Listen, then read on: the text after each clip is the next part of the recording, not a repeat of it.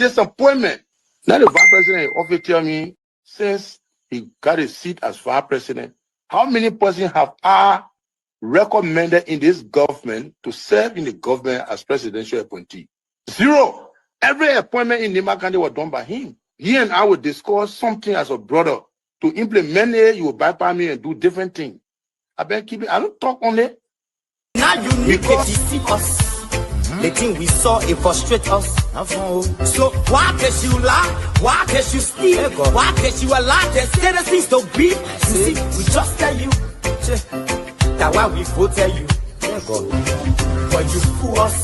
You screw us, you use us and later on abuse us. So why? The government should lie. Why? But that's the question that we ask.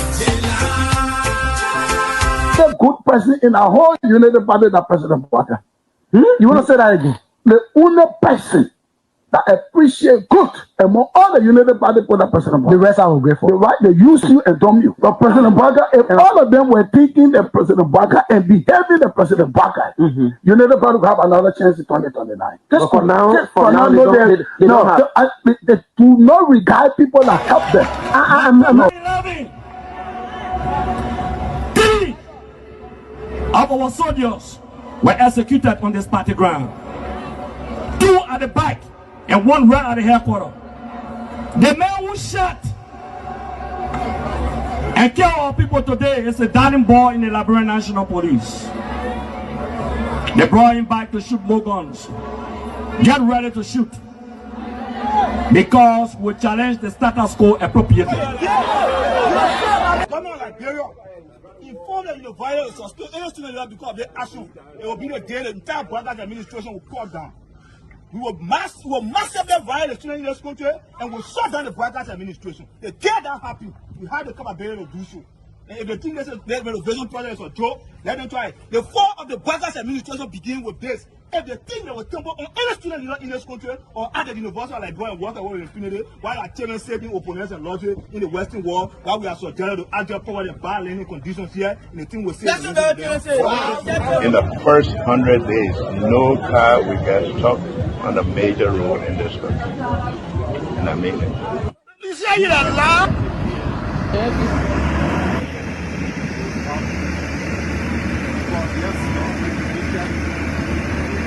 It's going down. First floor. There you have it. That led to decades of war still run deep. But so too does the longing for reconciliation. A reconciliation defined not by political bargaining or by an artificial balance of power, by tribe, region, religion, or ethnicity, but by the equality of opportunity and a better future for all Liberians.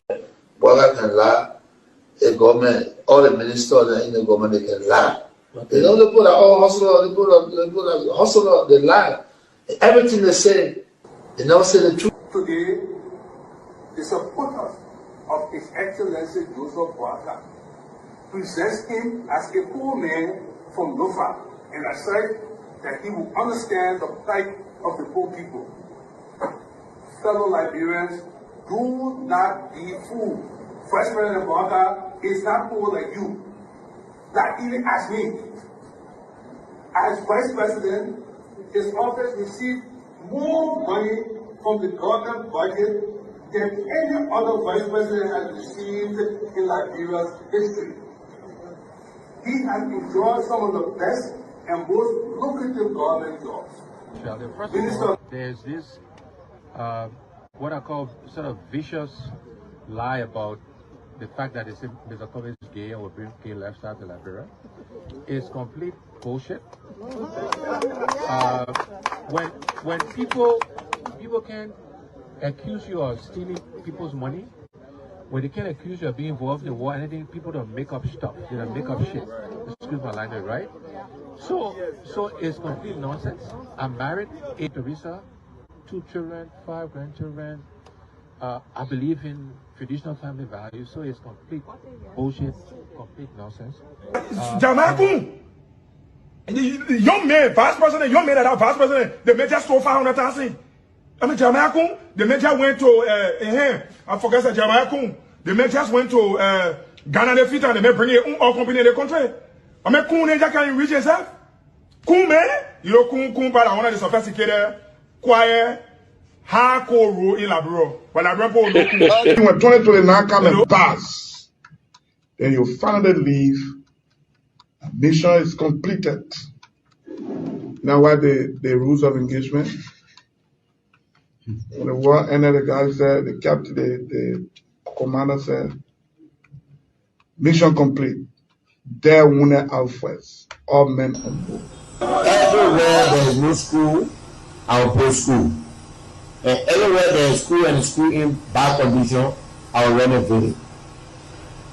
I told them, towns and villages, everywhere you will have lights in a town for children to play, for people to see.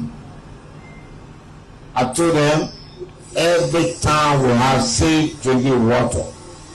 If Charles Taylor is the problem, he will be out of here in the twinkle of an eye. And I say, let well-meaning Liberians come home. If we respect this constitution, a government formed in Accra is a violation of Article 1 of the Constitution. Let them come home. Let that government be formed in Monrovia. The government that capital Rosemont, B Road, all kinds of the place. I think the reason Joseph Baga will not do much because the old man, the papa is suffering. The papa loves the country, but he can't make it.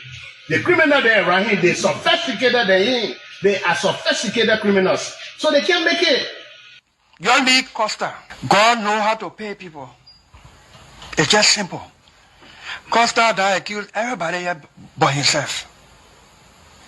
Everybody, Joe, we join, we kill Joe, he killed Joseph Boaga. Boaga still living. Joe, no, you leave better. He made me senator. He almost made Joseph Boaga president until he screwed up. We gave God the glory. Yeah. Well, Boaga, when he screwed, he said, oh, we don't want to make sure we fought for him to be reconciled with the president. And then the people who fought for him.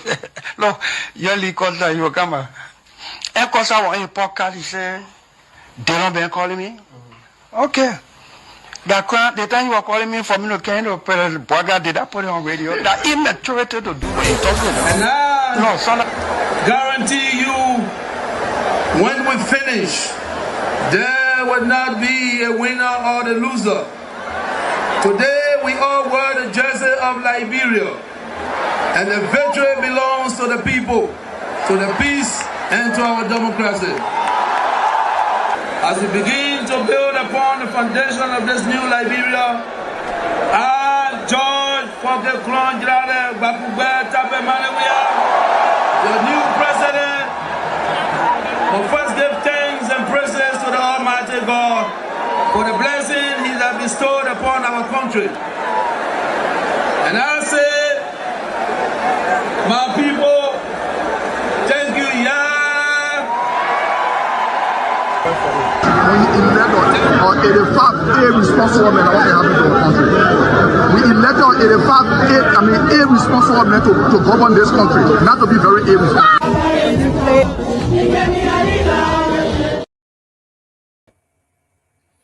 Hello, ladies and gentlemen. Welcome to the new day. Today is February 24th, 2026. If you are celebrating your birthday, anniversaries, or special days in the lives of someone you love, yourself, let us know as we go on the record to send out our anniversary and birthdays wishes, or special anniversary to those of you who belong to fraternities and sororities. This may be This might be a special day for you. We don't know. You have to tell us so we can send out greetings. You know, and for you cheaters out there, we are not, no, I got to be fair. If you want us to send greetings to side chicks, and for the women, for your side guy or your sugar daddies, unfortunately, this platform is a platform of family value. We will not send birthdays and anniversaries to side chicks. Your side hustle, you are a woman, your sugar daddies, we wouldn't be able to do that. But if you have a legitimate wife, a legitimate husband, and you are celebrating your anniversary today, February 24th, let us know in the comment section. You can call and we will send out greetings and congratulatory notes. If today is the day that you remember you graduated from high school or college or trade school, any day or event that is important in your life, the 24th of February, let us know. We will send out our notes and our greetings. Again, I want to make it clear, no side chicks, no sugar daddies, no side hustles. So before you go out there and say we are not fair, we are very fair. But this is a family platform, so we have to stick with the tradition. One man, one wife.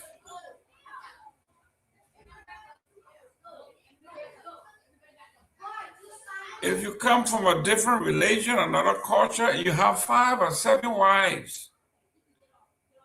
We don't have time all day to read all your chicks or your wives, or but we can do one. You are a Bassa chief and you get 10 wives. Too bad. We'll do one.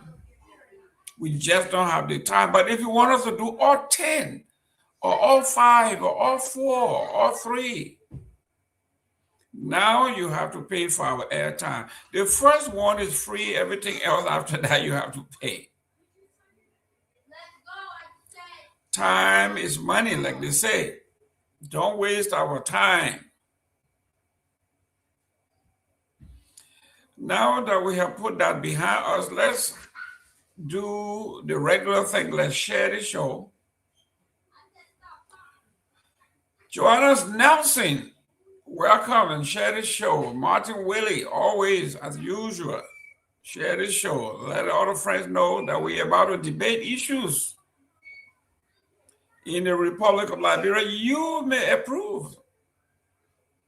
Some of these topics are so touching.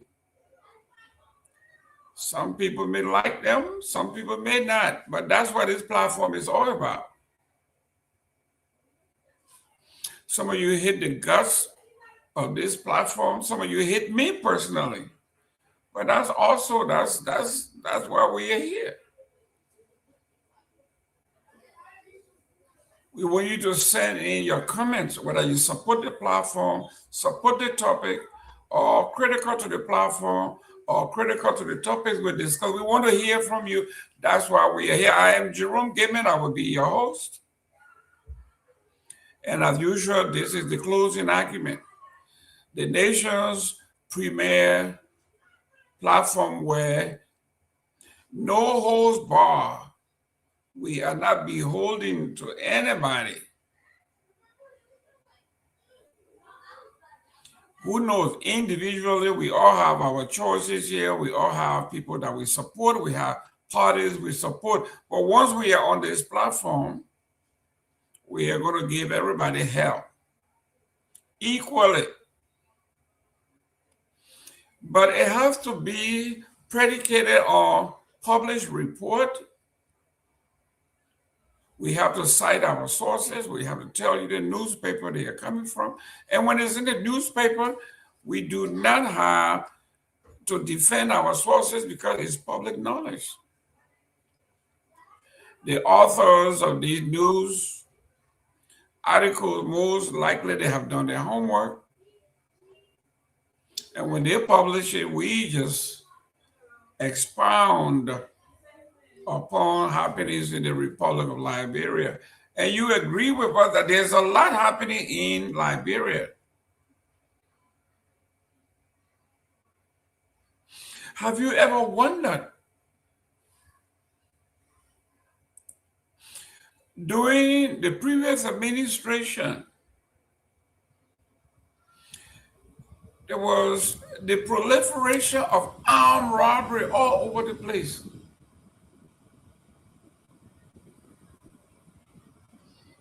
Have you ever wondered what happened to the armed robberies that were going on in the previous government? Since this government came into power, have the armed robbers have had a meeting with their pastors, their imams, and they have had a come to Jesus meeting. And they have pledged never to do armed robbery anymore. Have you ever thought about that?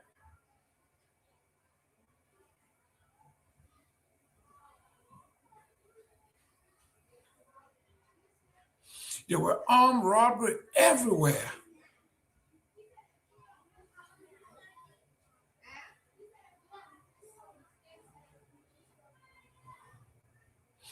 Just give that some thought.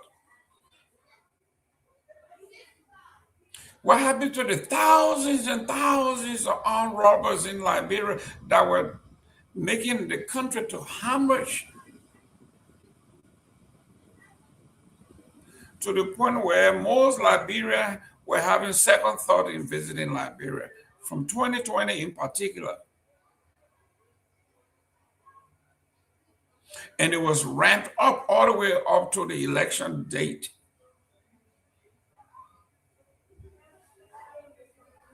After the elections, we are not saying that crime has been eradicated, but what happened to all the armed robbers? You know, armed robbery was a political tool.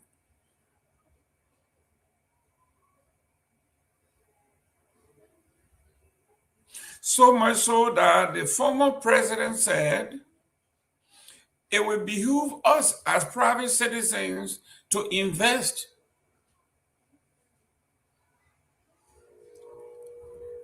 in security camera, doorbell cameras, security camera. You go to Walmart or you go to Amazon, you can get a good camera for $30, $35. But it became a political issue where the opposition at the time said the president had given up on fighting crime and said, you should buy your own security.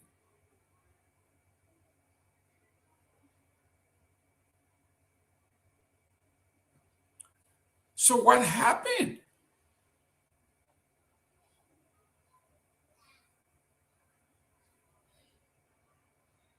Something to think about. We'll talk about that. We'll come back while we are thinking about it. Let's go to some of the headlines in the Republic of Liberia that we should be discussing or will be discussing today. We want you to pay keen attention to these topics. Your opinion count.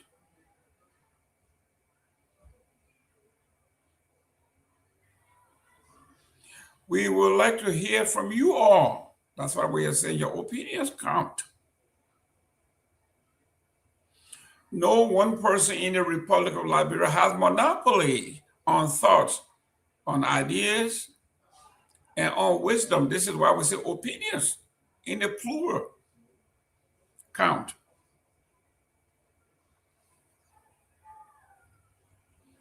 There is no such thing as a CDC opinion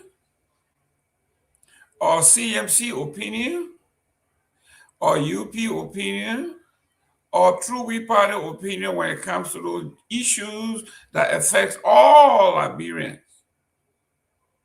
We are talking about security. We are talking about the economy. We'll be talking about education, and especially our judicial system.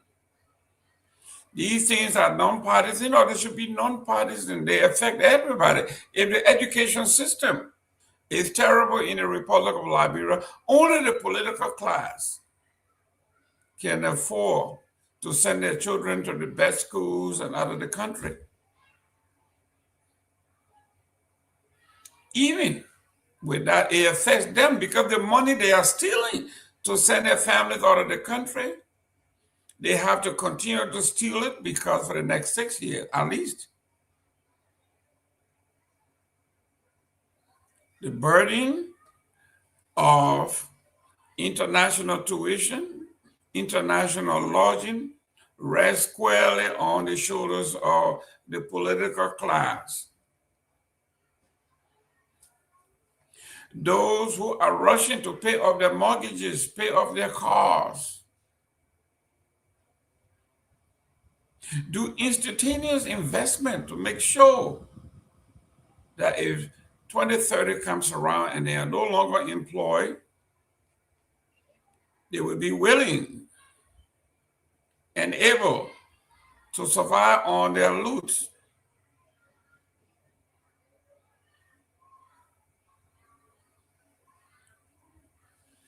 Based on the consensus from our newsroom, from our establishment, these are the topics we're going to be discussing, in addition to a few more. You know, there was a scandal in the Senate over $26.9 million, according to the audit.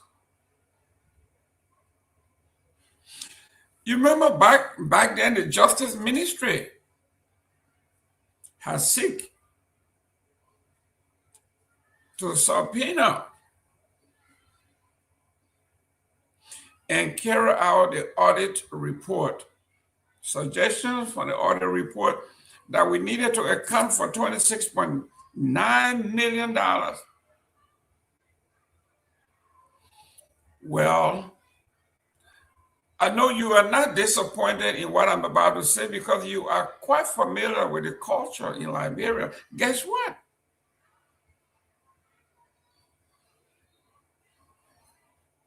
The Justice Minister and his team have decided not to pursue the $26.9 million scandal in the Senate anymore. They dropped the case.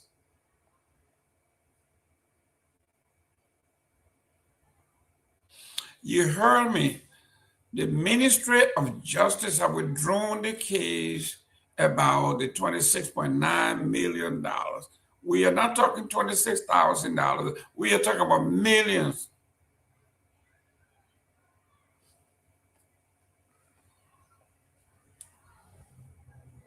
The Justice Ministry, the arm of the administration that's supposed to fight corruption,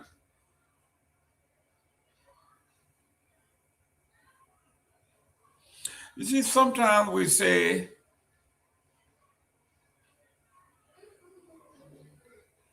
justice in the Republic of Liberia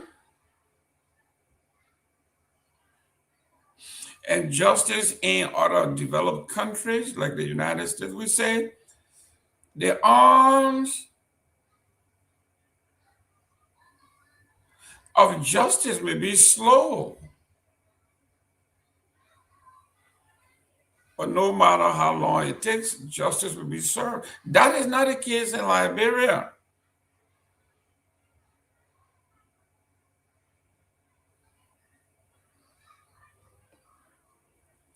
Some young men were just fired and sentenced to 5 years in prison.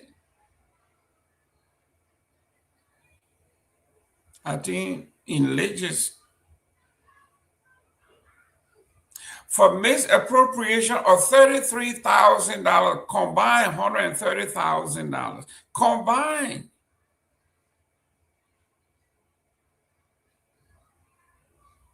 And one of the young men had restituted the money, but yet and still he was sentenced to 5 years in jail.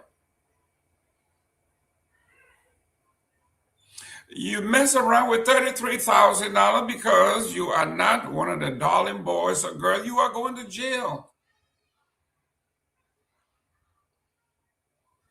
But $26.9 million disappeared according to our national audit report. And the prosecuting arm of the Republic of Liberia decided it was not worth his time, so he withdrew the case from the court, killed it.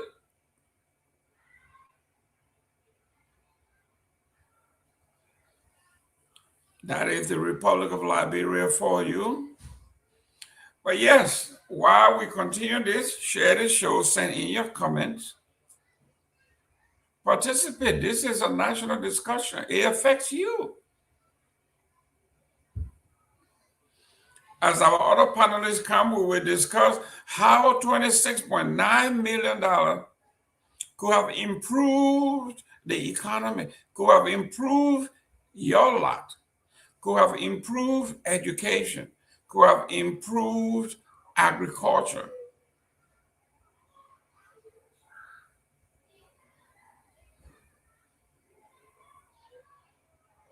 Just imagine the president and this administration are bringing in 185 yellow machines for a total of little over $21 million. And they are celebrating everywhere, and rightfully so.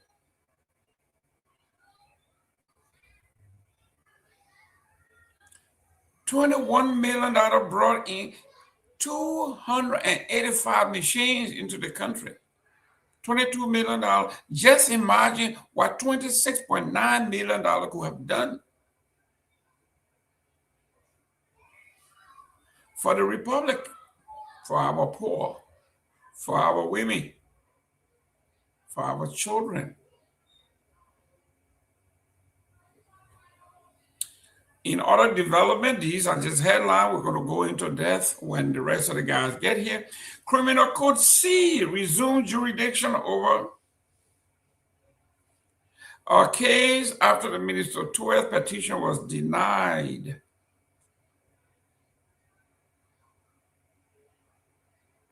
A few weeks ago, you may have heard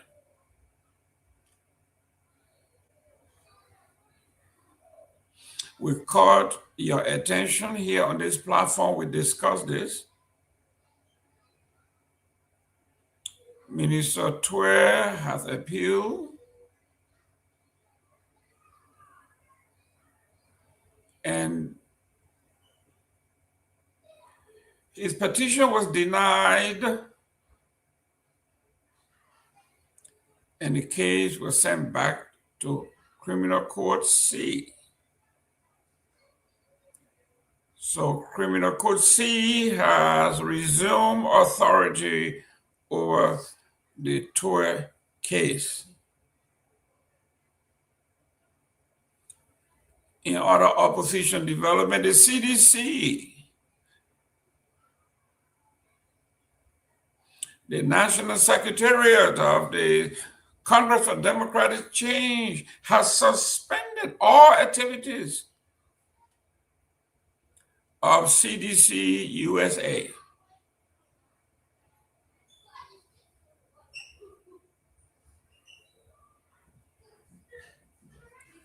The chairman, I don't know whether he's chairman proper or acting chairman of the CDC, Attorney or Councillor Janga Ko issue a declarative that CDC suspend CDC USA, the entire interim leadership over alleged or allegation of insubordination. When you're talking about subordinate, for you to have a subordinate, somebody has to be superior.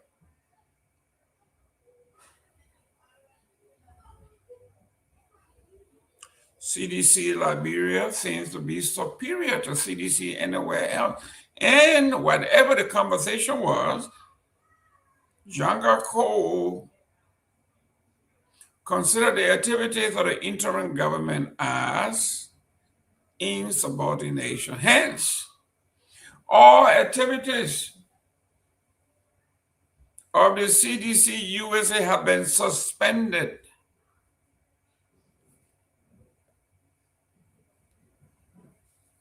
The National Executive Committee, through the chair, halts all activities, and the CDC has empowered an interim convention committee in Philadelphia. If you are from the CDC, you are an executive of the CDC, and you feel that we are giving incorrect information, please feel free to come into our comment section or call into the show, or we will bring you on if you want to make clarity. The NEC halts all CDC USA activities effective immediately and empower the Philadelphia Convention Committee.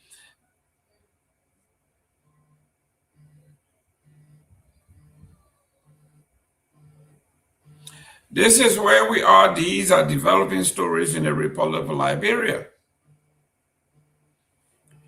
In another development that we're going to touch on tonight, it is important. The AREPT, you know who they are. That's the Asset Recovery Team. They have filed a petition to subpoena legal documents from the Cloud Foundation, the Cloud Hope Foundation, Criminal Code A orders Madam Myean to produce documents on private foundation complex in Marshall and Nagbe counties. Marshall and Monserrato counties. Basically what they are saying, and I seem to agree with the Cloud Foundation, if you are accusing me of wrongdoing and you don't have the evidence, but you're asking me, the accused, to produce the evidence,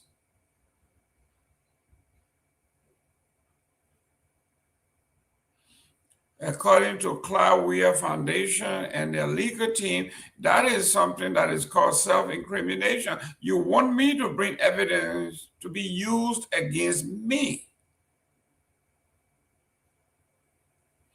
And they are saying this is the law being interpreted the wrong way.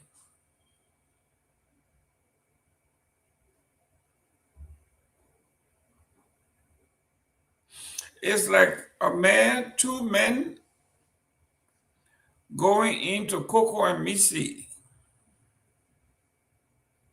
And Cocoa and Missy in the Republic of Liberia, for you young folk who don't know, is when you throw up a penny, you are in a bed, or you are playing soccer or playing a game, and you are in a tie, you say, let's throw up, or let's do a coin toss.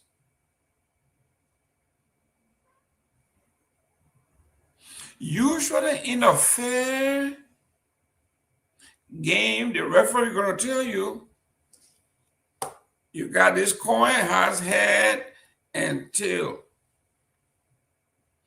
And they will ask each of the team. One will say, I got head. One will say tail. In Liberia, we'll say, I got Coco or I got Missy.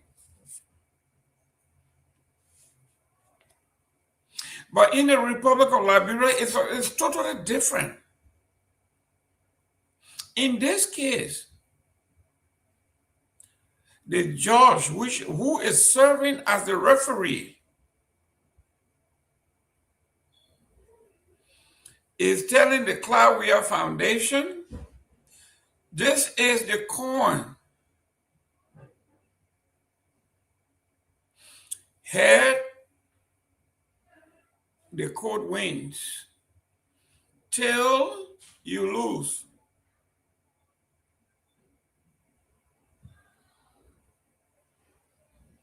In the Liberian parlance, we say, Coco, I win. If you get Missy, you still lost. So basically what they are telling you is there is no way you can win. The objective of Coco and Missy is that one person chooses the other side. I said, Victor Nagbe, Coco or Missy. Victor Nagbe said, Coco. I said, Missy. So if Coco come, I win, but the judge have already determined that Victor Nagbe, Coco, you lose.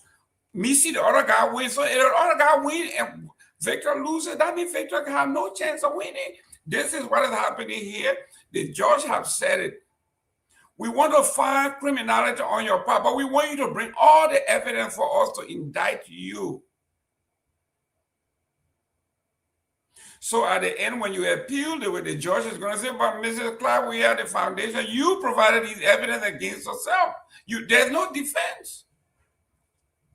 Let me welcome the Honorable J. Victor Nagbe. Welcome to the show. Mr. Gayman, it is good to be with you. Good afternoon and good evening, and hello to everyone else who's joining us.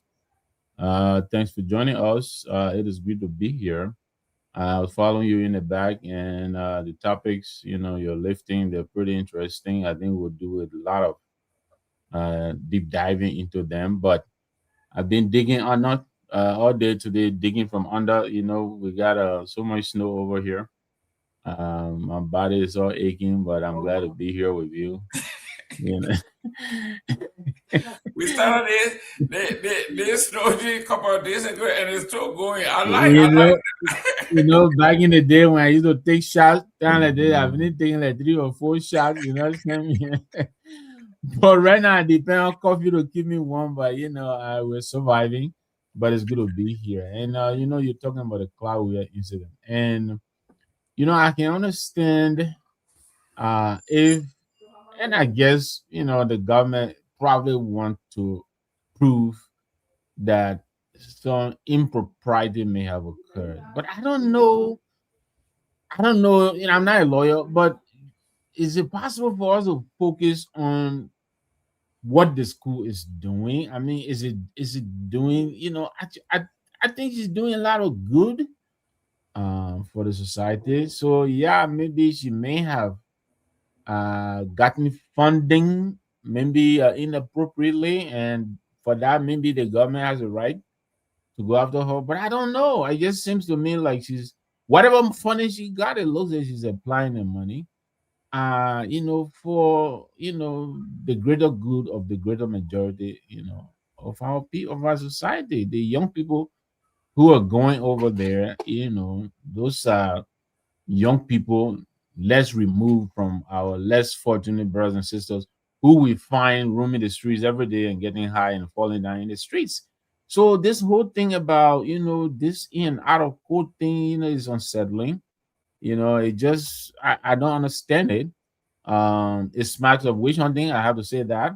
But maybe we'll see where it leads. But I think a lot of people are becoming concerned over what they're doing to this woman. I mean, former first lady. I just think, I don't know. Again, I'm just looking at what is being done by this foundation, and I just think there's a lot of good that the foundation is doing. Well, this is what we are saying. The Republic of I don't even know what is a republic, but this thing called Liberia, like someone was saying, if you are in government or you are affiliated with the government and you build a nice home for yourself and your family, they don't know where you got the money from. The first thing they're going to say that you stole government money. So much so that folks who stole government money have decided to take their money to Ghana and other places. And the Kehleboe said it. He said, I'm buying my home in Ghana because they were all buying our home. All the government officials, we all got homes over there. And nobody have questioned him for contempt. Nobody have challenged him. But this is what we are talking about. We're going to go into this case. And before we go into that, let me go to the next one here. The Liberia National Bar Association president has resigned to take a job in the administration. Jesus Christ. Are you surprised? Yeah, very shocked. I'm yeah, shocked. very shocked. Got you. This guy, can you imagine? You are in charge of the integrity and the well-being of the bar, the national, all the lawyers and the institution that protect the Constitution. That is bigger than the nation itself, basically bigger than a particular administration. You abandon that. Because the president said, you know what? Come over here and work in law reform so we can change some of these things. And he said, okay, Uncle, I'm coming. And he quits. And then we're also looking at the strike that is going on in Ganta. Is that Ganta? CD Hospital is in Bond County, right? Yeah, in Bond County. People are going slow, going on strike. But before we go to the main topic, let me go to Nimba County. And I love to pick on Nimba because I know you are Nimba, you got married, you got a green card. I heard your wife gave you a green card for Nimba. Yeah, and now I know who my friends are because if I find my things in the driveway after the show, I will come to your house. You got a green card for Nimba, and you got free reign. You can just go to Nimba. I got a permanent resident card for Nimba County. I see you got it. You work into your after how long you been married now? 31, 33 years. Now you're embarrassing me to do the calculation. So let me think about it. About 34 years. But I want to remind you that your lawyer just called me that you qualify for citizenship. You long time. So talking about that, right? I saw a little skit this morning, TikTok. This lady come downstairs and she's going out there, the husband, and he's looking at some people, and she said, well, what kind of people you look? She said, I'm looking at a marriage certificate. I want to see when it expires. But the part you didn't hear the husband say, oh, it expired 5 years ago. You've been living on grace period and borrowed time. but I know we'll come back, but you remember this bar association president? You remember the position that he led the bar to take in the Supreme Court? Of course. He wrote exactly. This fabulous letter. Exactly. Twisting himself into pretzels. Twisting himself into pretzels, like Philly cheesesteak.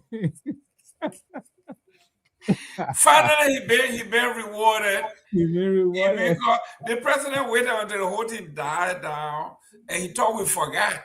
Then he told him, you know what? You did such a great job. Come, let's do the reform. So now he's the chair of the Law Reform Commission. Liberia. Let's go to Nimba. This is a terrible story. Yesterday we we flag our grandmother that decapitated 3 of her children or grandchildren, beheaded them. Today, this one said recess turned tragic in Ganta as 2 young students drowned in a nearby swamp. You see, when these people dig these holes, you see they're digging sand here. And they left this big hole, it's filled with water, and the kids get in there to swim and they drown. It says Ganta, Nima County, doctors at Ganta United Methodist Hospital Monday confirmed the deaths of 2 young students of the E.J. Zion Nursery Elementary and Junior High schools. The victims were Eno Coleman, an 8-year-old boy, and Miracle Rabber, another 10-year-old boy. Both were in grade 1 at a newly established daycare elementary school owned by local businessman Nat Zuapoan. Eyewitnesses reported that the tragedy unfolded during recess on Monday afternoon. The children slipped away from the school campus into a yard near the neighborhood, a densely populated area of Ganta known for its mix of modest homes, small shops, and overgrown vegetation bordering nearby swamps. Covering about 4 minutes walk through dusty path and thick underbrush, the boys reached a hazardous sand hole, a local term for water-filled mining pits left for illegal sand extraction. There, they attempted to swim, but were quickly overcome by the deep, murky waters. School administrator confirmed to Ganta City Police that the children had left the premises without supervision during the break. The institution, like many in Ganta, operates in a converted residential space with limited fencing and open access to surrounding area. Parents and neighbors described the scene upon discovery. Frantic cries echoed through the community as rescuers pulled the lifeless bodies from the swamp. Their school uniform sodden and soaked in mud cake. Ganta, a vibrant commercial hub in Nima County, often called the city of lights for its bustling markets and nighttime energy, has seen a boom in educational and religious institutions. Observers know that over 50 schools and churches now dot the landscape, transforming them into lucrative businesses amid rising demand for families for education. Chief, this is a real tragedy here. Can you imagine? Yeah. Sorry. Very tragic indeed, Jerome. I don't know.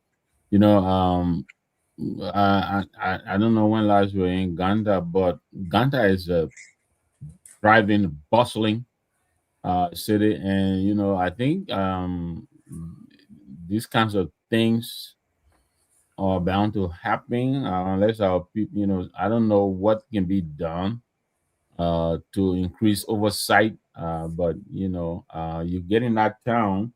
I mean, it's almost like Moravia got nothing on Ganta. So it's a lot of life. It's a lot of activities going on. I guess the young people, that story sounds like, boredom or whatever it is. But, for whatever it is, deepest sympathies to these families, also, you talk about the grandma. Again, maybe we'll talk about that. But again, a loss all around. Grandmother tragedy. She losing her grandkids. Her daughter losing her kids. The son-in-law losing his kids, and then I think there's gonna be a real difficult coming together moving forward with she and her daughter and even the son-in-law given this kind of. So I think it's just a loss all around, to the family. It's very unfortunate. You know, I read a story. I think she said she was constantly being accused by the son-in-law or whatever it is. But I'm not a psychiatrist, but I think there's probably some mental health concerns there.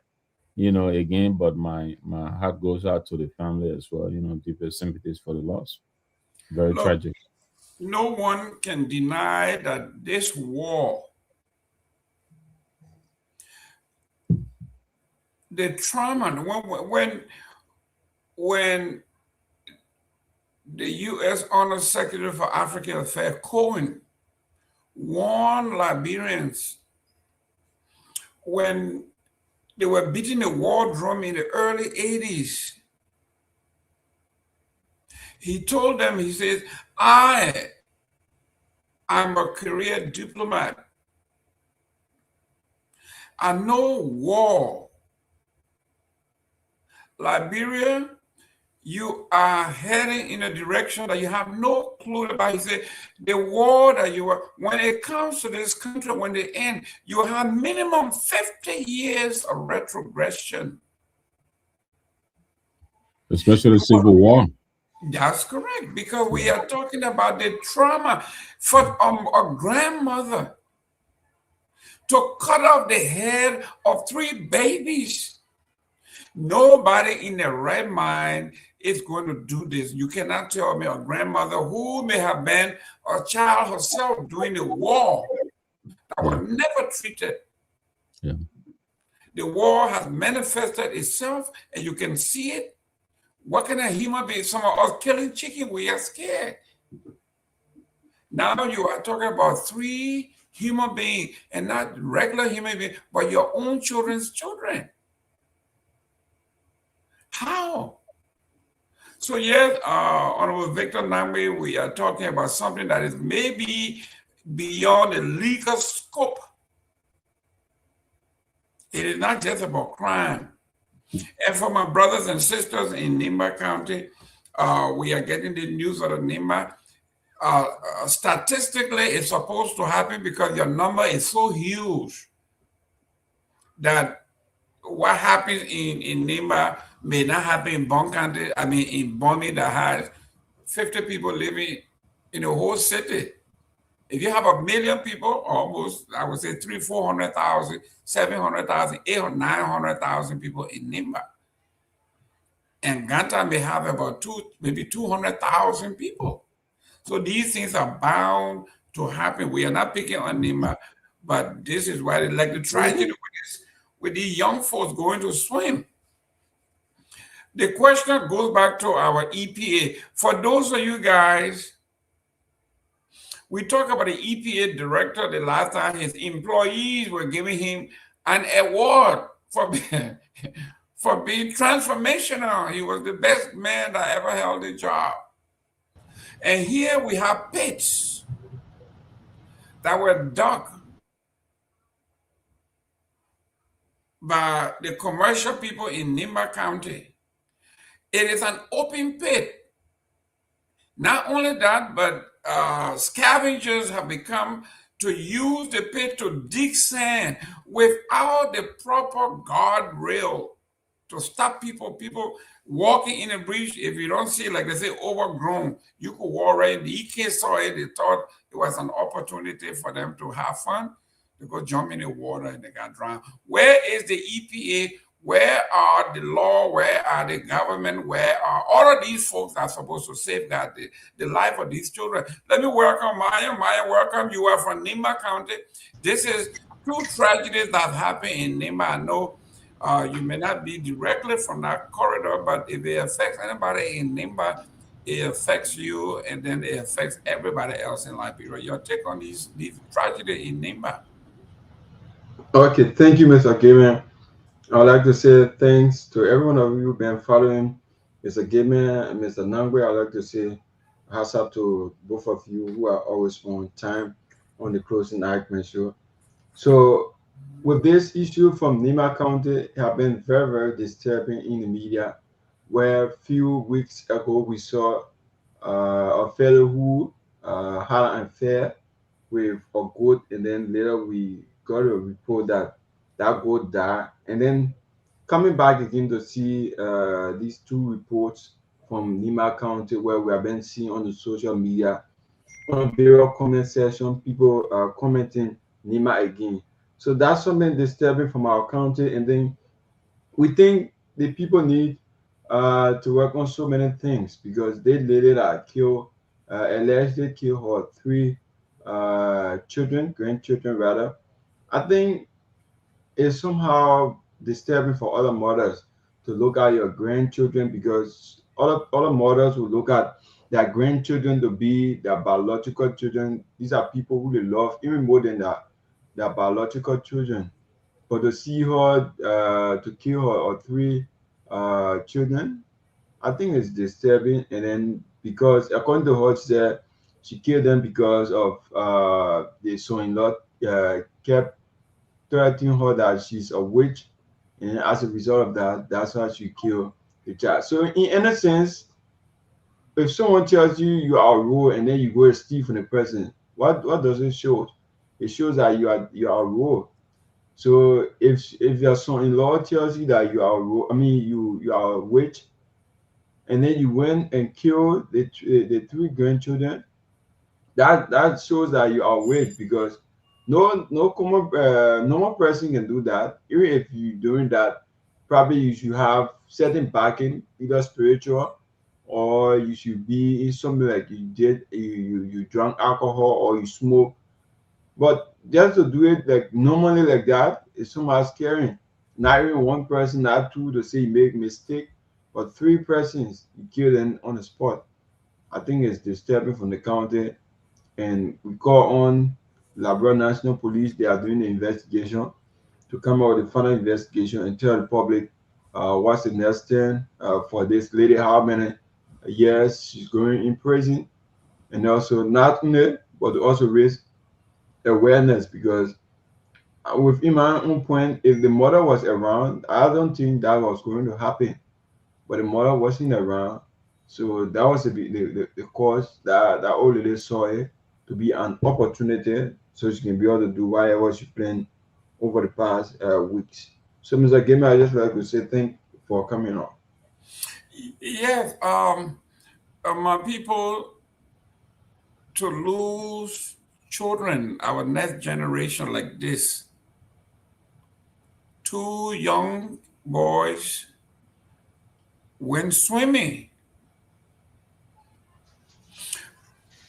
Last week we were talking about our Fula brothers or our Mandingo friends or our Muslim brothers.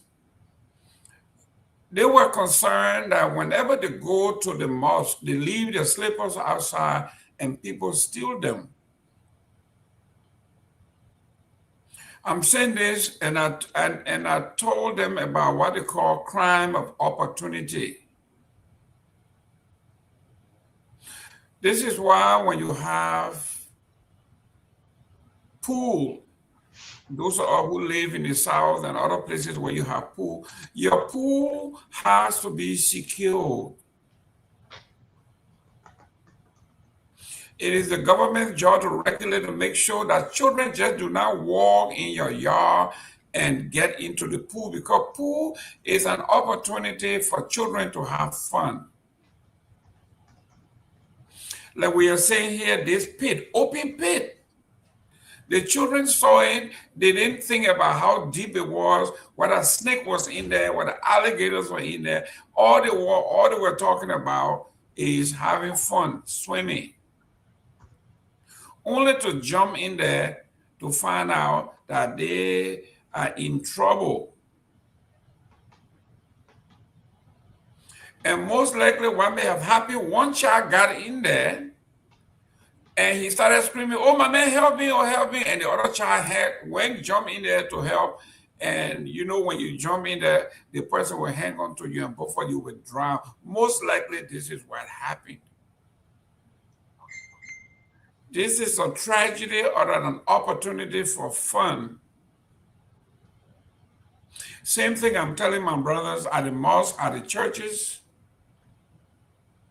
If you are even sitting in the church on a pew and you have a beautiful phone and you lay it beside you and leave it there, go in the restroom, chances of your phone being missing is very high.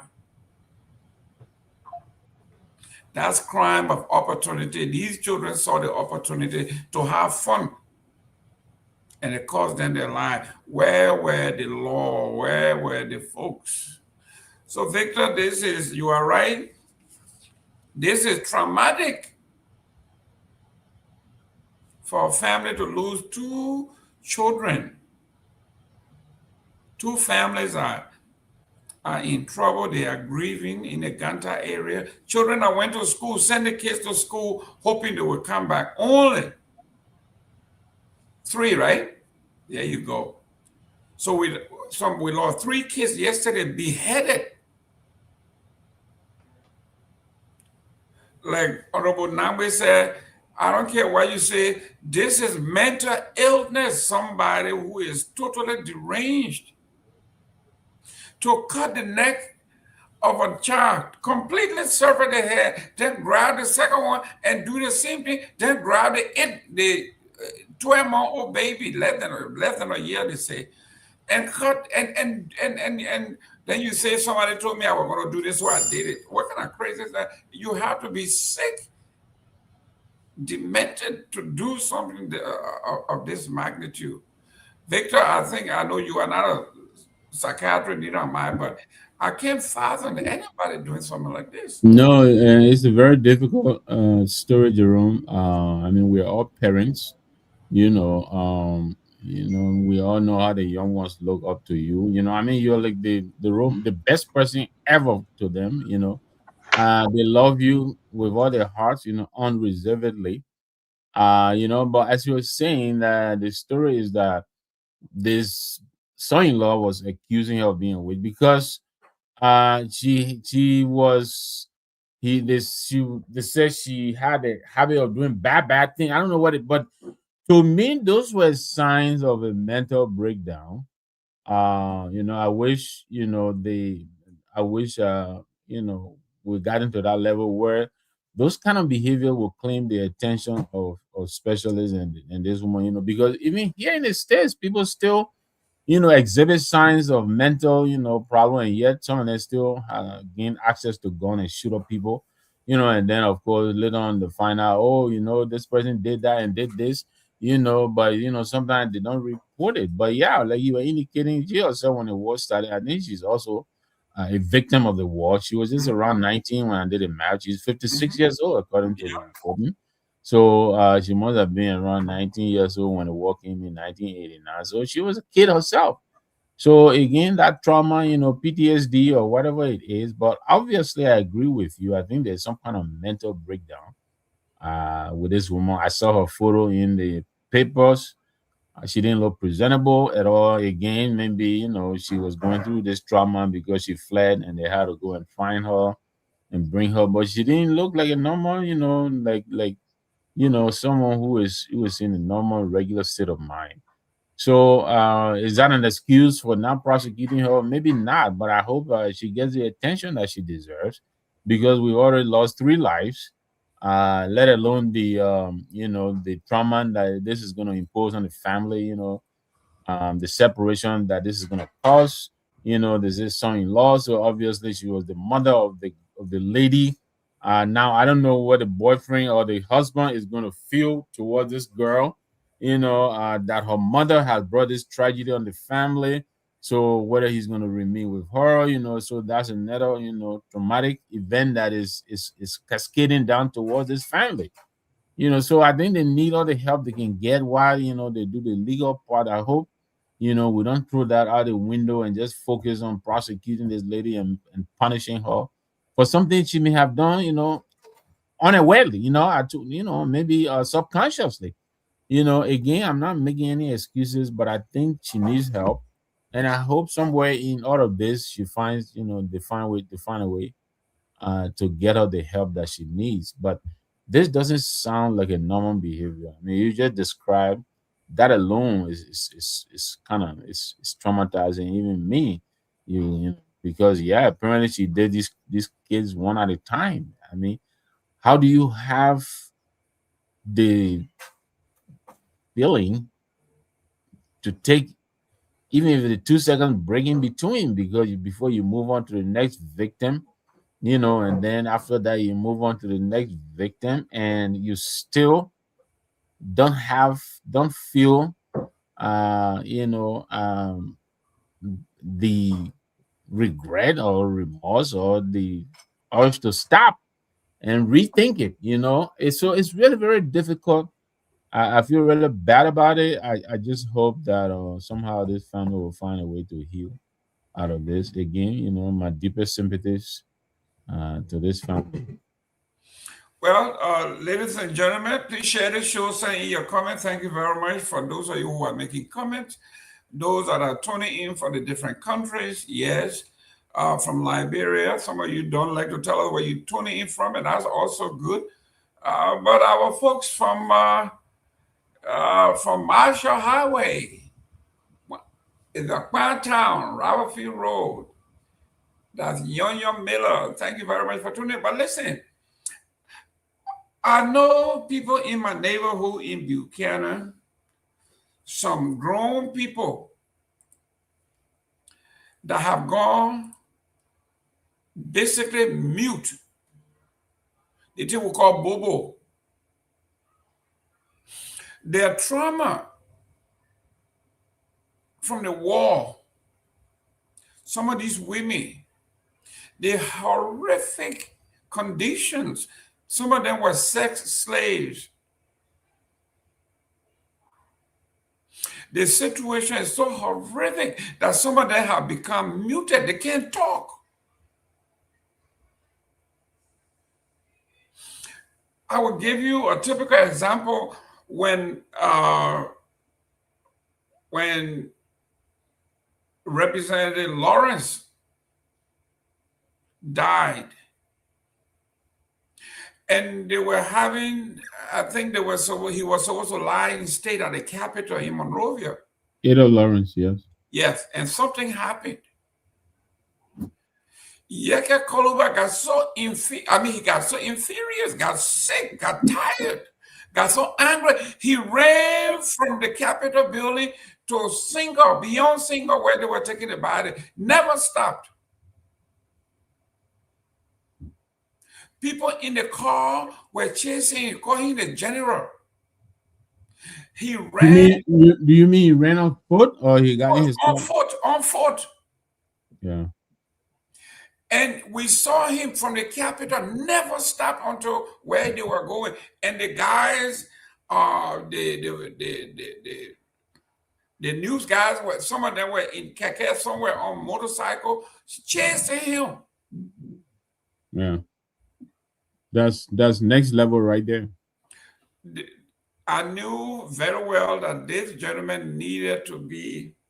The DDRR never worked with some of these. We never reached them. There was a child. He admitted that he was a child soldier. Yeah. And he said that he even beat his own mother. For a man to admit that, yes, I was a child soldier and I would disgrace my own mother because she disobeyed me or whatever that is, that tells you that even people within our Senate, within our House, within the executive, these are people who abused people. Some of them were abused, they are traumatized, and you make them lawmakers, you make them bosses. And you wonder why, allegedly, the Minister of Internal Affairs will be allegedly having an affair with a woman who begged him for a job. And we all saw the video on social media. Whatever happened to that case, nobody knows. But these are the things we are talking about. And we saw the Internal Minister in action in FOIA.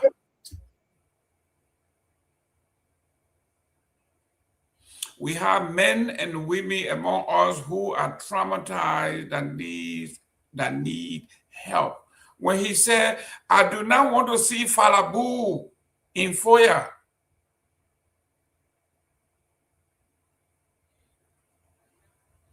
If I see Falabu in Foya, I will kill him.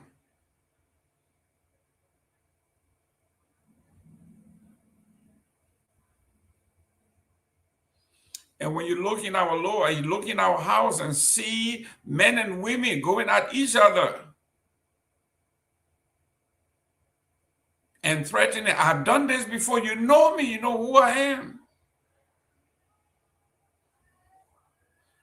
For a grandmother to kill her own grandchildren, it is not normal. But let's go to another good news. Harvest International Church provide free surgical medical services to underprivileged Liberians at the JFK and Redemption hospitals in Liberia. Now, this is great news. I don't know if Myean, whether you covered this story, but it said the Harvest International Intercontinental Church had deployed a team of medical doctors to Liberia to provide free surgical and medical services to underprivileged citizens at the two Liberia largest hospitals, JFK and the Redemption Hospital. Mr. Myean, I don't know, Myean, Torgbean, I don't know if you followed this story, but it's trending in the news. It's a good thing. I don't want people to think we are just here. We are bearers of bad news. We don't report anything good from Liberia, but this is an excellent news. Tons of Liberians are getting free surgical services, not a Mercy hospital thing that only does children. This is for a lot of people. Myean, do you have any story, any idea on this beautiful news? No, Mr. Gayman, I haven't come across that yet. Maybe I said I'll do some background check, but I haven't come across that. Okay, this is being reported today by Webster Client in the cover for Front Page Africa. It said the church based in Liberia, the United States, and other parts of the world is a Christian organization made up of families from over 50 nations. It is committed to helping individuals discover God's love, explore their purpose, and positively impact their communities. The mission led by Pastor Napoleon Blammer, Senior Coordinator of the Outreach, is being carried out in partnership with JFK Medical Center and the Redemption Hospital in Liberia. According to the pastor, 107 patients were screened at the JFK Medical Center by the Harvest Zozo Medical Mission Team. Out of those screened, 23 patients received free major surgical procedure. This our sixth mission here in Liberia. It is surgical and medical outreach. It is free to serve those who cannot afford their own surgical and medical needs. The pastor said, comprehensive medical support. Pastor Blammer explained that while the team primarily focuses on surgical intervention, they are also equipped to handle non-surgical medical issues as well. If we access the patient and discover the surgery is not required, but medication is needed, we will dispense at least 2 to 3 months of medical supply to help alleviate the issue and their condition. He further noted that the initiative was born out of a desire to get back to Liberia. So, Honorable Nagbe, this is great news for our people.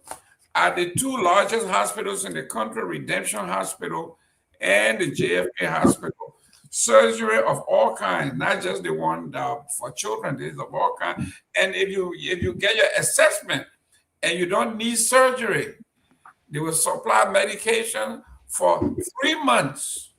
This is great news for our people. Yeah, this is great news, Jerome. I'm happy to hear this. You know, back in the day, I believe during our time we had Operation Smile. Yes, I believe that's what it was, and then I think Street Relief also joined in. But you had these floating vessels will come around and dock at the I think it was Freeport. You know, and they will be there for weeks. You know, and provide free screening and free medical services. And they brought a lot of smile, and I guess that name was aptly, applied to that Operation Smile. So I hats off to the team. This is at least one good news to smile about relative to Liberia. So that's good news. I welcome Miss Kamara. I wasn't on yesterday when you made your debut, but it's good to have you. Thank you so much, Mr. Nagbe. Thank you. Yes. How are you?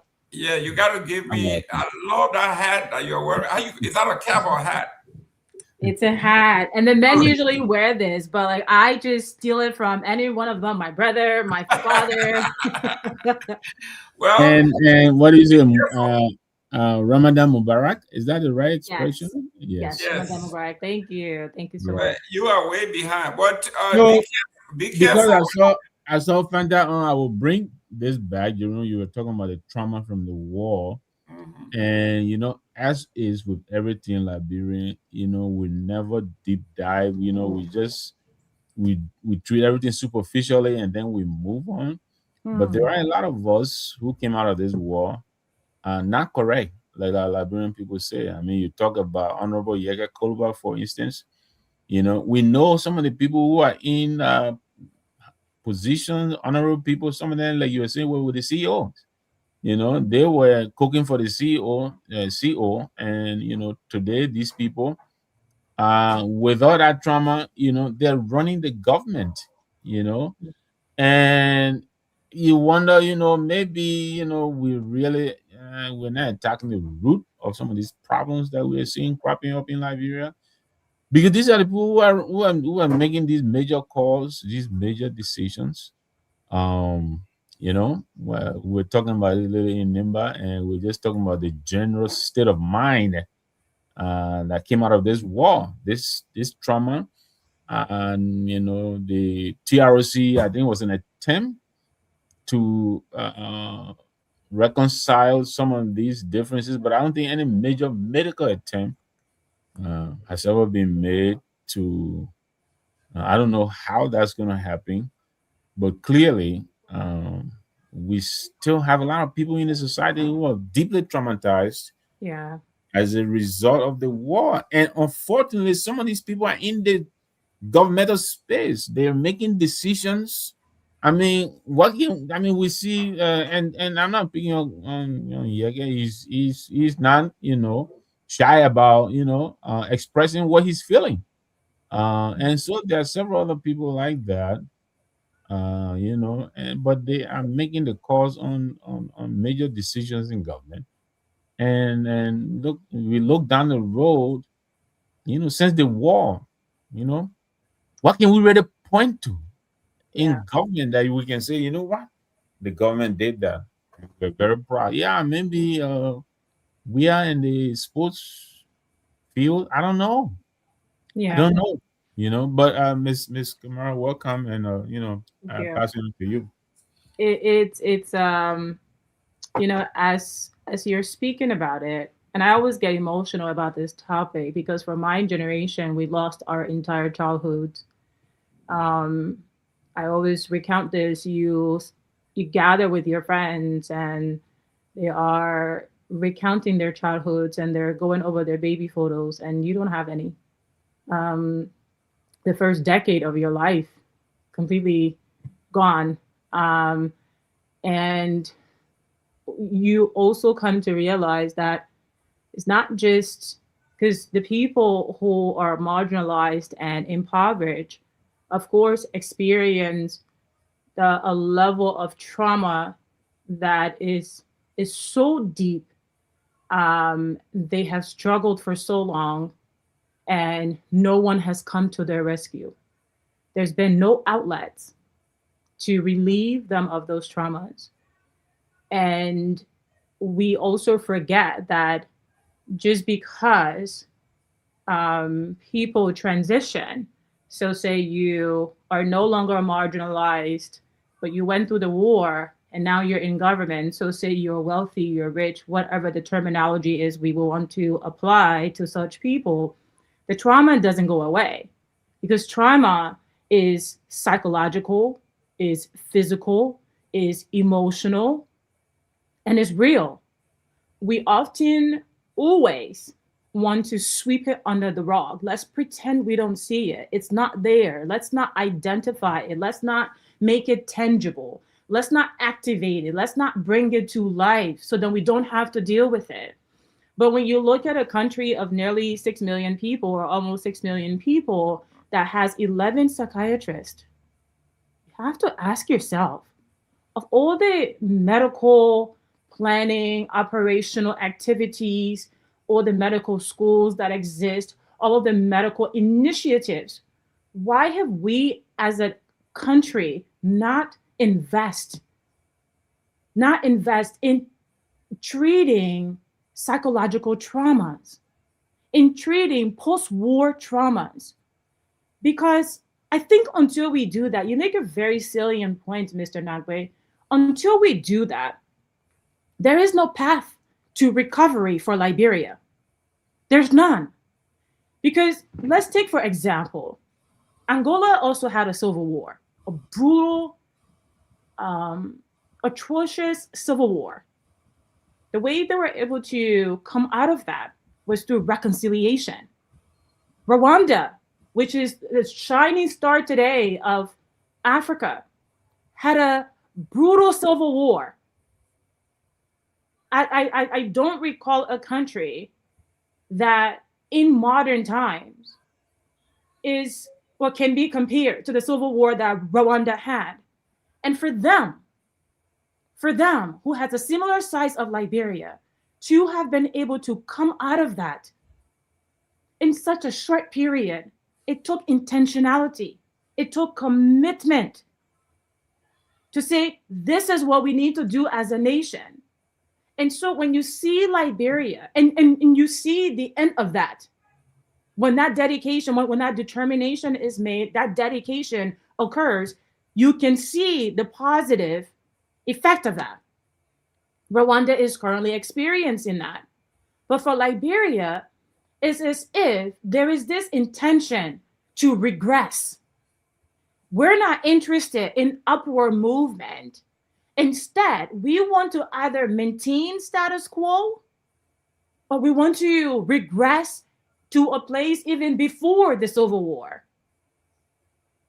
And the only reason why that is because the very few that often ascend to the office of presidency, that often ascends to the status of leaders, enjoy the impunity of corruption as a service, because it is a mechanism that they leverage to wealth and enrichment.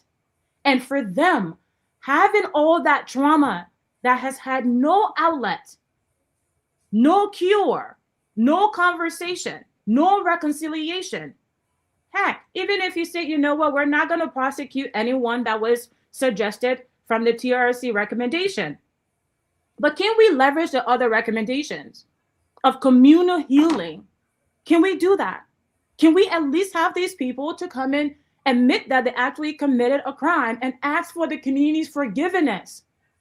It's important because they feel they can still get away with it, and so they continue to do that. Until we have that reckoning as a society, I don't see Liberia progressing. And it's sad because you look at the pipeline of leadership. I don't see a person who truly understands and has prioritized the importance of healing as a nation. It's often wash, rinse, and repeat. Let me welcome Dr. Peabody. We had a platitude of topics, but one that came from the top was the trauma that is happening or just happened in Nimba. 3 cases the young man cataloged. I cataloged 2, but he cataloged 3. He said the third one that I left out was bestiality. A man had sex with a goat until the goat died.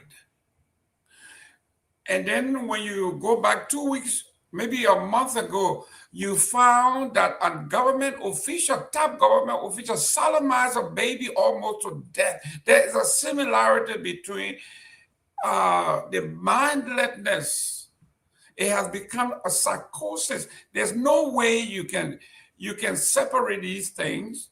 And we are saying, Dr. Peabody, you are a man of the club. I'm telling you, talk to me, look me in the face, look in the face of these people and tell us what has worked, what is working in Liberia. I have not, you may call me a pessimist, but I have not seen anything that worked.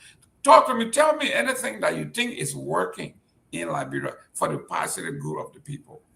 Well, Mr. Gayman, good to see everybody again. Mr. Nagbe, Fanta, and good to see you. Let me say, Mr. Gayman, it's good to be back. Look, the only thing that works in Liberia is ignorance and corruption. That's what works in Liberia. Our people are so ignorant until they will accept anything that comes to them. They will embrace any nonsense that someone does to move on, and of course corruption. I don't even want to compare the justice system at all. I mean, that one is completely dead. It's rotten. It's rotten more than anything else. But nothing work in that country. And we see, like Fanta said, other countries have had war. They have moved on a long time ago. I mean, Fanta went a little bit too far to call Angola and other places. But even right here in Guinea and other places, see how far they have gone. Look at Ivory Coast. Look at Sierra Leone. Other people have gone far, advancing to the next level. And we continue to remain ignorant about a lot of things in our country. We know about it, but we don't care. We want to live a life of that we don't care. People don't care. We will just become comfortable for instant gratification. When we get these handouts and things like that, and we can move on. We can go. So our country is still struggling. I don't know when will become a country that we can sit back and talk that Liberia is moving forward. Liberia is good in this. One time, President Seleke went to Kenya. She met the former president at the time, Kenyatta, and they were talking about ways that Liberia could partner with Kenya to different things. And then she said, I don't know what we have for you to partner with us. The only thing he talked about that day was the maritime program. That's all he said. Yeah, y'all got a good maritime program, things like that. But it was sad in different areas. We go to countries that were struggling for food a few years ago. You go there now, we go into them to ask for help for all you. Right now, Ghana, we go to Ghana to ask for all our technical support, laboratory. Come on, police don't even have a crime lab, and we say we're fighting crime.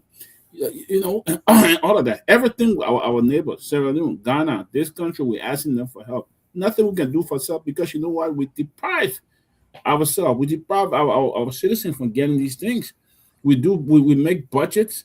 The budget go directly to support our personal needs and our corruption. Representatives, senators, they're having thousands and millions of dollars in the budget just to support. You got a speaker who get $500,000 just for entertainment. Who does that? So rather nothing. I would say nothing. Corruption, ignorance, and stupidity, and every nonsense. That's what happened in that country. Excellent.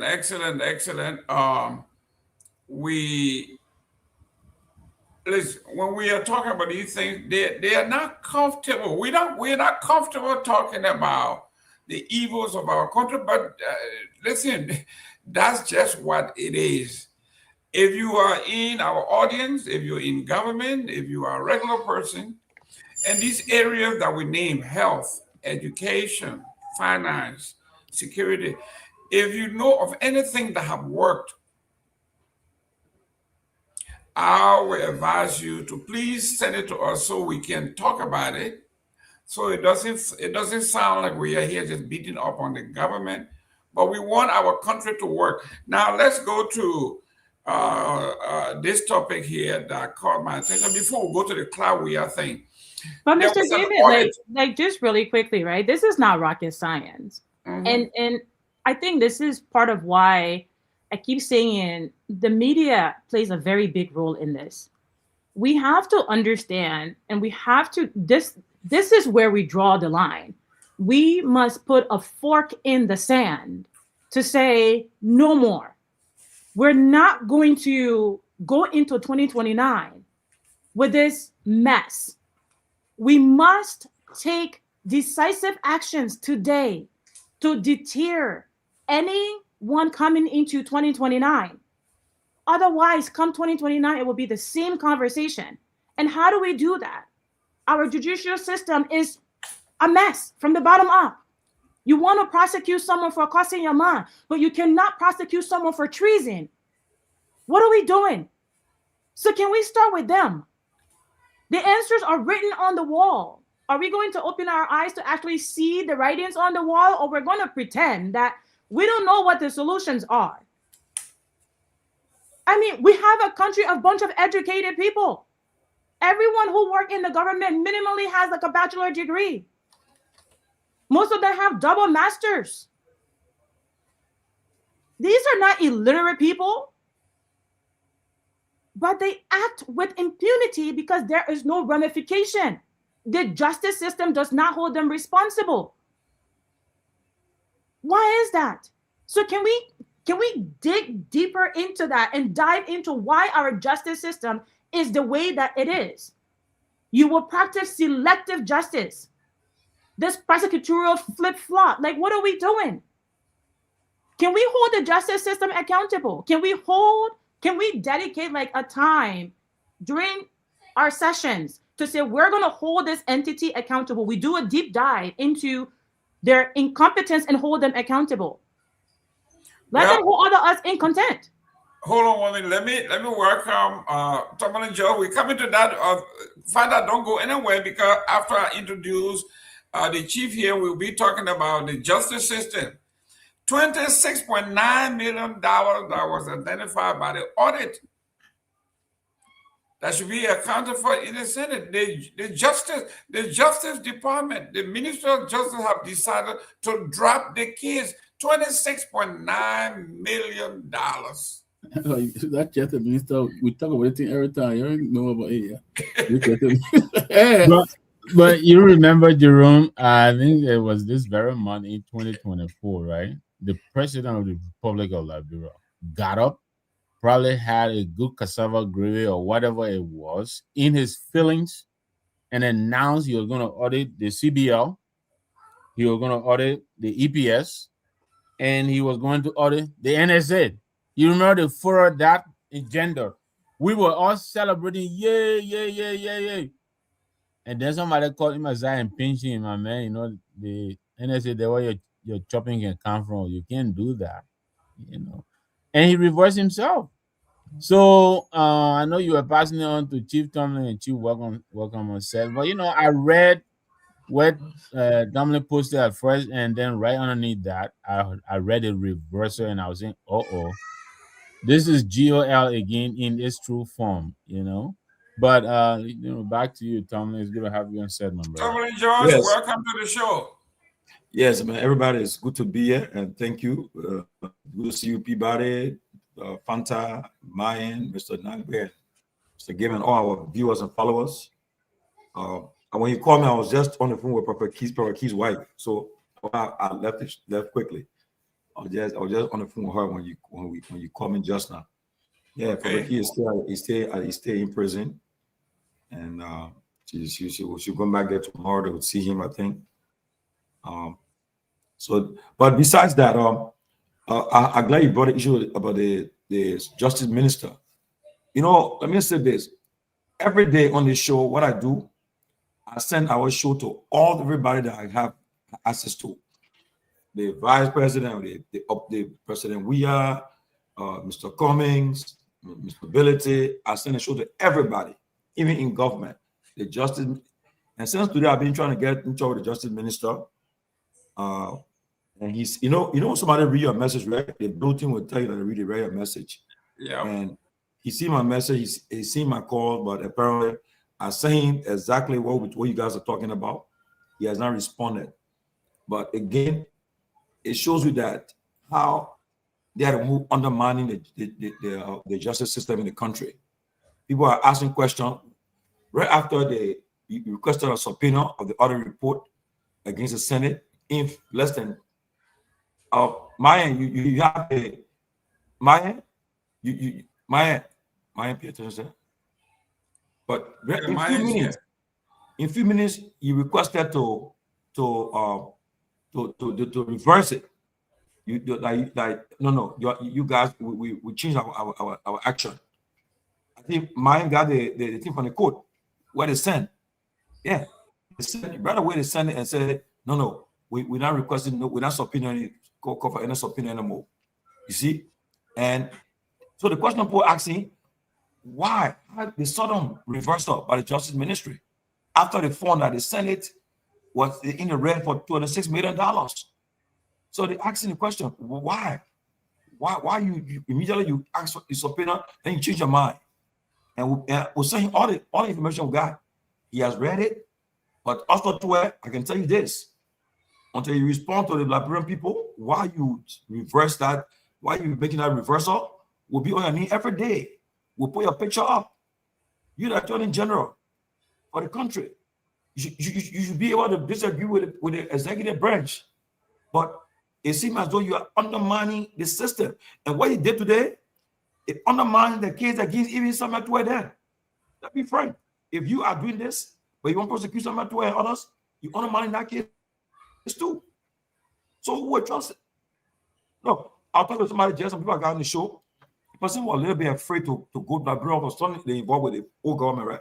Or if they want to make a request to the US government here, the people say, don't be afraid. That judiciary is very corrupt. It's very corrupt. In fact, we give you clearance, you can go. You're a US citizen, they can't arrest you. They won't bother you there. That's the people tell me our judicial system. And also to who he was practically raised in the law by Councilor Bromsky, one of Liberia's best legal minds.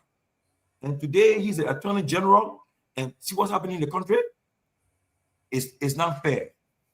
It's not fair to the country. But again, Mr. Gayman, take control of your show. We'll talk more as the show progresses. Thank you so much. Yeah. Ladies and gentlemen, thank you very much. If you are just joining the show, we are on fire. As you know, some of us come from a different political background, belong to different political parties, but we have one thing in common. It's the Republic of Liberia. We will talk about it. There are some topics that we're all going to agree on. There are some we always disagree on, but there are one we agree on, that it is all about Liberia.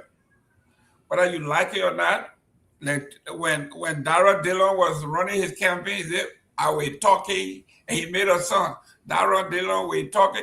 Dara Dillon ain't talking now, but we were talking. If I may, just 5 seconds, I wanted to kind of reiterate what Chief Tomalin was saying about the position of the Justice Minister in this government. He is that one minister who can publicly disagree with the president and don't expect any consequences. And so Tomalin is very right. And I'm glad, I'm happy. I mean, I know Tomalin. Not that, I'm just knowing this about him. When he's onto something, he's onto it. I'm glad he's pledging to stay with the Justice Minister until he comes on to talk to us. Why the reversal?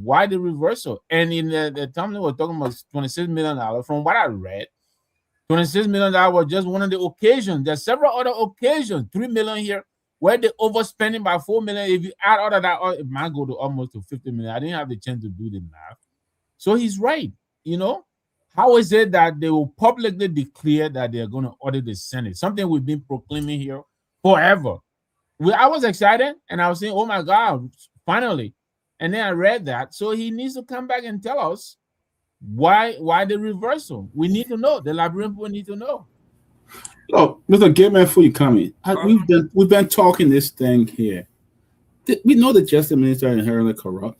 You saw what he did when the Supreme Court came out with that ruling on Fanatikofa, and people overlook it. That's why more is coming. That's why he's showing his real self. I mean, once it's coming from the executive control the judicial system in our country at 90%. So there's no law or no verdict that is hand down without the the executive having a role to play in it. They technically control those I don't want to call the name over there that call themselves judges or minister of justice. Oscar Twa is very corrupt. It's something that people should know. I'm not surprised at that. I'm not surprised at all. Fanta, the justice minister decided to drop the case against the Senate after the audit. The audit revealed that $26.9 million could not be accounted for, and he decided to file some paperwork and decided. But on the flip side, the Judicial Criminal Code, they have taken jurisdiction over the Samuel Pewee case. This is the case that they have interest in because they know why. This is what you've been talking about. This is a justice system. We know what happens. Chief Justice at the time, Associate Justice Busy, was the only person who was a dissenting voice in something that should have been universally acceptable, that the House was wrong in removing, and he got rewarded as from Associate Justice being the only dissenting voice in the wrong direction was awarded. He was rewarded the Supreme Court Chief Justiceship that should have gone to people who are more experienced and more qualified. Same thing with this new guy, the counselor now, who is the president of the Liberian Bar Association, Mr. Vama, who wrote as the president of the bar to support the Supreme Court, the House removal, illegal removal, and he too is now being rewarded. They now appointed him from the bar. Now he is the chair of the Law Reform Commission in the Republic of Liberia, appointed by President Joseph Boakai. This is what we are talking about. The whole system is rotten to the core, Fanta. Yeah, to keep living this reality in itself, it becomes quite haunting to speak about Liberia, and the first thing that is synonymous with Liberia is gross corruption, or corruption that makes corruption itself blush, right? It makes corruption itself shy. And this is why no one who has led Liberia post-war actually loves Liberia. Not the Ellen, not the Wea, not the Boyka. And so when you have leadership that are culpable, leadership that are not interested in the welfare of the country, leadership without patriotism, you have this type of illustration. Because what they've done is cosplay for leaders. True leaders are morally obligated to the functional, the functional sensibility of their entities. Instead, you have people who just only want to feed their own pockets.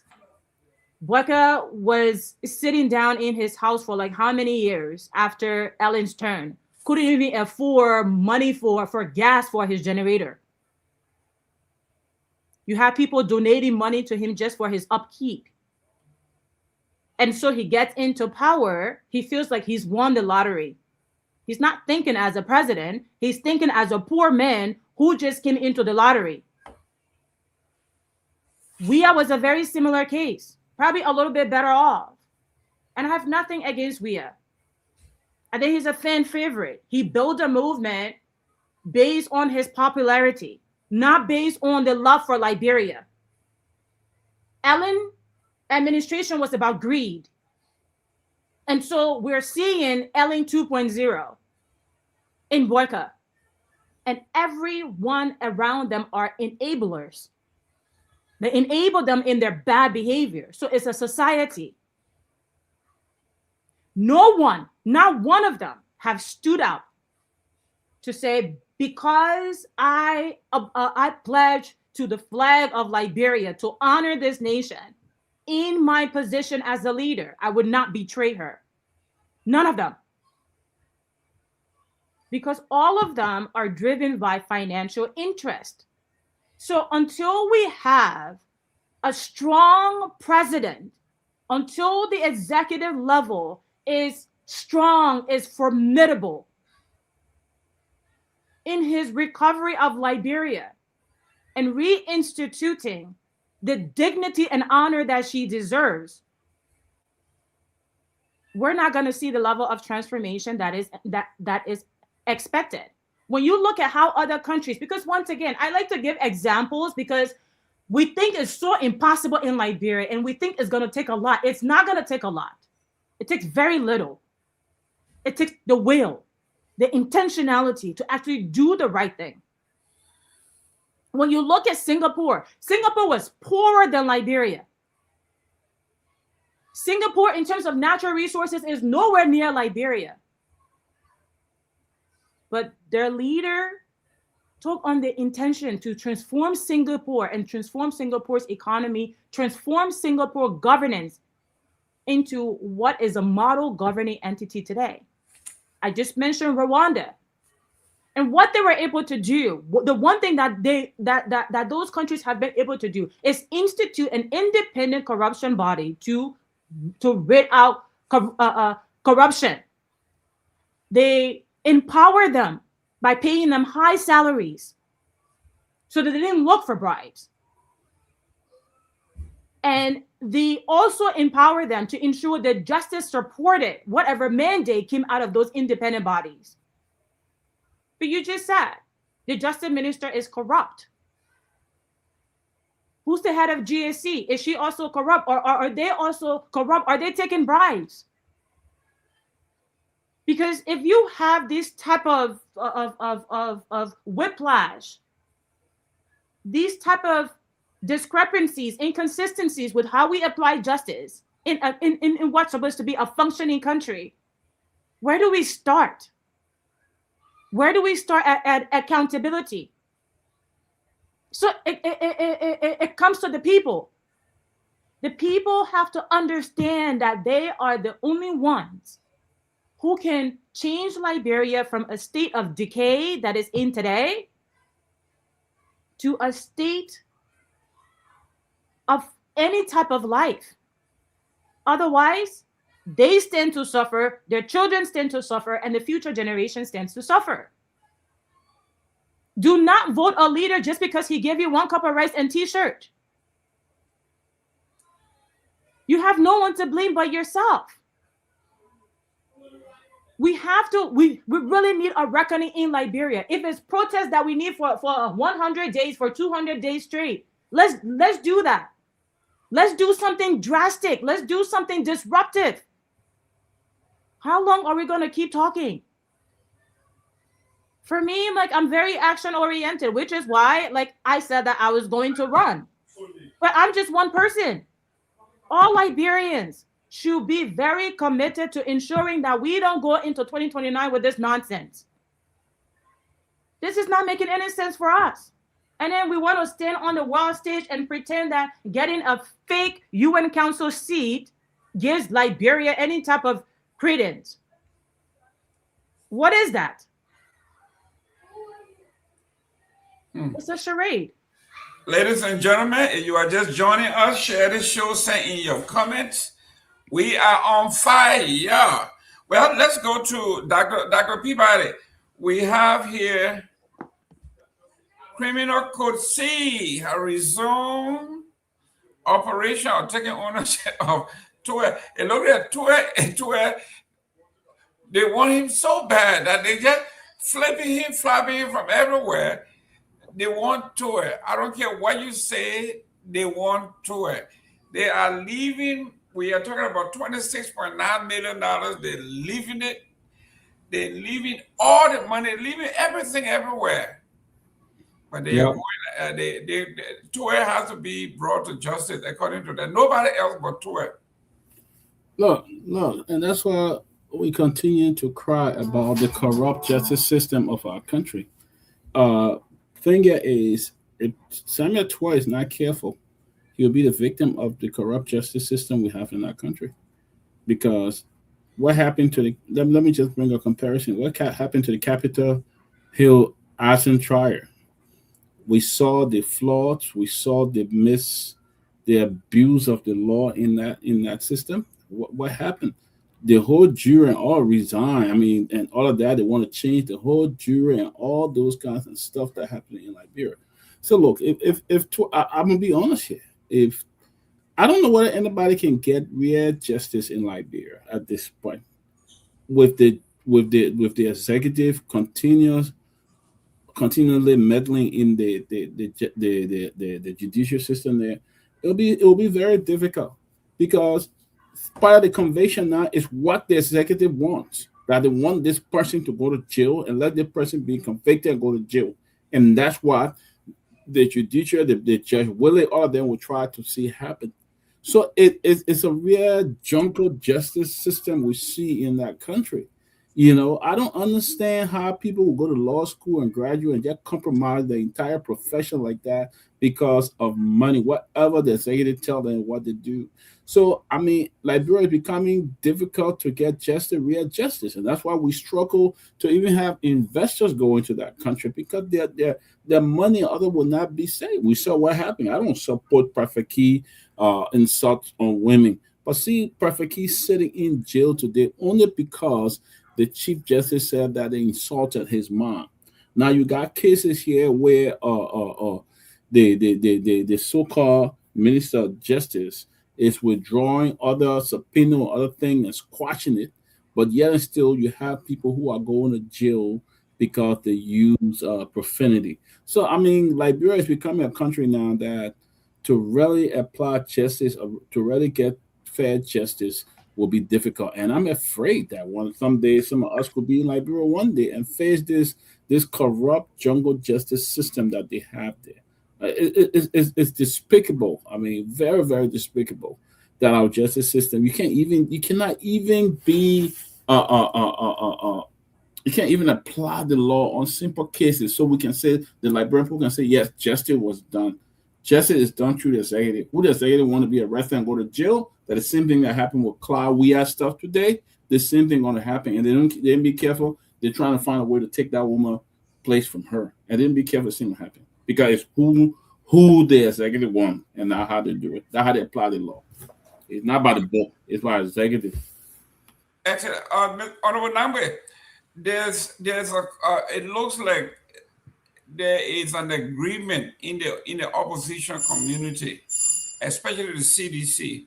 It says here today, the Secretary General of the CDC, Congress for Democratic Change, alleges plot to bar President Weah for the 2029 elections. In our comment section here, someone refers to it and say, Waka is a sophisticated criminal and wanted to stay in power till he dies.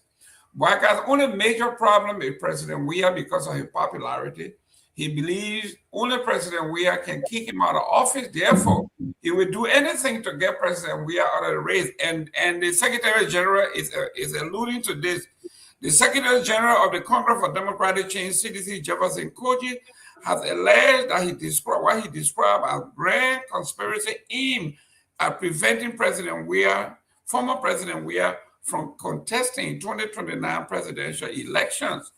And he said, in a statement posted on his social media page, Koji claimed that a proposed amendment to Title II of Liberia's criminal procedure law is being used privately, quietly, as a political tool to target former president and other political leaders.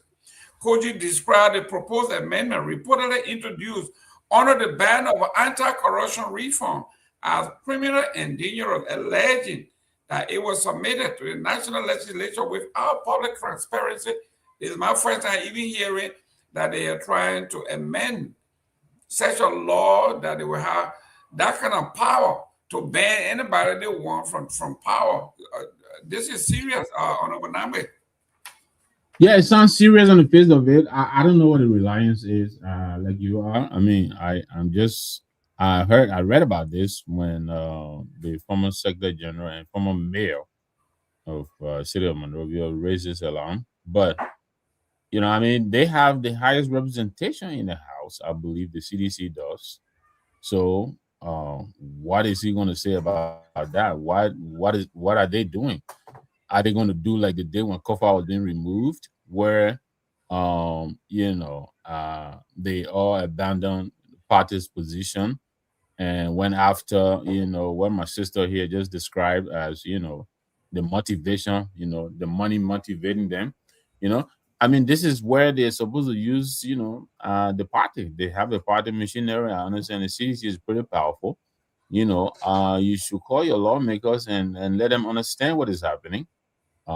And hopefully you can, if this kind of machination is underfoot, then you should try to stop it.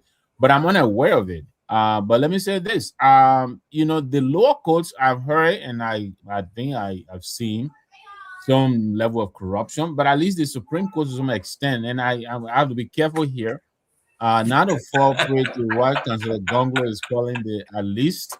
But the Supreme Court, I'm a little bit partial, you could say, because the Shrimex just got a decision out of the Supreme Court.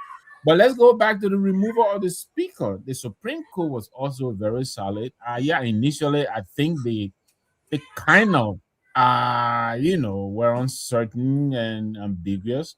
But they went back, and after the ultra-vires, pronouncement, I think they went and came back and affirmed Kofa as the legitimate Speaker of the House of Representatives.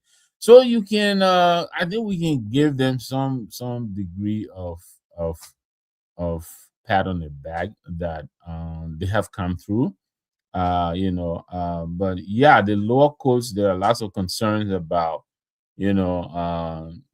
ability to deliver justice, true justice. I think there are lots of concerns there. But I think again, at least the Supreme Court is trying. Yeah, the Prophet Keith thing is a very I think is the way it was handled. I raised my own concerns about the process. I think the Chief Justice probably could have engineered in an amicus brief. I don't know, but I think he himself being the accuser and then the defendant and also the judge in this matter, I think it made it very complicated. Having said that, I maintain the likes of Justin, Yezon, Opa, Prophet Key don't belong in a political space. He doesn't. He does not. He's a disgrace to the space, and people like him, they need to find a way to get him out. He doesn't bring any value to the system. He does not. Now, was he sent to jail transparently? That can be debated, and I agree with those who say this is a slippery slope, that the law here probably the Supreme Court justice may have overstepped to some extent. Yeah. And I think he can appeal this, but I think he got the message. You can't just get up nilly-willy and heap insults at any and everybody. This man, the tune that he brings to the political space. I'm a product of the political space. I'm proud of what we've done to usher in multi-party democracy. This is not a joking matter. Where you bring your soft porn in here, you bring people's video, you talk. All this nonsense he's talking, that is not politics. It is not. And if he wants to be a part of the space, let him get a toothbrush and clean his mouth. If he can't do that, then let him stay at South Beach until he reflects on his delivery and improves on it. Let him stay there. Great. And anybody else, whether it's Seleke Kromah or anybody else, they should take notice from this. This is not politics. I'll be honest, it is not. Yeah, but there is somebody for free speech as well. It's not politics. Look, listen, let me help my brother because he tied himself into somebody just because he used Victor tied himself. Victor, you got a preso award for me. You got a preso. You into not. You say what illegal, but you deserve it. How can you do? No, I didn't use the word illegal. There is no right way to do wrong. Father, help me. I help my brother. The man said he don't want me Bucka win. So we have a product of Prophet Key in the highest office in the land. It explains everything. You know, it's evident. Now we understand why this administration is the way they are, because of such products. Yeah, it's quite sad and it's quite disheartening, because all of these people are paid slaves. They are house slaves. A person who does not have any level of moral integrity, and not just in the mouth, but cannot stand upright for anything, will always fall for anything, right? There's a saying, and I'm terrible at phrases, but there's a saying: if you don't stand for something, like you will fall for nothing. That's exactly exemplary of what the Liberian politicians are, of what the Liberia different administrations have demonstrated. That they will fall for anything, no matter what it is. They will sell their man, their pot, their chicken, their rat. You know, they will even sell the egg of the chicken if they have to, just to get that $2 in their pocket. And you know, I know we keep talking about this, and so many people, so many great minds have really tried to define the level of corruption that Liberia practices. But it is so, we have to understand. The United States practices corruption. The EU practices corruption. These people corruption are in the billions of dollars. Liberian leaders corruption are like for like $100.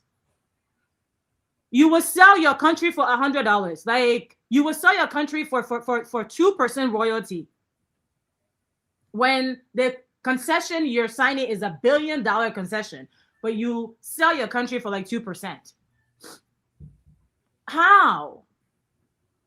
The mental gymnastics that we have to do just to understand why these people operate the way they do with such audacity, and then we see them go without any type of ramifications, is a testament of once again the Prophet Keys of the world. If they can claim that they're the ones responsible for instituting the highest leaders of our land, we have to believe them. We have to believe them. And I don't have any faith in the justice system. Look, we understand that it's a pay to play. If you have the money, they will dance to your drum. You don't have the money, you will face the brunt of the law, of the so-called law. And I keep saying this, we don't have a democracy. Liberia is not a democratic entity. It's not for the people, by the people. It's for whatever Barca says. That's what it is. That is not a democracy. No policy that has been instituted ever consulted the citizens to say, let's do a referendum. Weigh into this. What do you think? Nothing whatsoever. So when we continue to call Liberia a democracy, we are fooling ourselves, because that is not what is being practiced in reality. So we must move away from that and identify it for what it truly is.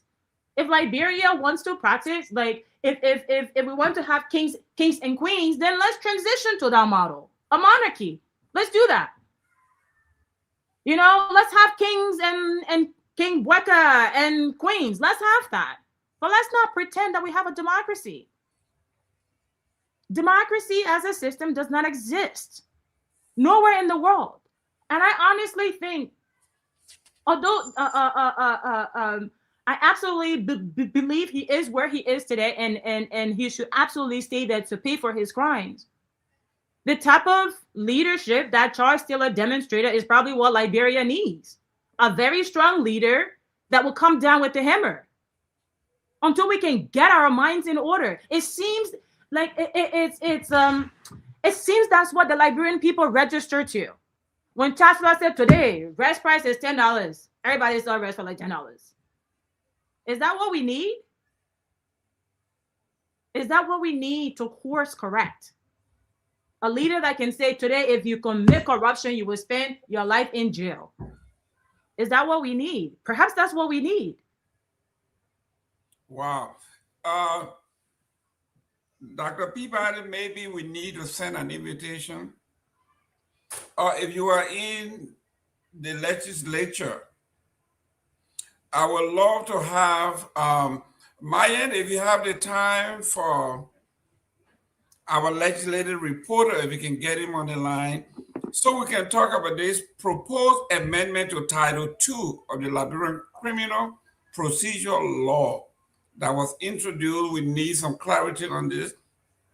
If this is true, that this has been introduced under the cloud of darkness that will give these people basically exclusive right to determine who participates in our politics. It is dangerous. And I am very much so disappointed that the CDC Secretary General that is bringing this up now, where has he been all along? Where has the party been? When they have, like Honorable Nagbe said, they have majority seats in the Senate and the House. And they sat there and the executive had introduced an amendment to Title II. We'll need some clarity on this because this is dangerous and I'm glad he brought this up. So Fanta, myself, everybody who is here, let's get on the phone, talk to folks whether this is true. If it is true, the whole nation should come down on this. This is not fair. But talking about the court system, talking about superior and subordinate, the CDC, the party itself, has suspended the entire CDC USA from operation for insubordination. There we go again. The Supreme Court put somebody in jail for insubordination. The CDC has suspended the whole North and South America and saying, you guys are trying to be, you don't want to listen to, or you want to bring out to public disrepute. Dr. P, let me go to Victor on this one. Let me start with him. I'll get back to you. The CDC USA has suspended, the CDC Janka Corps wrote a letter to the CDC in the USA, a cease and desist letter suspending the leadership of the CDC USA. The National the National Executive Committee halts all CDC USA activities and appoint another committee to oversee their convention in Philadelphia. Here we go again. The power thing is everywhere. Yeah, I brought, would you let Myean come in because he wrote the story and gave us a little background. I read what he wrote, but I don't know if he has any little background. I understand that this USA branch has been very, very disrespectful to the national. Myean, you got anything to add to this before we move on? Yeah, like you regularly say, if you read the story said it all. So there have been some back and forth in the former leadership of the Congress for Democratic Change, the USA chapter.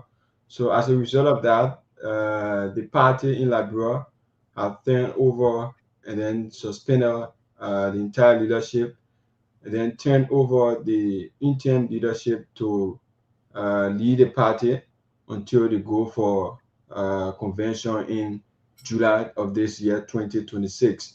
So with that, we've been receiving information from the folks that were suspended, that some of them I've been talking with them that they want to appear, but we hope to schedule that properly.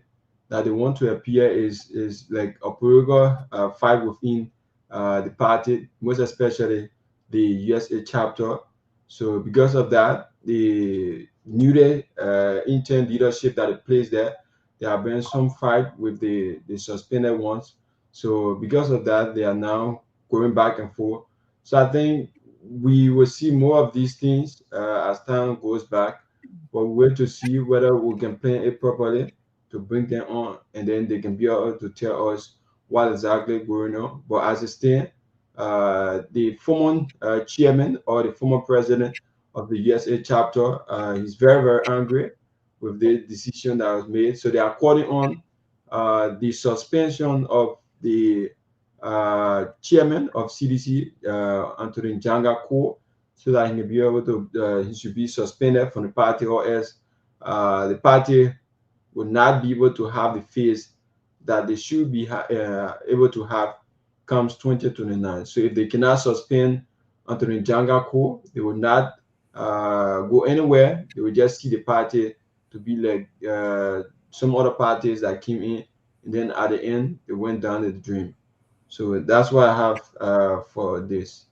Thank you, Maya. So quickly, I don't take any pleasure in doing this. We're all in the oppositional community.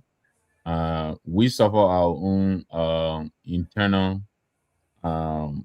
transition. Jerome, you are aware of that. I think it was back in October or November when we had some departures. Well, it turned out to be 2 departures at the CMC. So it happens. But I just wanted to not advice. I just wanted to appeal to my CDC brethren to be careful. I know the CDC is a very big organization, but not too long ago, we saw a news clipping of the Lofa County branch also defying the national leadership. I think the national leadership tried to effect a change in Lofa, and the team there was very defiant and adamant that they were the legitimate leaders of Lofa. I don't know whether that has been resolved. I hope Sarah is listening in. Maybe she will come in or call in to clear that. Then I saw yesterday another gentleman who put out a viral video, some Dankwa, I forgot his first name, declaring himself, I think, as the vice chairman of a group of people who have decided to band together and stop the return of President Weah to the presidency. And these are all disaffected CDC partisans. And so what is happening here in the USA, I don't have any details. It may not be as serious as it sounds, but what is concerning is if there is a disagreement with the leadership, I would think that the leadership, the offending USA leadership, will be removed and replaced.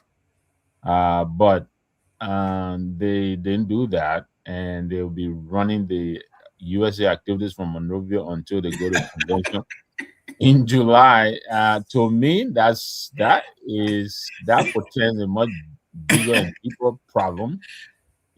So again, I want my CDC people to know I'm not knocking on them, because I don't want to get any text or anybody come on my post. I'm just observing what is happening, and they want to be careful with this, because we know the pushing is going to happen.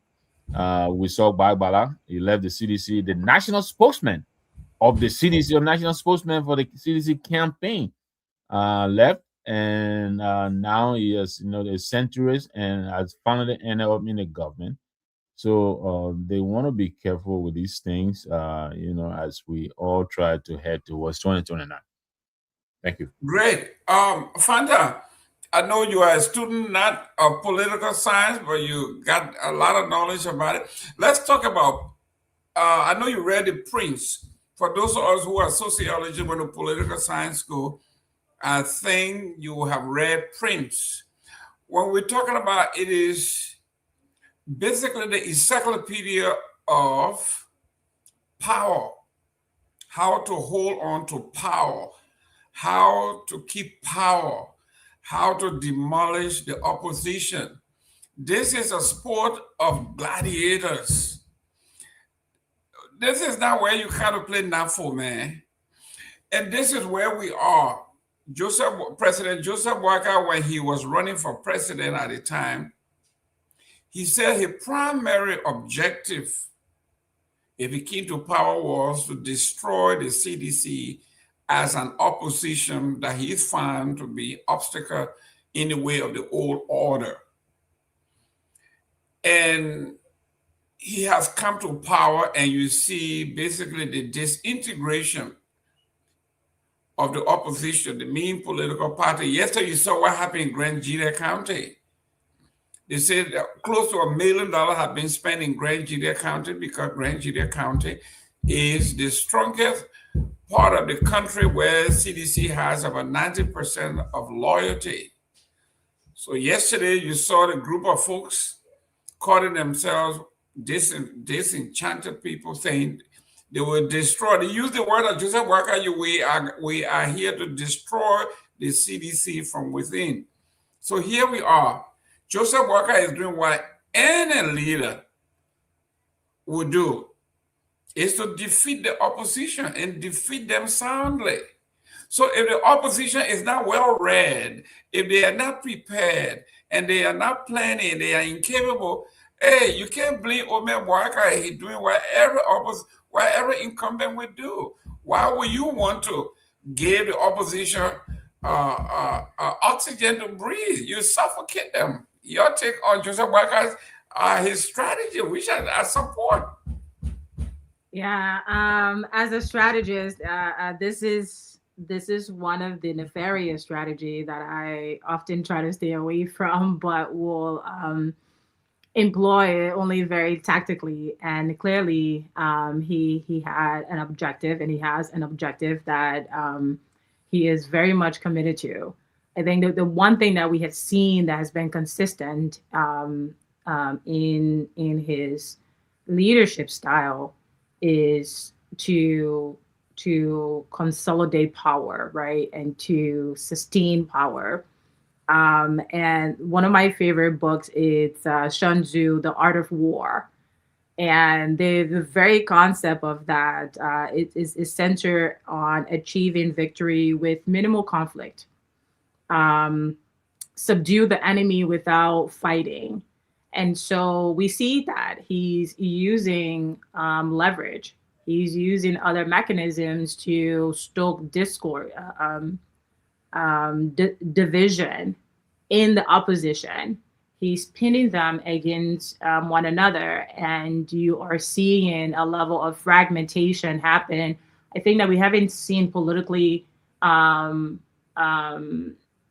pre-election, right? It is often during like election time, like you see folks trying to establish alignment, or you see realignments happening, but to see it from the onset, he is very, very committed to that goal. And so the fragmentation that is happening and has been happening, I would say he definitely has a hand in it. And he's using the one powerful thing that a lot of very weak people often value, which is money.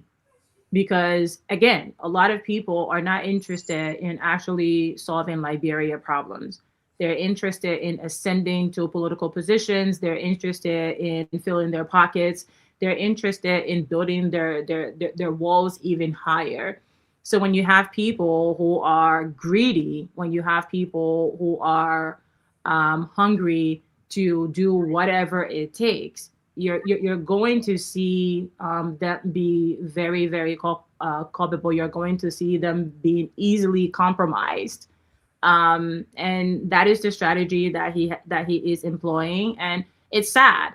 It's sad that once again, we did not truly make CDC to be a formidable force, because he had the opportunity to. When you become president, there is nothing that you essentially cannot do.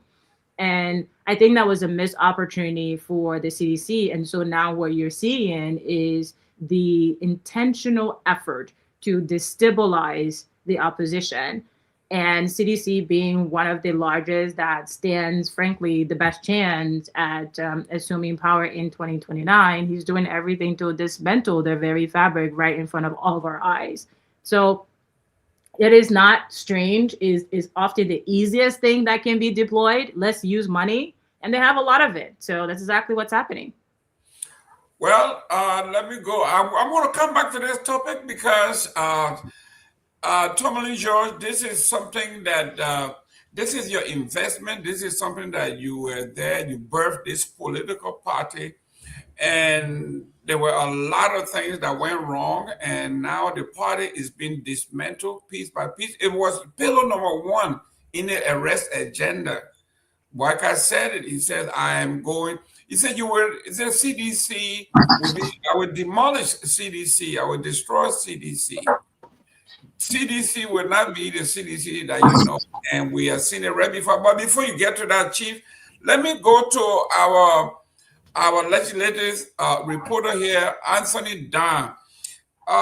The Secretary General of CDC, Jefferson Koji, is saying in a statement posted on his social media page that there is a proposed amendment to Title II of the Liberian Criminal Procedure Law that has been introduced in the House under the cloud of darkness. Nobody heard about it. And he blowing the alarm here that if this thing goes through and becomes law, it will be dangerous for the opposition and anybody else that wants to oppose or run for office against the ruling party.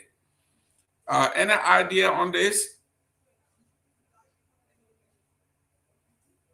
You are muted. Thank you, Mr. Gayman. Let me say thanks to all of the panelists who are here this evening. Mr. Tomalin George, Mr. Heron Peabody, Myean, Ms. Fanta Kamara, and my own papi, Mr. Nagbe. I want to say thank you for the opportunity. Let's call it the man, my own papi. Yeah. Mr. Nagbe, not enough. You got to rub it in papi. So now with a young man, what are you talking about? That's right. Go ahead. Yeah, so thank you so much. But I did not get the question really pretty well, Mr. Gayman. I don't know if you could just we in a post today, the Secretary General of the CDC, Jefferson Koji, is alleging that there has been a bill proposed amendment to Title II of the Liberian Criminal Procedure Law. And he said, as a political tool to target former President Joseph Boakai, he described the proposed amendment reportedly introduced under the banner of anti-corruption reform as criminal and dangerous, alleging that it was submitted to the national legislature without public transparency, without public debate. Yeah, so today was the 13th day sitting of the third quarter of the 55th legislature, and amongst the items that were on the agenda today, it was unfortunate that my eyes did not catch up with a bill that sought to amend a chapter of the Liberian Constitution. In fact, today's sitting, there was no bill, there was no motion, there was no resolution. Everything that went on today was communications from honorable lawmakers and appearance of the Ministry of Labor. As you may be aware today, the Deputy Minister for Administration at the Ministry of Labor was quote-unquote shamelessly thrown out of section because he, as the IT minister, was not knowledgeable to happenings that are critical to the growth and development to the Ministry of Labor. It was unfortunate that he did not answer to questions that lawmakers thought he could answer to. And so they had to ask him to go out and prepare himself better and come back with facts and fundings that he can rely on and address the legislature. And so amongst that, these are things that were being discussed. On today, the bill might have been sent to the Liberian Senate, but I did not cover the Senate section. I want to report on trending issues within the Senate, but I cover the House Representative sections in chamber. From the area that I report from, that I cover, today there was not a bill. Let's talk about a bill seeking to amend a law of Liberia. So maybe the bill is in the Speaker's office. Maybe the bill has left the executive mansion. It has come to the legislature, but there are still sections that are ahead. And if there is a bill in that manner or form, I think it's going to be presented to the Speaker, to the Chief Clerk, in fact, and the House is going to receive it and act upon it in concurrence with the Senate. Okay, great. So he didn't give us the time but we want you to keep your eyes and your ears open to an amendment to Title II of the Liberian Criminal Procedure Law. That's the exact amendment that is coming down, and it is coming down under the nomenclature anti-corruption reform under the Joseph Boakai administration. So keep your eyes and ears open. Please do us the research, whether it has been presented, whether it has passed. But Jefferson Koji is sounding the alarm that this thing has happened quietly, and if it goes unnoticed, the president, the executive will have the right to determine who stands for election in the republic, as it is being done in Tanzania, where our sister there lack of all the opposition during the election. So Mr.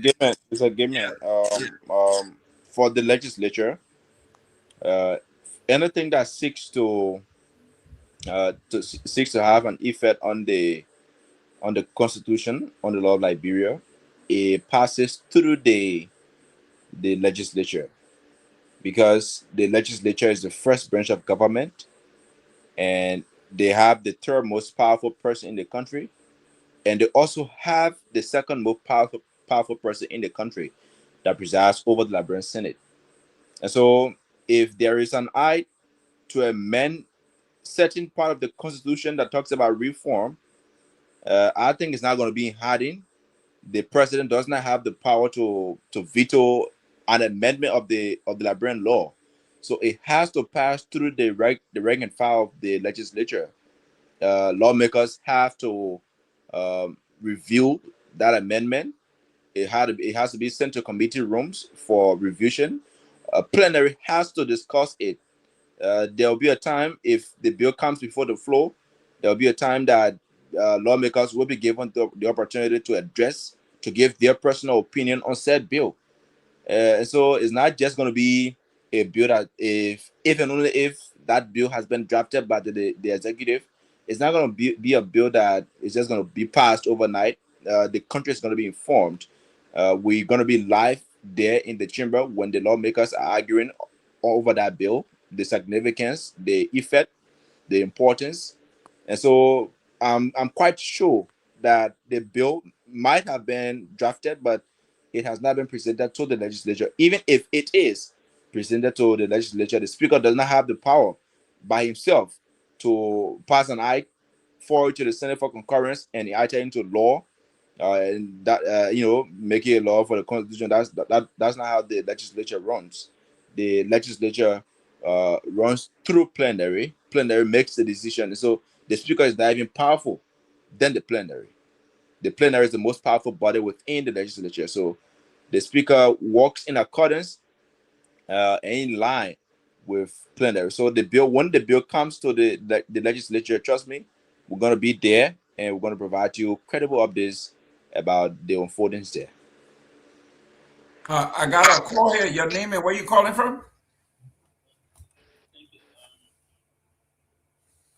Thank you, Mr. Gayman. I'm Sylvester Pewee. I thought to while a little engaged with other issues, but I thought to just join the conversation and do one or two contributions to particularly the discussion about the disintegration of the CDC or the potential plot to undermine the political institution. And I spoke while you were on the discussion. I took some time just now and concluded the conversation with the the chairman of the CDC, Anthony Jangal-Cole, and he said, yes, it's true that the executive committee, he didn't do that as a chairman. As per the constitution of the party, the executive committee took a decision to have a vote of non-confidence in the entire leadership of the CDC, the CDC USA. But he said that was predicated upon what he described as the gross insubordination of that leadership to the executive committee that is based in Liberia. And that's the moderate head of the organization, if you will. And this body here in the US blatantly, with Malaysia intent, according to him, said they did not recognize the leadership in Liberia. They did not, and in fact, they got a self-styled name called CDC Liberia. So it's a very important and developing issue that's currently unfolding. And so the chairman said that the executive committee took action, that the convention chairman is now going to be steering the affairs of the CDC USA pending the resolution of this matter, and the party is going to leave no stone unturned to ensure that the grassroots political institutions, there's no arm twisting or background interference to undermine the party. So yeah, it's a very important developing issue, and it's been going on for some time. It's been going on for some protracted period of time, according to what the chairman said. But the party, as a grassroots political institution, will take the appropriate measure to ensure that they defeat, and thwart any potential plan to undermine the stability of the political institution. So these are important issues unfolding, and I think the chairman did not directly admit that there was outside forces trying to undermine the institution, but I can agree with you, Mr. Gayman, that I think it is there's some political manipulation, if you will, from the side of the ruling establishment. If an entire leadership of a party would say that they don't recognize the structural head of that leadership back in the country, because the election law of our country is very emphatic and direct. The CDC got one executive body, and that executive body is the highest decision-making body on behalf of the party. An organ of the party cannot, in order to try to undermine or disrespect the structural head back home in the country. That is a violation of the CDC Constitution. It's a potential violation of the election law, the 1986 election laws, and the rest of all those things. So I think it's a developing issue, but I think the party took, according to the chairman, took that action to safeguard the good reputation of the political party and ensuring that that's a grassroots political institution that nobody whatsoever is going to do anything to undermine the institution and the mass base of the people that the party represents.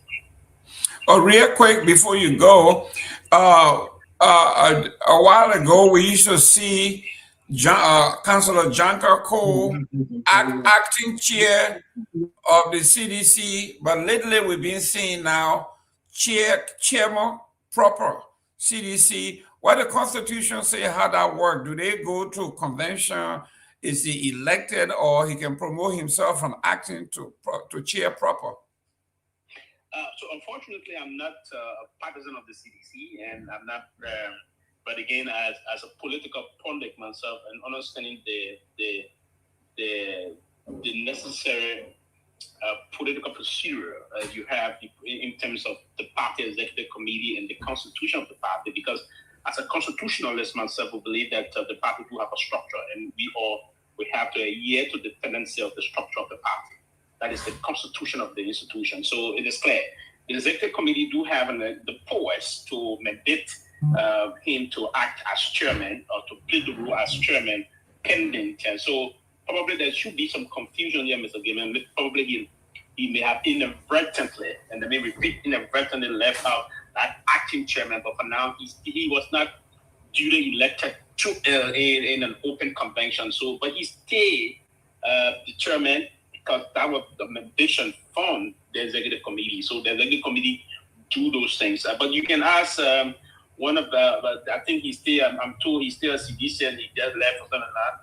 As one of the founding members of the CDC, he's right on the platform with you. Hopefully he will give you some explanation as to what is the structure of the party and all those things. But I believe the party is preparing to go for conventions, and that's going to be coming very soon. So a founding member, I think, I hate calling you a founding member, you have to say a founding ideologue, because these are the ideologue. They got the ideological belief and concept to move this institution forward. So he will be in the best place to explain that rule. But I think the chairman is still the acting chairman, and he's the legal acting chairman, because the executive committee did request that there was a unanimous vote taken by the executive committee, and I think there will be convention coming up soon.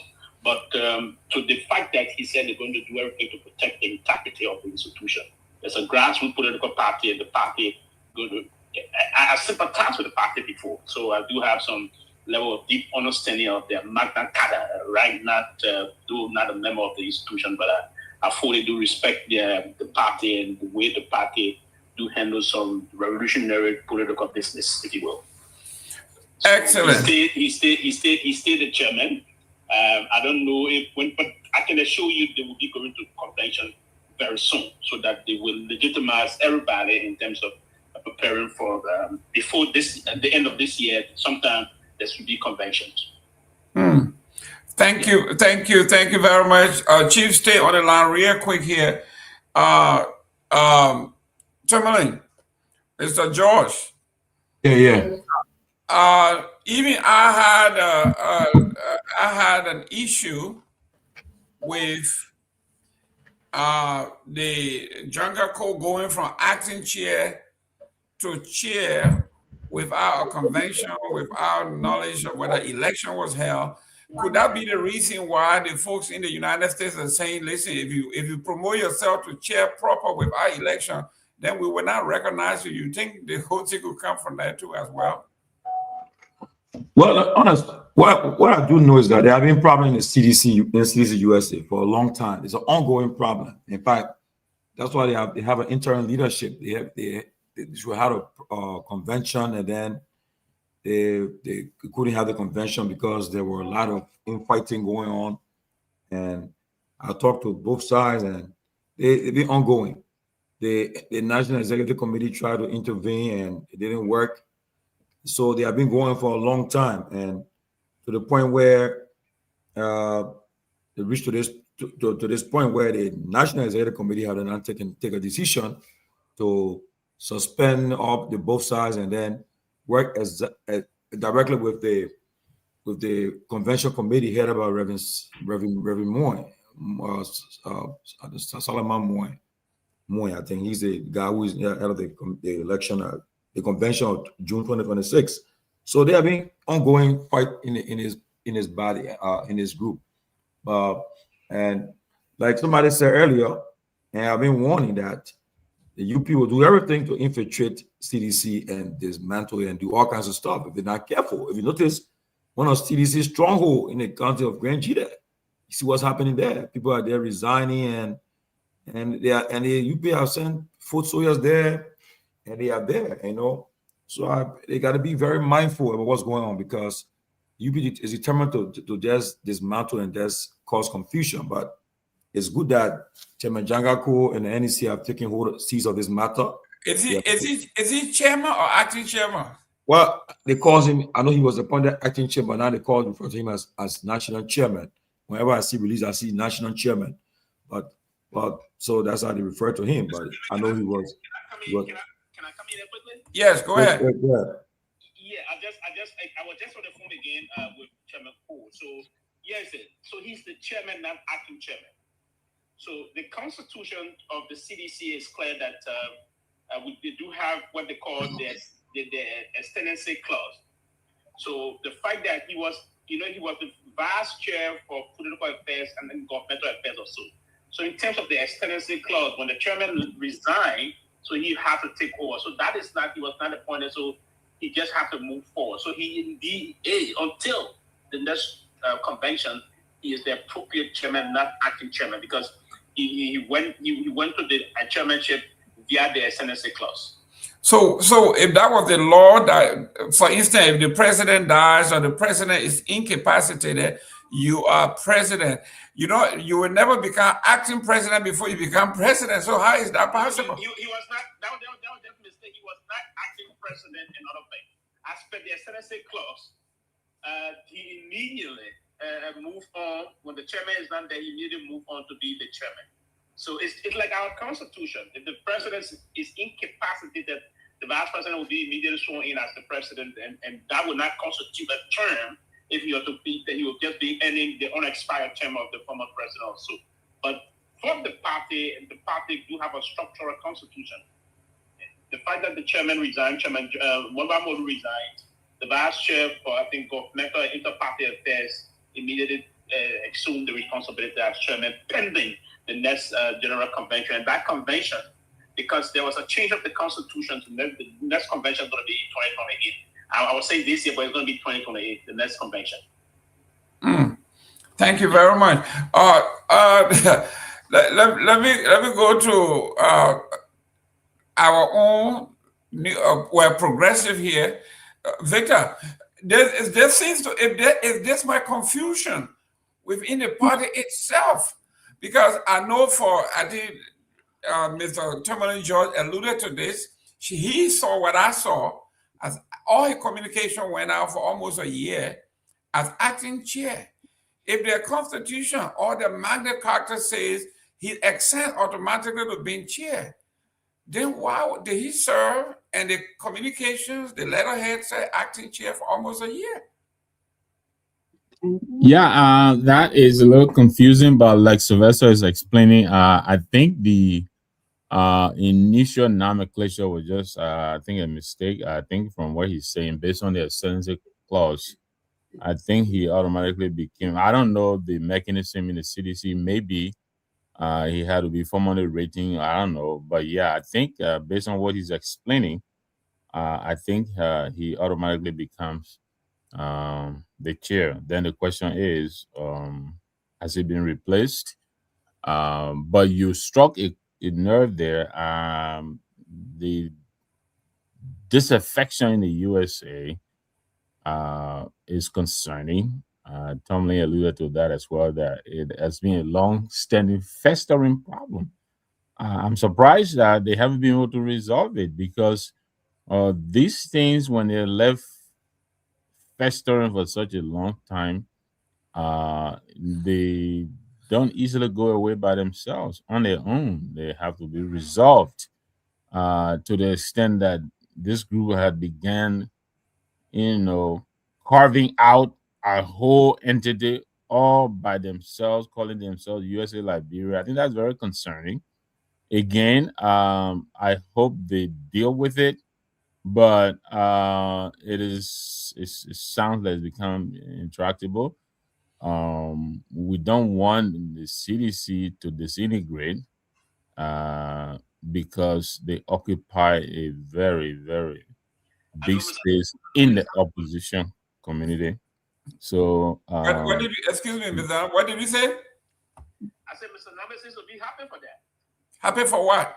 To take the lead. What is it? Okay, so I heard you went for your confirmation hearing for the Presidential Special Project Committee, so you should be happy. But let me go to Dr. Peabody.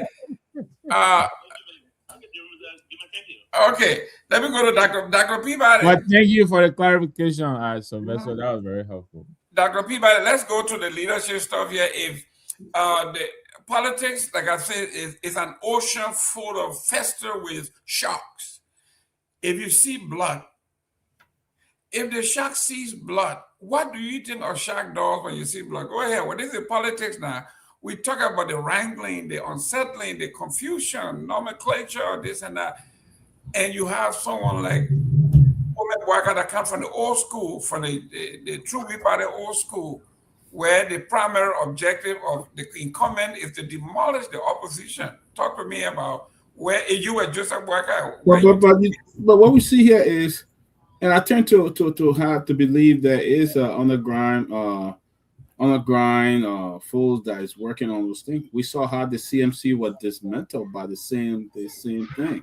Joe Boycott and others were in that party. At the end of the day, they managed to tear up everything, kick coming, everybody apart, stuff like that. So the thing is, that what does the Bible say? A house divided against itself cannot stand.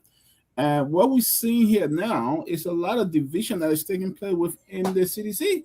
Don't be surprised. Thomas Fowler and Koji are closely linked. They are best of friends. They are buddies. They get together.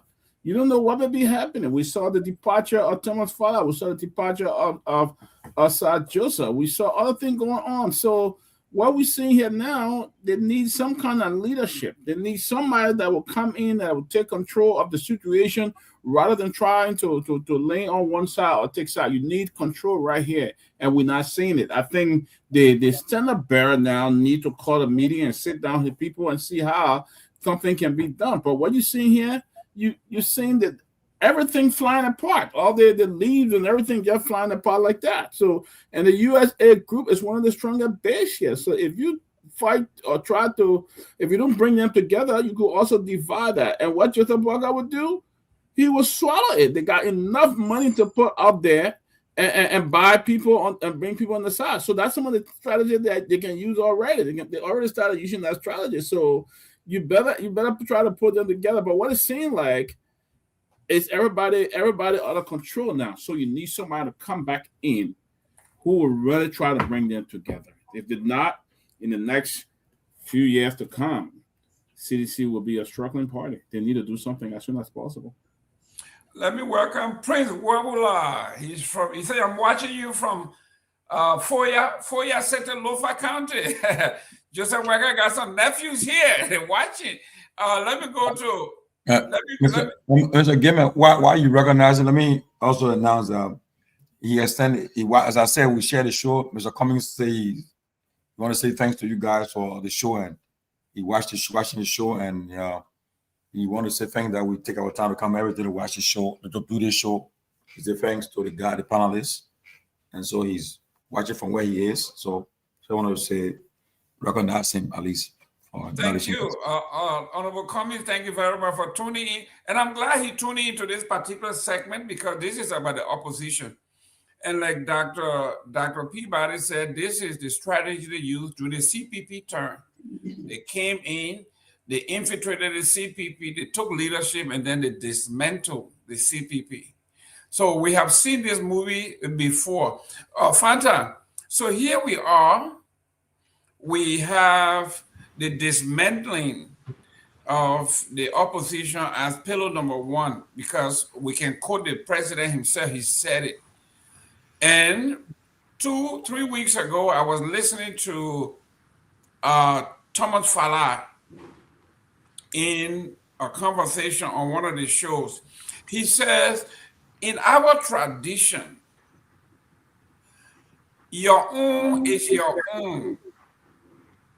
We will protect our own, we will defend our own, and we will never abandon our own. He's talking about the Lofa, the Kisi tradition, and everybody else within that area, and saying that he is our own is our own. We will never abandon our own, and we will protect our own. When you're seeing these things happening, and then you go back to what the man said, that he's going to dismantle this political party, and you see it's happening, you have to be a dummy or to be in denial or an ostrich with your head in the sand to see what is happening right before our eyes. And I'm glad that Honorable the chairman from the ANC is watching himself so he can see what's happening. But talk to us about the dismantling mechanism that's going. The CDC USA said they will not recognize the base. And they are telling the base, we don't recognize you. The base fires back and say, you are insubordination, so we dissolve you. I mean, this is serious. They have come to this crescendo of power struggle. Oh, man. This goes back to the core of understanding why things play out the way they do. And you find time and time again, our people are liars. They're thieves. They are dishonest. And they are driven by one thing only, which is greed. And it's sad to note that we claim to love Liberia, but none of them do. They're all sycophants. They, unfortunately, CDC had a really great opportunity to pick a leader that had extensive experience. I also participated in the earlier story of CDC way back when, and they made a different choice. They went towards a popular figure because they banked on his popularity. They did not examine the moral integrity. They did not examine the operational plans. They did not examine the administrative plans. They did not examine the fully fleshed out or fully determined alignment in terms of how they were going to move the country forward. It was about ascending to power. And so when you do not have alignment on the foundational things, when you have people, leaders in the party who are not foundationally aligned morally, administratively, and they really just care about toppling, they really just care about getting to power, you don't have anything of substance. There's nothing substantive there. And so any trigger, any attempt at infiltration will be very, very easy, and any attempts to destabilize will be very, very easy. And that's what we're seeing. We're seeing it unfolding right in front of our eyes, because the party was not built off of a fabric. The infrastructure, as they can say, is built on sand rather than actually digging the foundation. Say these 4 pillars consist of what CDC is. You ask someone, you ask any sedition today to define why they joined CDC, they will tell you it's because of WIA. They will tell you it's because of WIA. So remove WIA, what do you have from CDC? You have nothing. What are the other voices in CDC, and what is that foundational element that they can all be that they can all identify with? It's not existent. And so when you do not structure for sustainability, any wind can blow you in any direction. And most of the politicians today in Liberia, unfortunately, that's where they are. Ask any one of them, why are you a part of this particular entity? It often centers around that leader. It's not about ideology. Most of them cannot even define what their ideologies are. They're sycophants. They just move with the wind. And so to see this level of fragmentation happening in what should be a formidable party that has been in existence for as long as they have, it's sad, frankly, because then you look to the opposition, and where is the opposition? What makes up the opposition? And opposition should be such that and we like to fool ourselves to say, oh, I'm going to try to work with the existing party because we're all Liberians. No, you're working with them because you are being compromised. If you are in opposition, stick your fork in the ground and stand on your principles. That means you will not affiliate with the person that you are in opposition to. So the whole formulation of the CPP and like what have you, it was a betrayal of all of their ideologies. It should have never been formulated in the first place. They should have maintained their individual identity and truly define who they were. If you don't know who you are, any wind will blow you anywhere. So you saw the UP had all along their strategies packed to manipulate consolidate, and then destroy. And that's what they did. And that's what they continue to do. That's the one thing they've been very good at. You do have to give them that. So who do you blame out of all of that? Do you blame the UP for identifying a strategy and actually deploying that strategy and ensuring that it actually works? Who do you blame? Or you blame the sycophants who lacks the basic substance that is required to form an entity, a movement, when they're easily swayed, when they're ready to jump up and align on tribal lines and actually being citizens of Liberia. Being a citizen is primary. Nothing comes above being a citizen of Liberia. How many of them will identify as a citizen before they do as a Basso or Kru or Kran or Loma or Gisi or Mandingo or Fula? How many of them will say I'm a Liberian before they say I'm a Fula or I'm a Gisi? How many of them? So can we solve the underlying problem? Like, can we as a people just get our psychology right? Can we be mentally aligned with what it takes to truly transform a nation? And until we do that, like, what are we talking about? We're talking about the story of the day, and tomorrow is going to be another story of the day. How do we actually start to define at the core, the source, rudimentarily, what our true issues are and how we actually solve them? Before CDC, there was another strong opposition, and they too went with the wind. Now it's CDC's turn. I hope they can get it right. Wow. Ladies and gentlemen, you are in for a treat. We are going into revolution. We are going to history. But let me go to, before I go to Tomalin George, let me go to the Chief Tomalin. Let me go to Victor Nagbe. Let's go into some history here. We are talking about revolution, right? This wave of excitement. And let's look at the French Revolution. When they came in, it was liberty, equality, fraternity. These were great things. And then it turned out that they are not, there's a reason why they call it the ruling class. These are people who are cultured. They learn from generation how to lead, how to give and take. Revolutionary folk do not look at these things. It's mostly about slogans and they forget to build the base. So here we are today. All the great things that CDC stood for, like Fanta has said, most people call themselves Myean. They are not members of the party. They do not subscribe to the ideology of the party. They're only there because of Myean.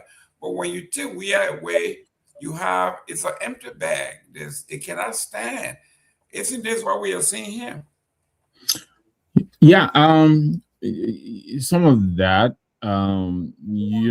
These institutions, they always have their ideologues. I think you heard Sylvester refer to Chief Tomalin as one of the ideologues. The institution, you have the pillars on which the institution is built. And then, of course, you have the foot soldiers. CDC is a grassroots political party, just like the PPP and UPP are. They're built from the masses. The masses, we're prone to chaos. We're prone to working outside the system. Organization is a problem for us. And so, but we are good foot soldiers. We will run the fields, we will recruit, we will spread the message. But then you need the ideologue to come in and stabilize the situation, So I hope Tomalin and the others will not, disengage, Wilson Tape. There are a lot of good people in the back there who I think, that's why I'm surprised that the change in the USA is going to be held in abeyance until July. I'm a little bit. That's the only part that worries me. But this is democracy. dissension is allowed. So, but I hope they wouldn't get it together quickly. But it is becoming a little too much for coincidence. I think it was Dr. Peabody who mentioned Thomas Fowler and the other people who are leaving. These things happen. But I think it is the way the entity recovers from these things and move forward. I think that is what reassures people that it is alive and well. So I'm a little bit concerned that this USA thing, apparently is being around for a long time. I know they've always had leadership, how to select their leaders here. I know one time my friend Roti Nair was very, very confident. He was going to be the USA chair. Darling laugh. So while my friend Wild Roti Nair he told me, my man, I'm taking a break from UPP. I'm going to. So he didn't get that, and so there are a lot of little internal machinations that go on. But again, that's all politics. I'm not thinking, I'm not really, I'm not taking too much. I think they will get past it. But I'll quickly. I know Tomlin wants to come in, but I wanted to talk briefly, if you allow me, another 2 minutes or so, and then I will sign off and thank you guys for the day. One is I've been getting texts here, Jerome. The people want me to remind you tonight your Republican president is going to be delivering the State of the Union. I know it's going to be all pants on fire tonight because so the LIE will be rolling out there. So he's going to tell her the economy is strong and everything is good, but I will be watching tonight and it will be fun to watch. But I wanted to talk briefly about what we're doing at CMC. We reported here about a week ago. We already erected a chapter in Nigeria. We're looking forward to erecting another one in May in the Delaware, Philadelphia, and Pennsylvania area. But we know the CMC was also in bombing, and we were very impressed. Myean, are you there? Can you please put on the screen some of our reception photos that we got from bombing? So we want to thank the team. We think they're beginning to forge ahead. There are plans now to go into Bassa and thereafter go back to the southeast, go to Sino, and go back to River G. And so we just want to encourage Liberians, take a look at what we're doing at CMC. If you find it aligning with your world view for Liberia, come and join us. www.cmclib.com and help us change our country for the better. So I want to thank the platform for the opportunity. Every day we come here, and talk here and talk there. This is certainly an opportunity we don't take lightly. So we take the closing argument. So Myean, if you got that, and then I will pass it on to Chief Tomalin. Yeah, thank you very much. And I wanted to tell you, I will be sitting and watching the president of the greatest nation on earth talk about a big and beautiful bill, the big and beautiful economy, the best president ever.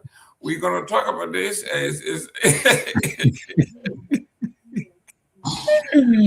big and beautiful bill. Listen, it's so beautiful and nothing like that in the whole world. The fact checker, they don't even need to do nothing to them. They just need to relax. You got a whole speech from start to finish. You just lie. What? And he said L-I-E, lie. Inflation, people prices of goods are high, food are high, and then the tech company taking all the jobs now. They're about to eliminate 27% of the jobs. The tech company you talk the tech company today about what they're about to do. We're going to be out of jobs a lot. And you talk about the big, beautiful bill, the immigration that are going wild. Why his number is tanking? He's in 39% of people rating today as he goes to. Don't worry. That's the labor. That's the labor. If I own Fox News. No. Own Fox News. You know, our own internal poll show 89. You know, the labor CNN, the Clinton News Network said we got 37, 38. That's a LI. The Ellen would say LIE lie. The guy. I mean, he got this year. After this year, if they sit there and allow the Democrats to take over the Congress in November, they should forget it. The Democrats are like worse. Like the Democrats are worse. You'll be a lean dog president for the beginning of the term. Listen, you're Democrat, you're for the lie. LIE lie. Both of them. Like that's the saddest part. Like you would think that I don't know what's happening in the world. You don't have any sensible opposition parties, movement to combat any of the nonsensical leadership that we're seeing. You have a leader stand on the world stage and lie, and his opposition cannot do any better. Their moral record even sucks. The Democrats, frankly, are worse. And at least the Republicans can say, "Look, we're gonna do this, and this is what we're gonna do." The Democrats are gonna hide their name behind their back and go do worse. Yeah, Biden, Maryland Garland sat there. He sat there and did nothing, and he wanted to cause he got reelected. They kind of refuse to see him. You're too slow. I see why. I don't blame Mitch McConnell for denying a seat in the Supreme Court. He would have been worse, baby. Yeah, but absolutely. See what happened. Mr. Gayman, you're talking. Quickly, right? That issue about they gonna stop person we have from running. I won't give it credence. It's not possible to do it. So I don't know where Coach coming with that kind of stuff from. It's just not possible. You cannot stop. There's no law. You stop him if you want to contest re-election. You can't stop the man. So that's tough. I don't know why they even raising it because it doesn't hold no water. I don't give it credence. You can't stop the major opportunity in the country. They'll definitely try, Tomalin. They'll definitely try. We were saying they can't try. You know what happened. It's not going to happen. So waste our time. Tomalin, you and I were here. We were talking about there's no way the president is going to disobey the Supreme Court. You and I were here. We talked about it, and we thought it was never going to happen in our country. And the president. But for the fact that, but I blame the opposition people. They sat down there and allowed the president to defy the Supreme Court, and they could not even do nothing about it. After the Supreme Court said the speaker was legitimate, that's the time you are shown that what John Lewis said may cause good trouble. You shall cause a good trouble. But they're gonna do the same thing, Tomalin. Like they're gonna sit back and do the same exact thing. And that's the sad part. There's no way they will even mention to say, "Oh, we stop person we are from contesting if he wants to run." No, but you didn't read the whole article. He said they are amending. If this thing goes through, they can. Once you are charged, you but will not charge, Professor. Because we are wants to run. But they just want to run. They want to put that to rest. The Gayman, they cannot charge. What charge we are on? What are they charging him for? The same thing they're trying to charge his wife. No. But let me tell you now. They got to be very careful with that case. First of all, the president of Liberia, a lot of immunities covers him, right? And he must have real evidence to bring a criminal charge on a former president. But if you just listen to say this thing, even right now, right? The case the Supreme Court justice, they request that the 12 team requested for the Supreme Court that just dismissed. Two things happening. The law states that they are charging him for economic sabotage, but the money they're accusing him of was money that the National Security Council used. Now, they're saying that the National Security Council Act only covers the president, not other members. No, that Security Council Act, the Minister of Finance, they're trying to fight to say that you're not part of the Security Council, which is not true. You're part of the National Security Council. So if the president if one president, if he only says that, look, wherever money is in question was used for covert security operation, that case is over. Because they had the authority to say, overt, covert operation what you were used for, and what you can't question them why you call covert. They won't disclose to you. But so 12 feet really lies in the hands maybe of the former president now. But especially if he says whoever was used, whoever you're talking about, was used for government operations or for security operation, that's over. But to say he member of the National Security Council and you want to bring it, it's just not that you're trying to cherry pick. And lastly, for the fact that what happened today, where the Justice Ministry, after the General Auditing Bureau audited the Senate and found $26 million in question, and the Minister of Justice subpoena, made a subpoena, and then in less than a few hours they reversed it. I mean, that's something that you undermine your case against the 12 that you're talking about. Because so I heard the Justice Minister. So what really they reversed it for? Why? I mean, they put the judicial system into the limelight. People are already telling you that the system is corrupt, and then you're proving it again. Where people say the Senate get a lot of issues there, and they accuse them. The other reports is clear, it's out there now, and then you're trying to shoot the Senate or what? So, Justice Minister is in trouble. I mean, he can really answer questions because but the tiger never changes its spots, Tomalin. Like you're expecting. See, the surprise I think that we're looking for is they're going to do the right thing. That's never going to happen. It is systemic. It is ingrained in them. And therefore, until we can actually get serious about disrupting the system is not going to change its spots. There is no accountability. And we are part of the reason why he's in the situation he is today is because as much of a lovely person as he is, and if I was to look him in the face, I would tell him this, Weah doesn't have a spine. Weah does not have a spine. Liberia needs a strong leader. If you do something, they will tabe you and drag you on the street so it serves as a deterrent. Perhaps we need a military leadership. Maybe that's what we need.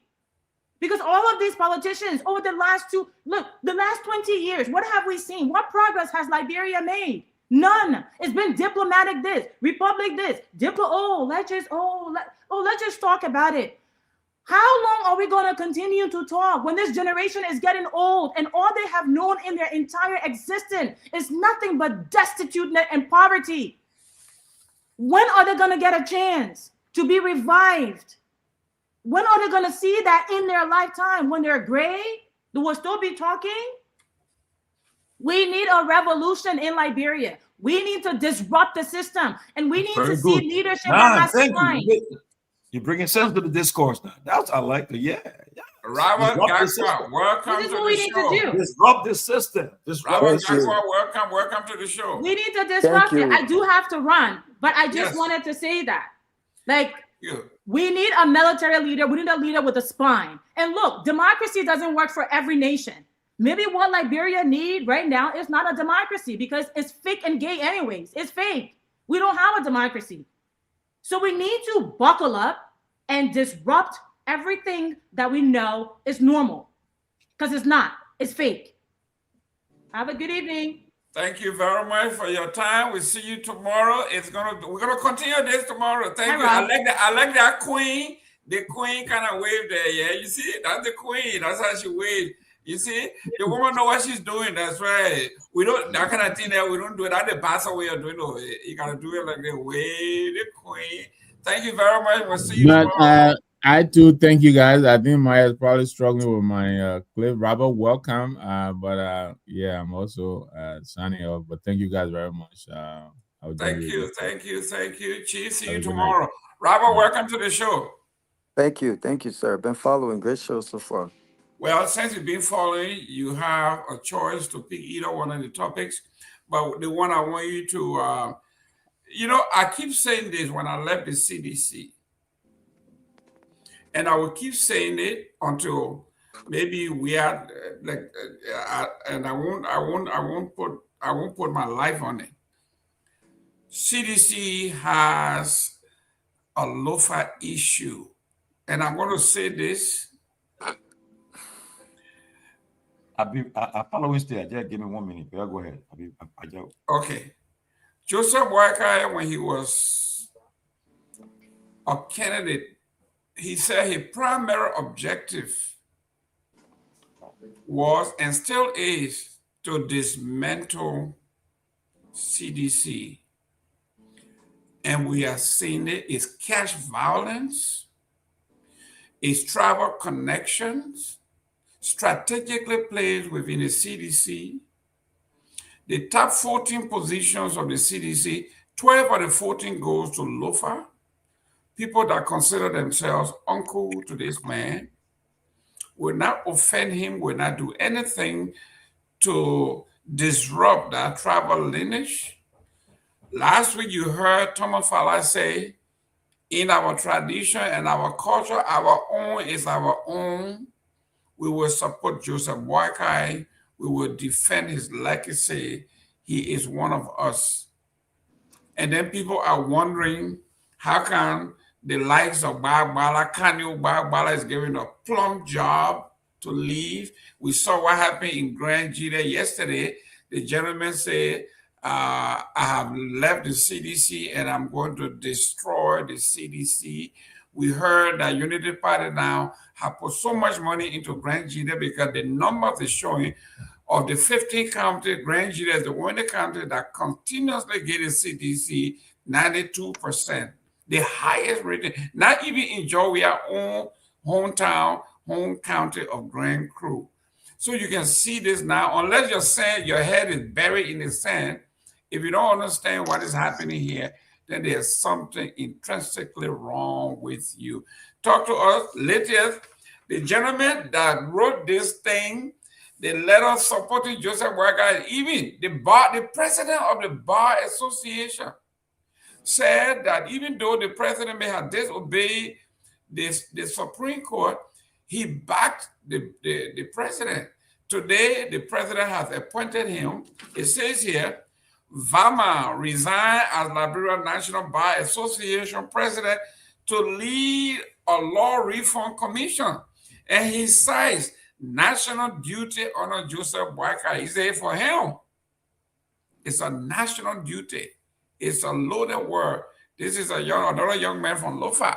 Your take on this whole thing, the disintegration and the tribalism in our politics. I mean, the disintegration of the CDC. If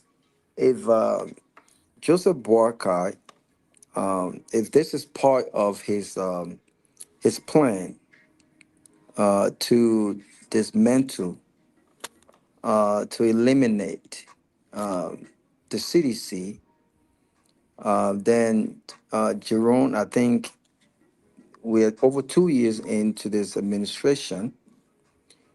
I don't think that plan has gone well. Because the action of evicting the CDC, though it was illegal battle, but we know that it was politically influenced. And that was a setback for seditions, and the CDC parted, given the fact that they've been in that location for decades. And so that location truly meant something to the party, right? But I think we've all seen what the party has done, the action they've taken after this ordeal. CDC is now in progress of constructing its own headquarters. We see some of the other actions, legal actions that have been taken against certain members of the party. And I think that if someone is corrupt, as in the case of former finance minister Pewee, I think that being that I'm a Liberian who is against corruption, I think if the facts lands him to a guilty verdict, then I will support that. I think corruption has hurt us, and so whether the individual is a sedition or from ANC or UP, I think, irrespective of our political alliances, I think we should be glad that a system attempts to send a message of zero tolerance relative to corruption. And so I'm still waiting to see what the facts are in these cases, but there are unique cases where you can say from looking out in that there's some political targeting going on. And so if that's part of the plan, Mr. Gayman, if you consider all the above, all of the actions outside of the fact that the current president and the former president are not communication, if I'm Joseph Boaka, or if I'm someone who understands, this is something that the president desires, right, to eliminate and destroy the CDC as part of his objective, then I'll look in the eyes of the president and say, Mr. President, I think we need to get more aggressive because it's 2 years in, we're going in 3 years. I don't think we've done that, Jerome. Politically, I think, Unity Party understands that CDC remains their toughest competitor as we approach 2029. I think they understand that. And power is very sweet. Power is sweet in that country, which leads me to my next point that you alluded to, which is why you have people in society who are expert in certain field, like the president of the Bar Association. Society expect these people to be an exemplary or at least have some sort of appreciation for the law. And the law is not about emotions. The law is not about political alliances. The law is the law. So even if my brother violated the law, I may have some empathy for him, but I can't not politicize actions or consequences as per the law that was violated as an excuse. So when you have people like that admitting, yeah, the president, violated the Constitution, but I still support the president as a lawyer, then that tells you where we are. When you see, the lawyer Kanye, for instance, call himself a centric. I asked him in one of our chat room what he thought, what his definition of centrism, right? But kowtows to the president. I mean, that's not what centrism actually is. But he gets a job. He's a Liberian. He has the right to work. He has the right to make an impact. But when people feel as though they have to suppress the truth, when people feel as though they have to air kissed, when people feel as though they have to do things outside of the ordinary to get a piece of job, that tells you where we are as a society. And so on both of those issues, disintegration, eliminating the CDC, and then I will speak to the LOFA issue and I'll close on that note. I don't think this administration has done a great job on that. They need to be, if this is the objective, they need to be more aggressive in showing that the fabric of the CDC is destroyed. And from where I sit, people misconstrue the fabric of CDC. From an independent perspective, George Weah is the face of the party. But the fabric of the party isn't George Weah. Are those young men and young women who remain loyal supporters of the party, even though they understand that during the administration of CDC, the president and CDC may not have addressed some of their core issues, but they remain loyal and hopeful that if given another opportunity, he will address those issues, right? I'm just saying. And so it's the people. It's the people. It's not the politicians. Look, George Weah is nothing without those who support him. And I'm not talking about politicians. Joseph Boakai is nothing without those who support him.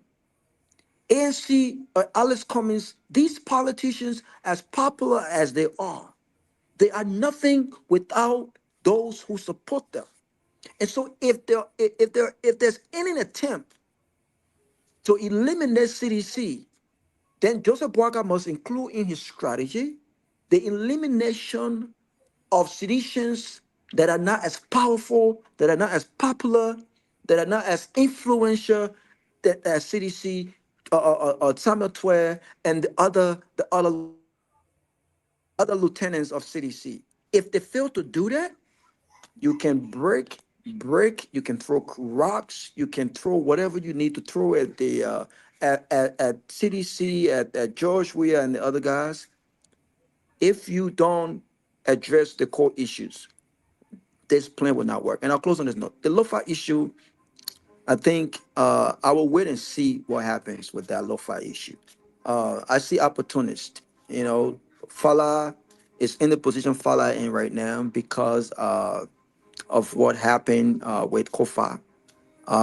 And I don't think Fala has nowhere else to go. Let's be honest. I mean, where else can Fala go? He can't be an independent. If Fala becomes an independent, then his position also becomes a question, right? And so he has no choice but to follow the path of the ruling party because he needs the support of the president to not end up losing his job. But I think we can put in perspective the Lo-Fi issue the closer we get to 2029, because the same gentleman who said, I will destroy CDC, if you listen to him, and I laughed yesterday when I saw that, also said, even though CDC has already been destroyed. So logically, if CDC have already been destroyed, what other destruction is there to be done? What can you do to destroy CDC? So I think people are bluffing, but we'll see the real deal as we approach 2029, and a bulk of this will have to do will reflect on the progress that this government have made. Okay, real quick before I go to Tomalin, answer this question real quick, yes or no. Without President Weah being the head of CDC, can anybody win on the CDC ticket as it is now? That's a difficult question, Mr. Jerome. And so, without President Weah being on the ticket, can anyone win against who? Against the incumbent? Against Joseph Boakai? Yes. I think that's a possibility. But is it going to make that path more difficult? I think so as well. But there's a strong possibility.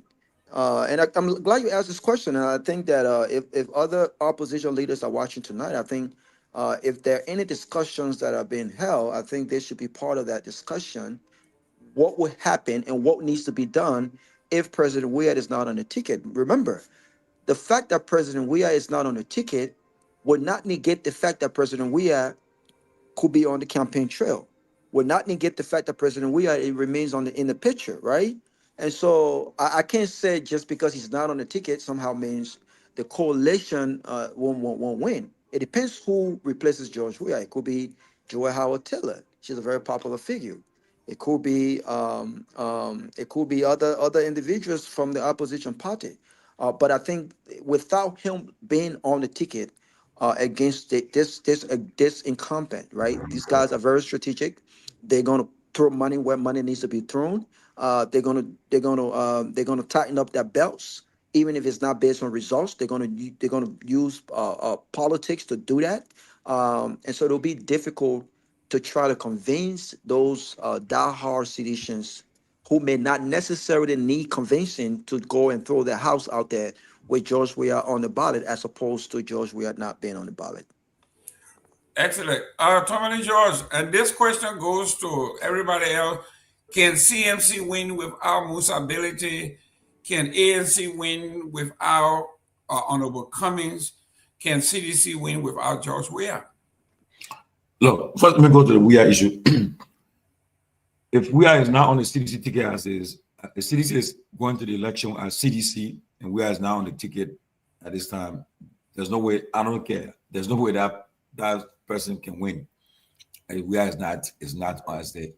But yeah, what can happen though? That I will try to bring it into it.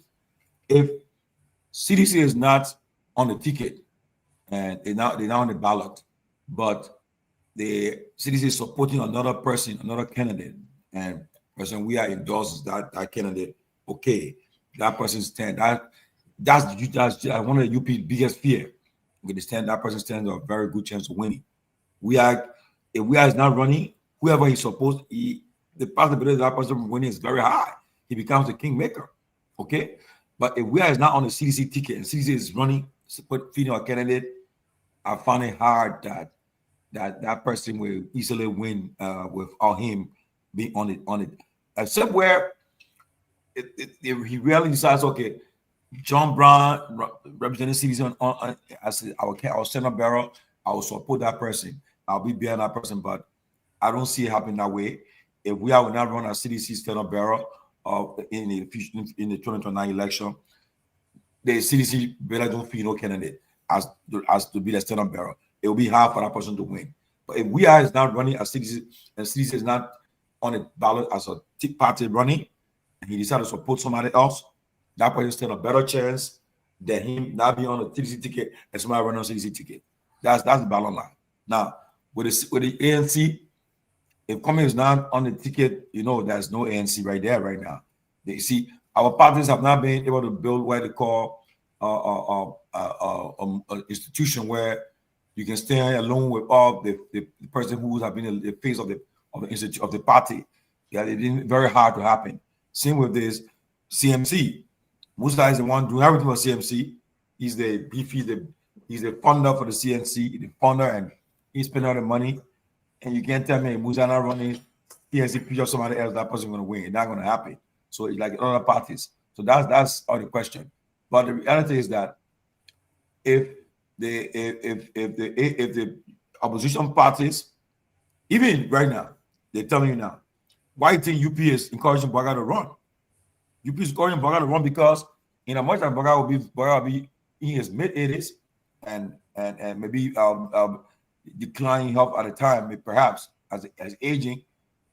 Why they can't tell you say, oh, they can't be telling Baga, say Baga let Jeremiah Kun be the Senate bearer now. There you go. Because they don't have the confidence yet to say, well, we are confident that Jeremiah Kun can take us to the finish line. So they would not they would push Baga to run. The same way what's happening. So at the end of the day, it's all comes down to the strategy and the coalition that they were built. And concerning the guy who said he would, there's nobody that gentleman cannot. He still no chance with his man of CDC. He cannot destroy CDC. CDC have lost great big guns. Geraldine left. CDC still survived. Who again? Former chairman Kobangalu from the UP today, he left. They still survive. Chairman Oroshogu left. They still survive. And George Solo left. They still survive. So you can't. And then number three, last thing I'll tell you, when it comes to CDC, right? Look, take say we want to say, but when CDC decides to, if they agree that they're going to take the election serious, they're going to get involved. Trust me, by 2029, come around the beginning or the early part of 2029, and they start coming. You see, President, we are attending the convention in Europe, in America, and other places now. They decide to come together.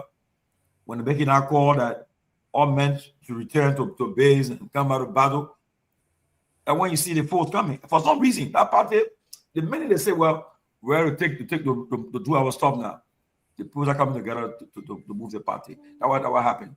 But and that's why one person cannot say they're going to leave cities yet.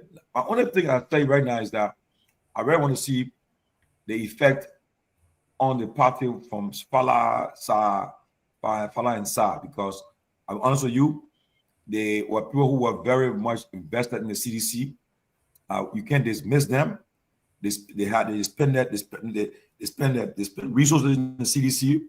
They were integral part of the CDC from 2005. They've been there. Why didn't they been holding their seats all this long?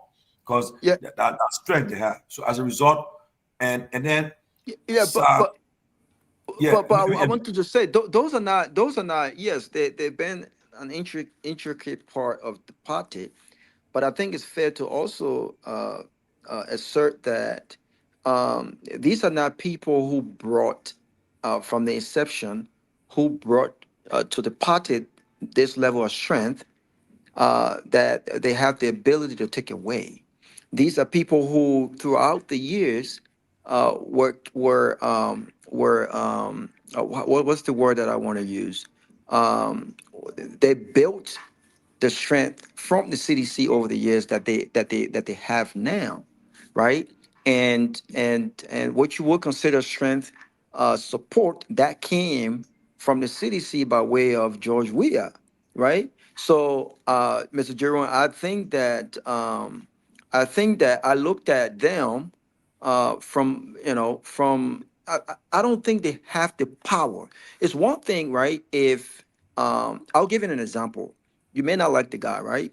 But if you look at someone like Heron Costa at his peak, right, when he was on radio and criticizing and having the ability to lead the kind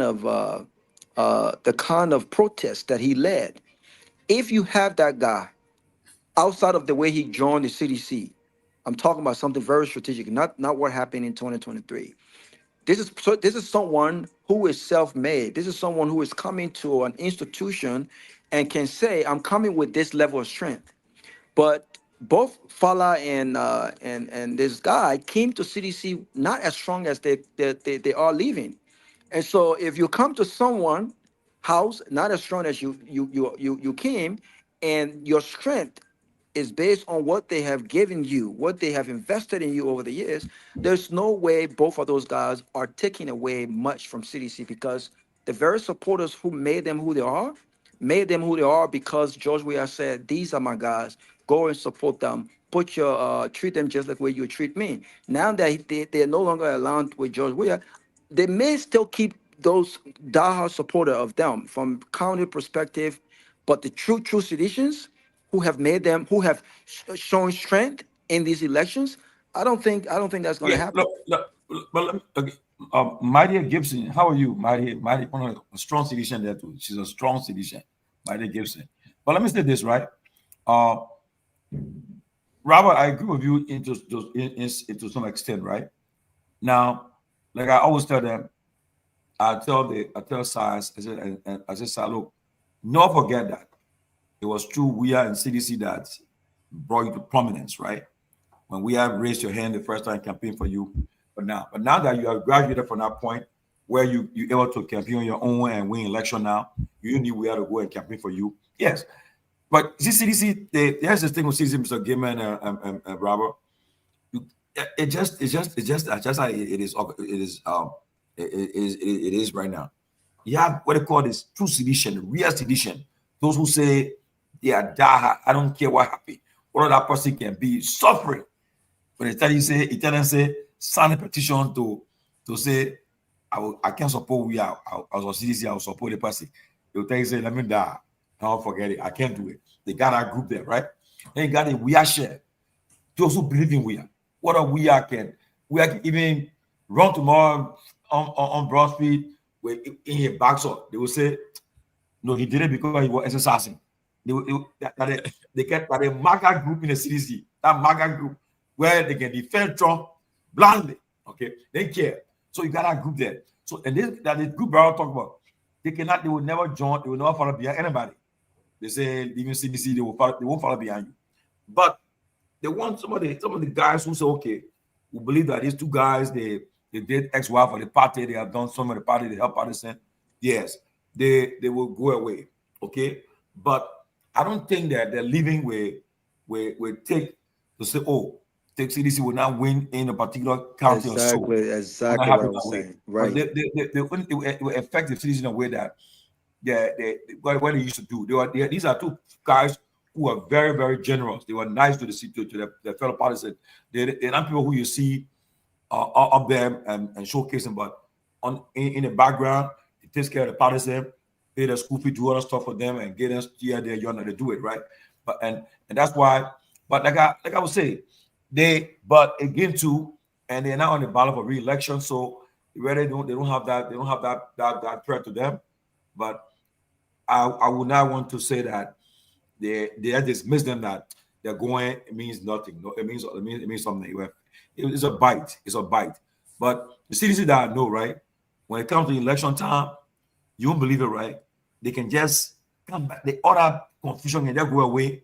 They can just come back. And then number two, the way it depends on the Robert said earlier.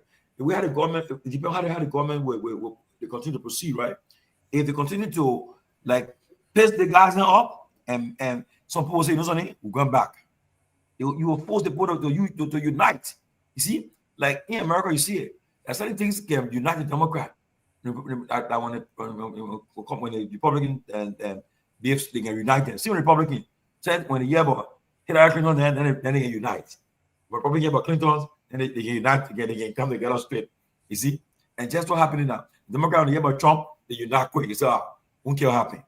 There was all coming from in the foxhole. So the same CDC, there will be a time where when the UP continue to like piss them off and do things that they are not happy with, they will unite them. They will bring them together, and that's how you see what happen. But other than that, the election. I mean, one thing I know they will do, the UP will infiltrate. They will try their best to infiltrate CDC to dismantle CDC. Even what they're doing right now. And watching the case with the arson case and the case, the economic sabotage case, they go.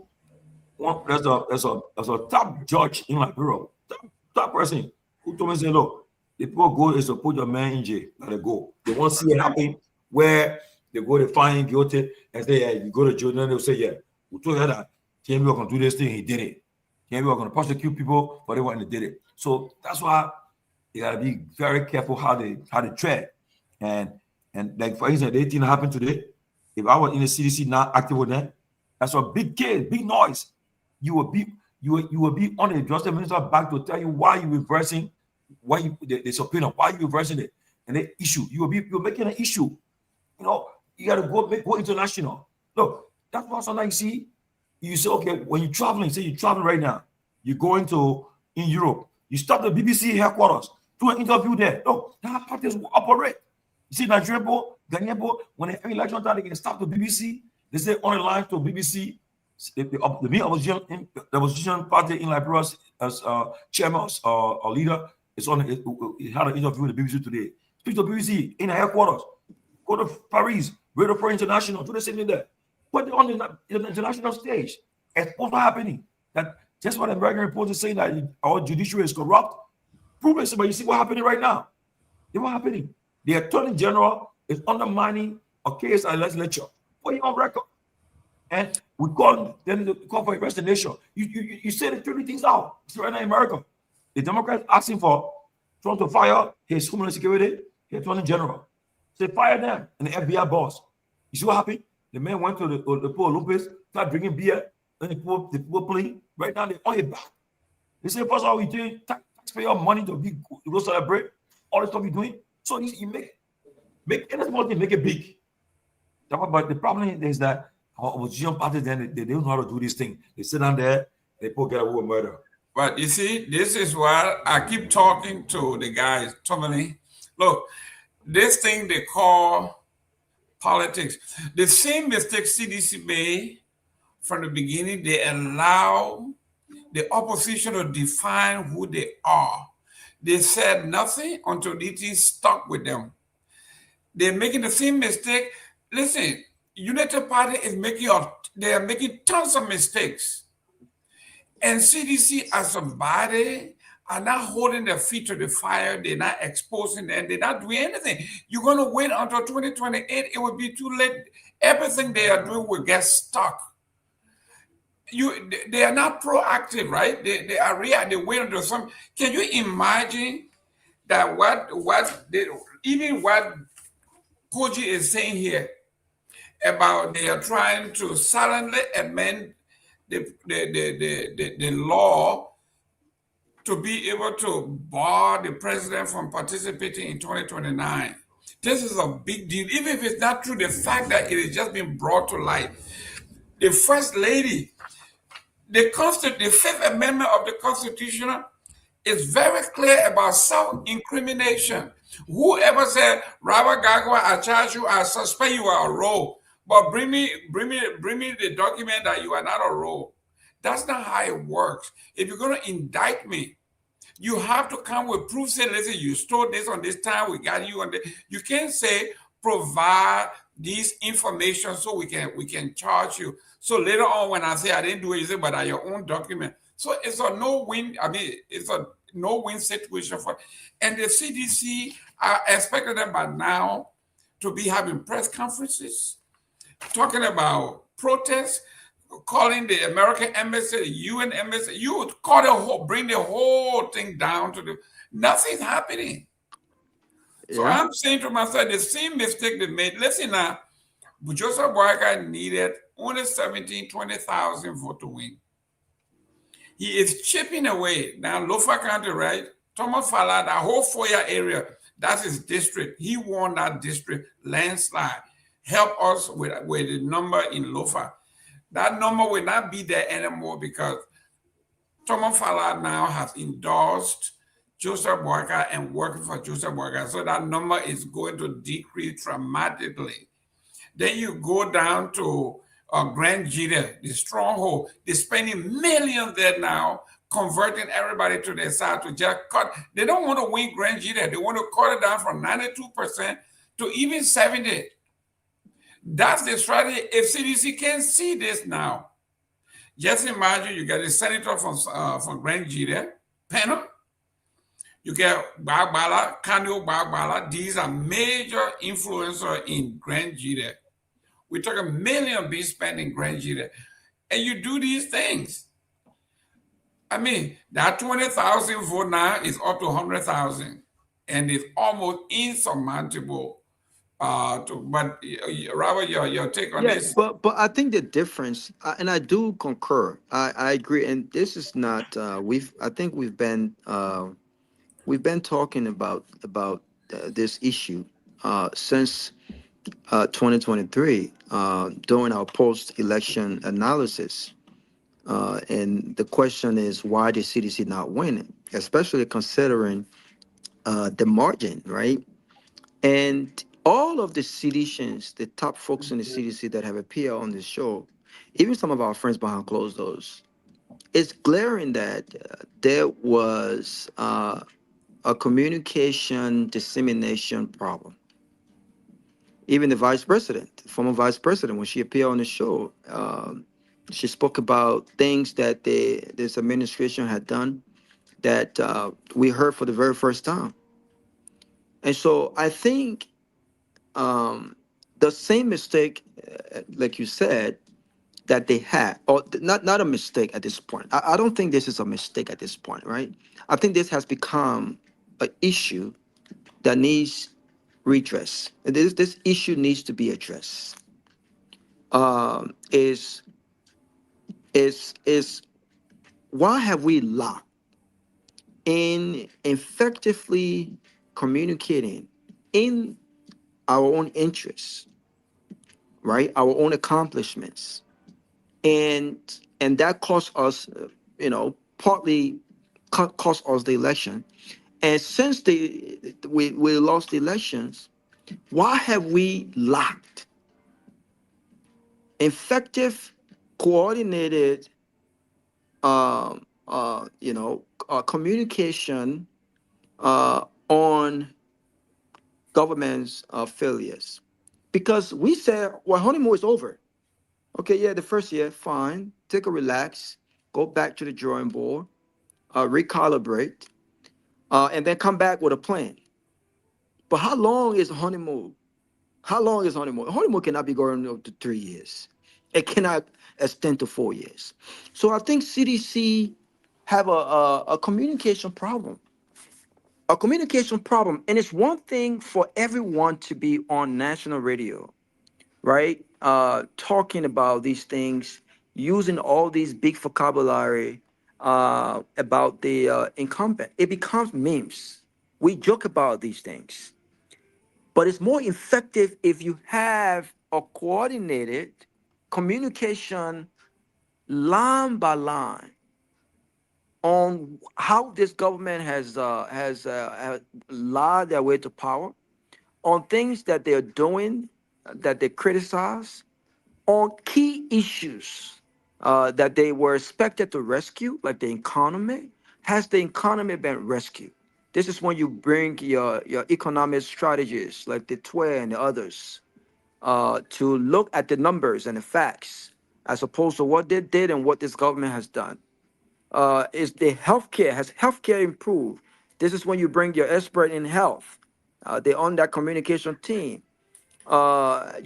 Education, so forth, on all of the key issues, outlining the failures and how nothing has changed. The Unity Party, some of my friends that I talked to off record, Jerome, you'll be amazed as to how shocked they are as it relates to the passes that they've been given by CDC. Of course. They are so shocked because if the shoes were on the other feet, they won't be doing the same thing. We saw what happened when President Weah took over in 2017. From the genesis of his administration. Bring back a 5 billion. Yep. Yep. And it's stuck. They didn't just mention it one time. We have low attention span. 1 minute we talk about something, the topic is very, very, you have this momentum. And then next week something else happened. How long ago was it that the entire nation was talking about Prophet Key in the Supreme Court? Well, it seems like we've moved on. We move on. Prophet Key is in South Beach. He's drinking beer out there. Yeah. And we move on to Yellow Machine. Is that true? That video true? A real video? This is real video, man. This is the country. This is the country we are in. We are no longer talking about the Supreme Court decision. We are no longer talking about Prophet Key in South Beach.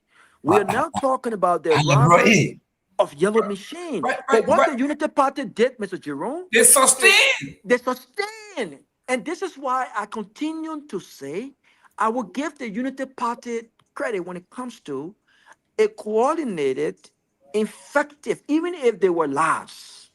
Someone said politics is not all true in reality. They were consistent. They talk about the 15 billion even after the forensic investigation were done. The facts were out. The CDC in national power did not do well to pound on. Well, listen, there's one thing this one opinion is one thing, but the facts is another thing. They kept that on their necks.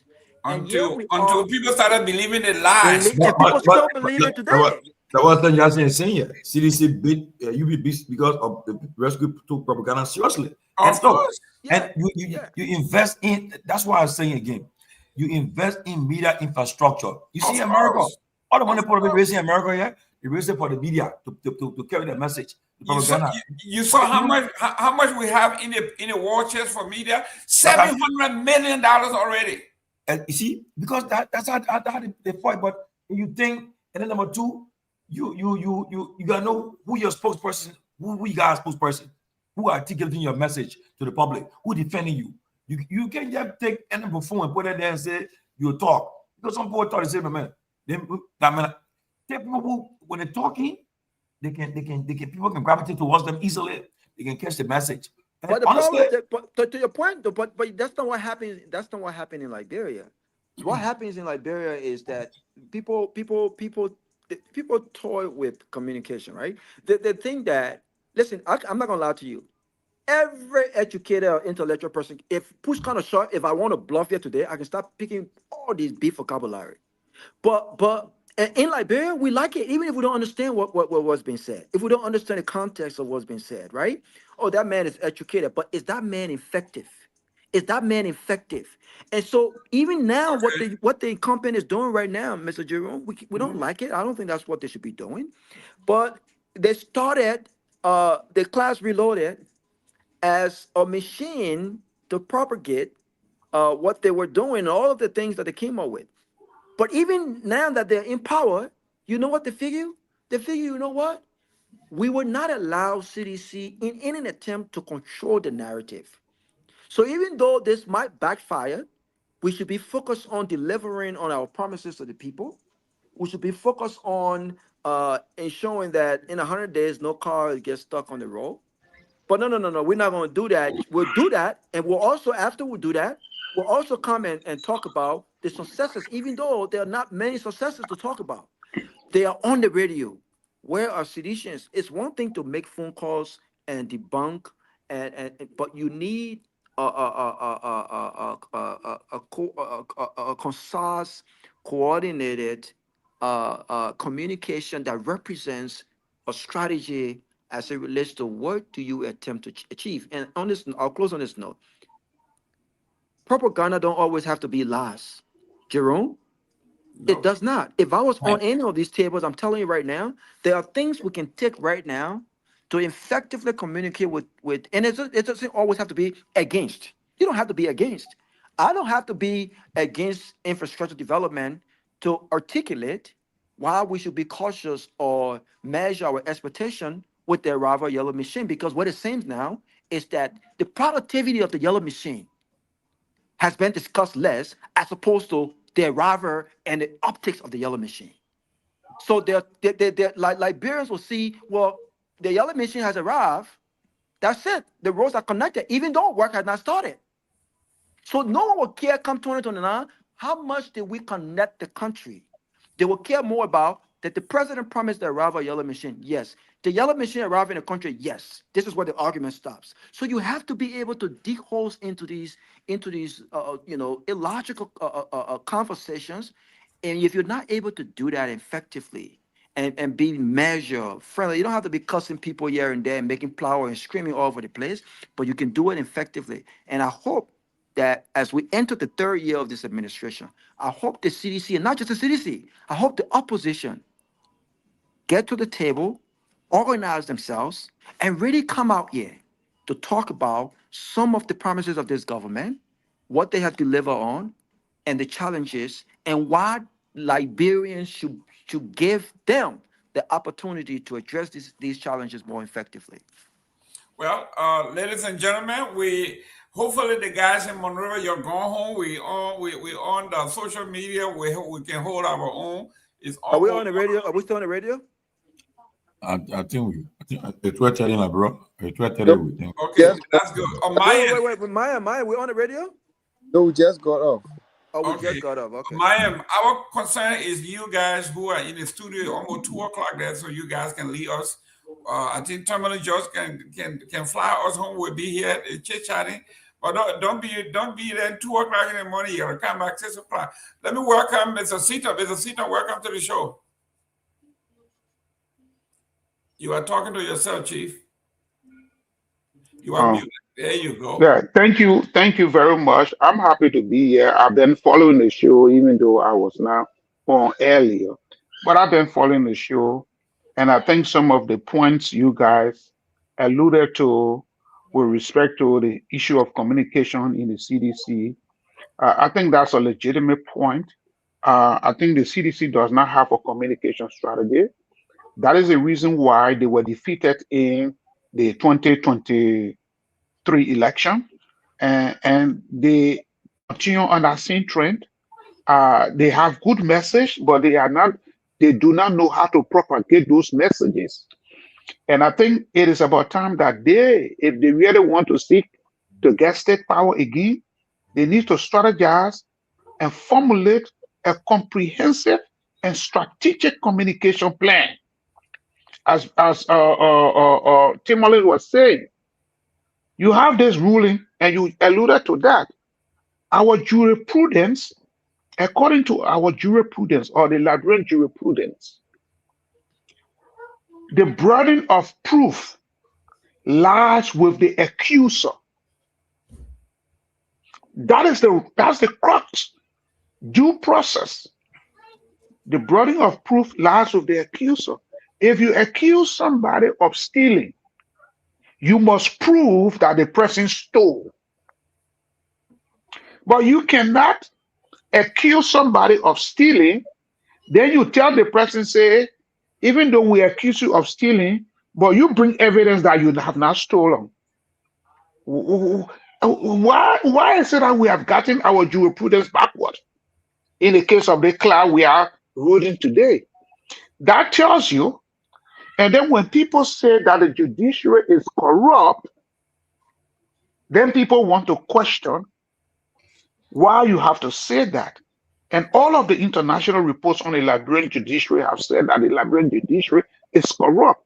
How will you look at the law and twist it around? How? But Tomalin George, I have to give credit to where credit is due here.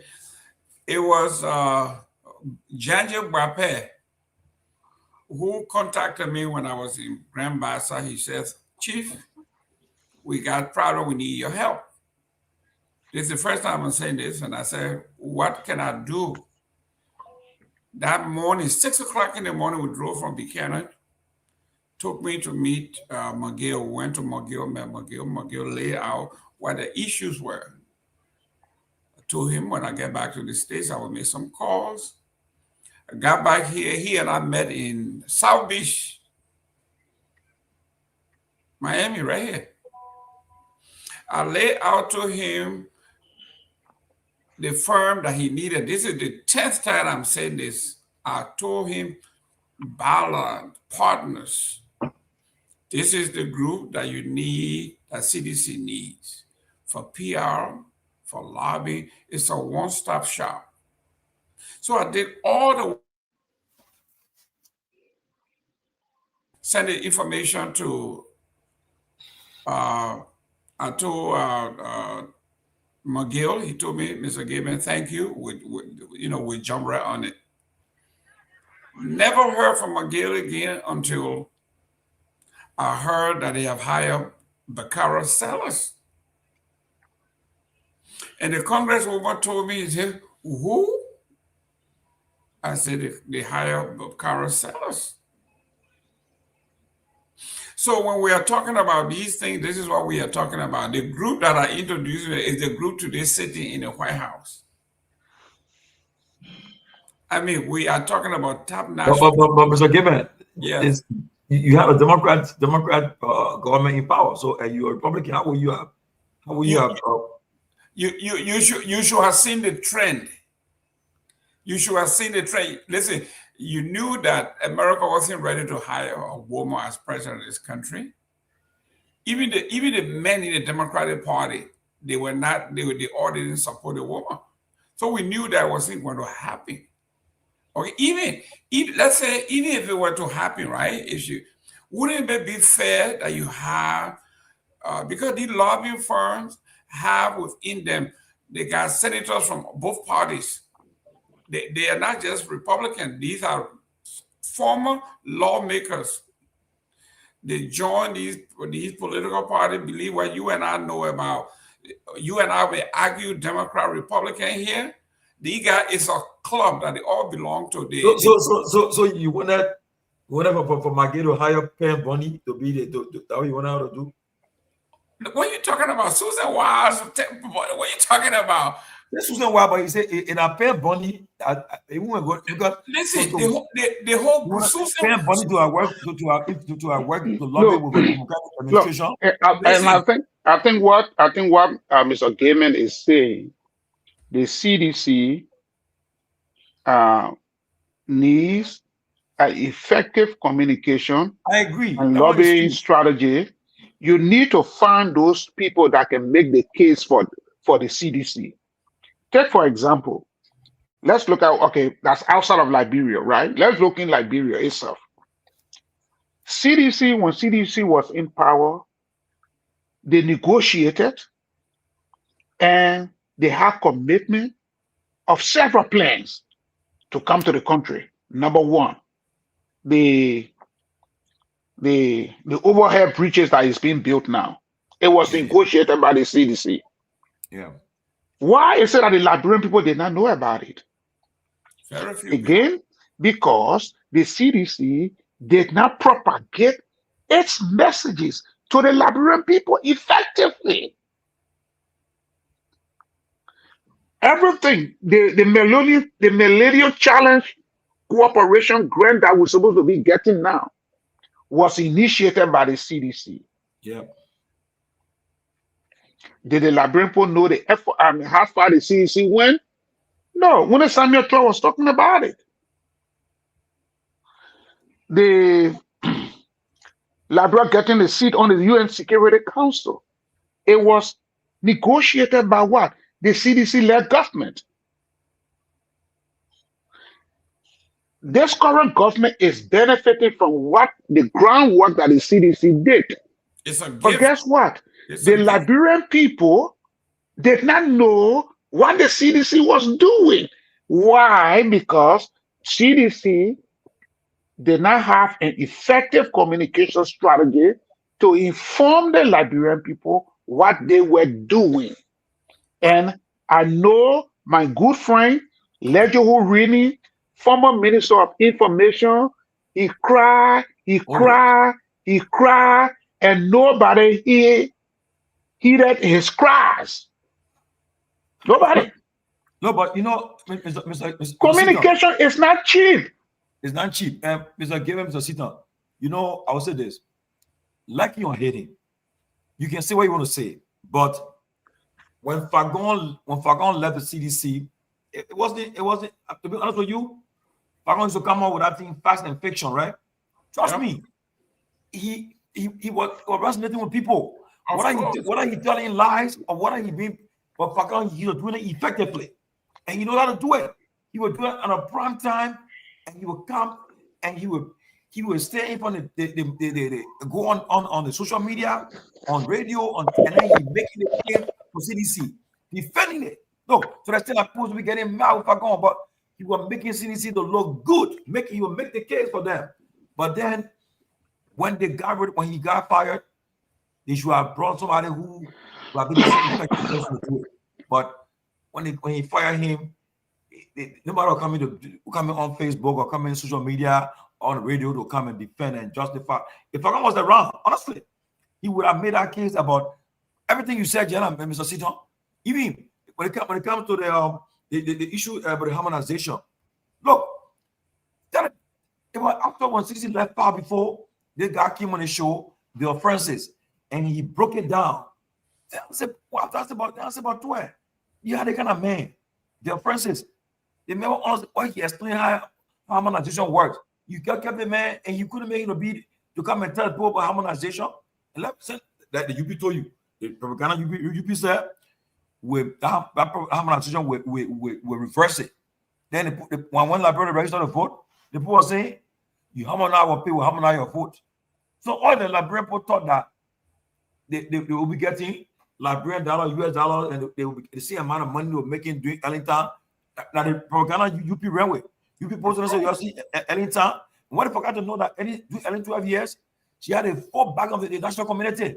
She was down of the West. She received a lot of help coming from all over the place. And then she got a lot of grant and so forth. Money was coming to Liberia easily to Ellington. So UP said, look, anytime you were enjoying, right? And they forgot to know that they had 18,000 foreign troops on the ground. So what the did, they said, you remember Ellington said, yeah. You enjoy Ellington, yeah. We'll bring see Ellington coming back again. Yeah. And I said, no, impossible, will not happen. But you see, this is what we are talking about. Look, the history that CDC made, Tomalin George and Seaton. In the history of Liberia, CDC introduced park and recreation. Do you know what that is in this country, in the West? Exactly. Parks and recreation is a key component to set a government, to counter government. The importance of park and recreation is immeasurable. And these guys sat there and let people say that park we will eat, and they did nothing. They did nothing. They did nothing. This gone. And New Year, I was in Liberia, and the embassy staff and I, we were on the PHP park. Yeah, the Invisible Park. No, not Invisible. The Unification Park. Yeah, that's the one in PHP. Right. So we went through. I think it was UN Drive. We went all the way in the back there. We went, and when we got there, there's no way we could have gotten to that. Look, the young people. I mean, they were in drove going to the place. We have to reverse because the popularity of the young people well dressed and just going to the park, that PHP park. Then we went around, we went to Benson Street, and by the time we got to the Invincible 11, I call it the Invincible Park, right? Mm-hmm. When we got there, it's the same thing. We couldn't get through because the popularity of the park.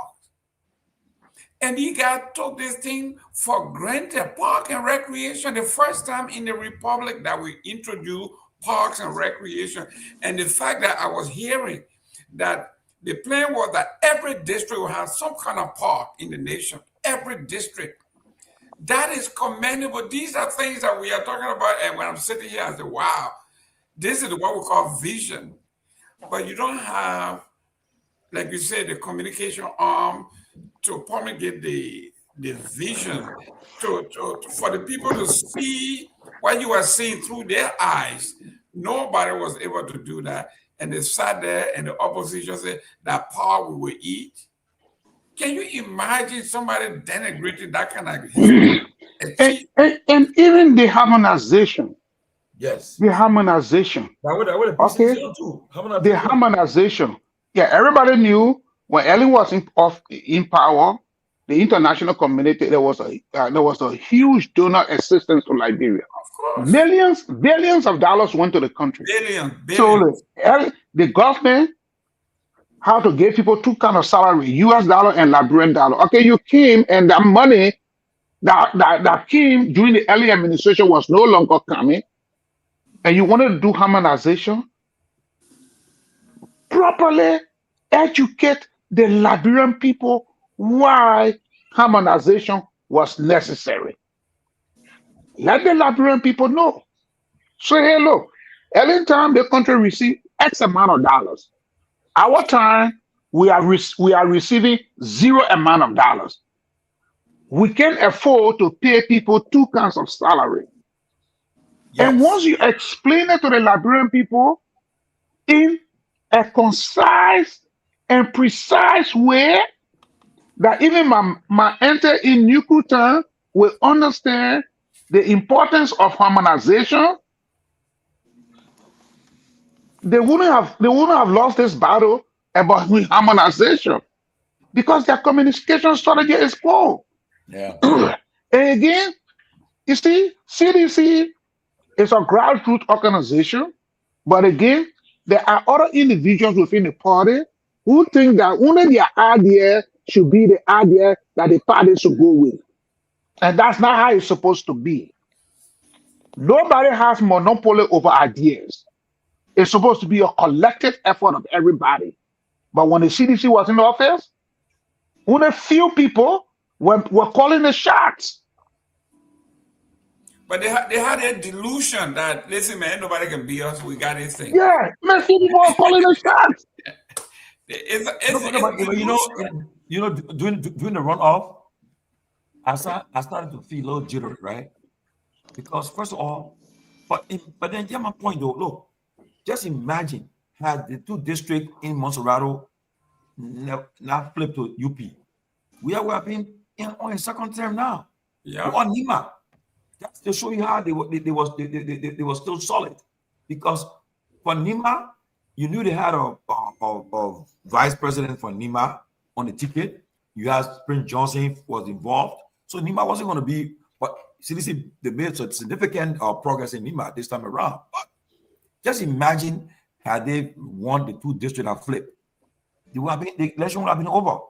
Because the district that flipped, the first round CDC won the district. But then during the second round, there was some problem happened, some issue happened, and they made it, they put an Akko got mad. But even at that, I remember there was one morning, the person ambassador to Egypt, we met at Royal, where Musa all of us met, we're having tea there. And at that time, we were discussing, Akko was in discussion. Akko was divided. Some groups said they should endorse CDC, some groups said no, and so forth. But one of the guy was, I won't call the guy, and the guy said he was from Akko, but the guy was pushing for them to go to CDC, right? But the guy said he wasn't getting the support. For CDC told CDC what to do. What you need to do to get Akko to come on board. What people were saying.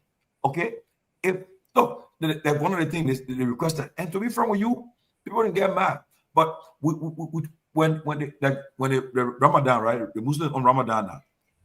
But right, on a serious note, when they're breaking the fast, I think if you give them a day set aside for the month to break their fast. So what is the Muslim day? Let them break the people breaking their fast. Give them that day to do it. It shouldn't be something that we celebrate Easter. We celebrate Easter and all the stuff. If they're breaking their fast, give them a day to break their fast. They declare a national day for them. Break their fast. Okay? That's something that you can negotiate with. Say, look, if we get an endorsement, we'll make sure that happens. Okay, you know, this country should be bringing a table. And honestly, serious note, had they 2 districts now flip, George, we are being on his second term right now. But when the 2 districts flip, how come? The percentage of vote they won by. Okay? Other thing we're doing. Look, for some reason, I remember I was like, I think the last day before when in our bunker to do that show, I remember vividly. We got there that night, and everybody said, we're not going on set. So I said, what? I said, because CDC now cooperating, they want to hear all the information what's happening. We were confused. So well, I remember because I said, I know what you're doing. If I be here, until I said, not true, anything you're doing so. So if I was like, we're not going on set. Somebody can say, no, Ernie, you're going on set. Ernie will be fine. So I took they had the escort there. I got it. I said, let's go. We got other 1 hour left from that. But honestly, I know, right? You would think that when I left from that still, and imagine the president, the former president was excited that evening.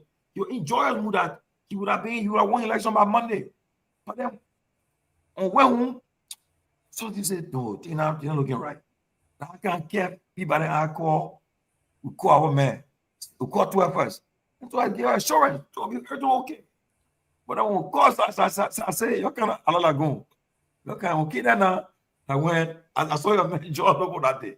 John Lobo said, hey, say, George, I said, John Lobo, you'll be here soon.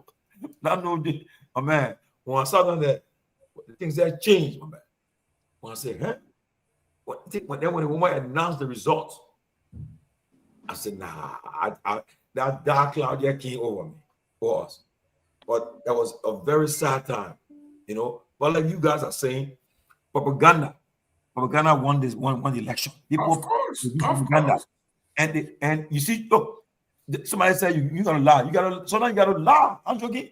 You see Trump? What Trump say? Trump said, I'll make America great again. I will bring the prices down. Milk. You say y'all enjoy and wealth that never before in your life. He was saying it. The only thing he said to his credit, like he succeeded in, when he said immigration, he would do mass deportation. Yes. That one, but he fulfilling it. He played the something border now, it clear. Zero. They're passing with the border. And Zero. Yeah.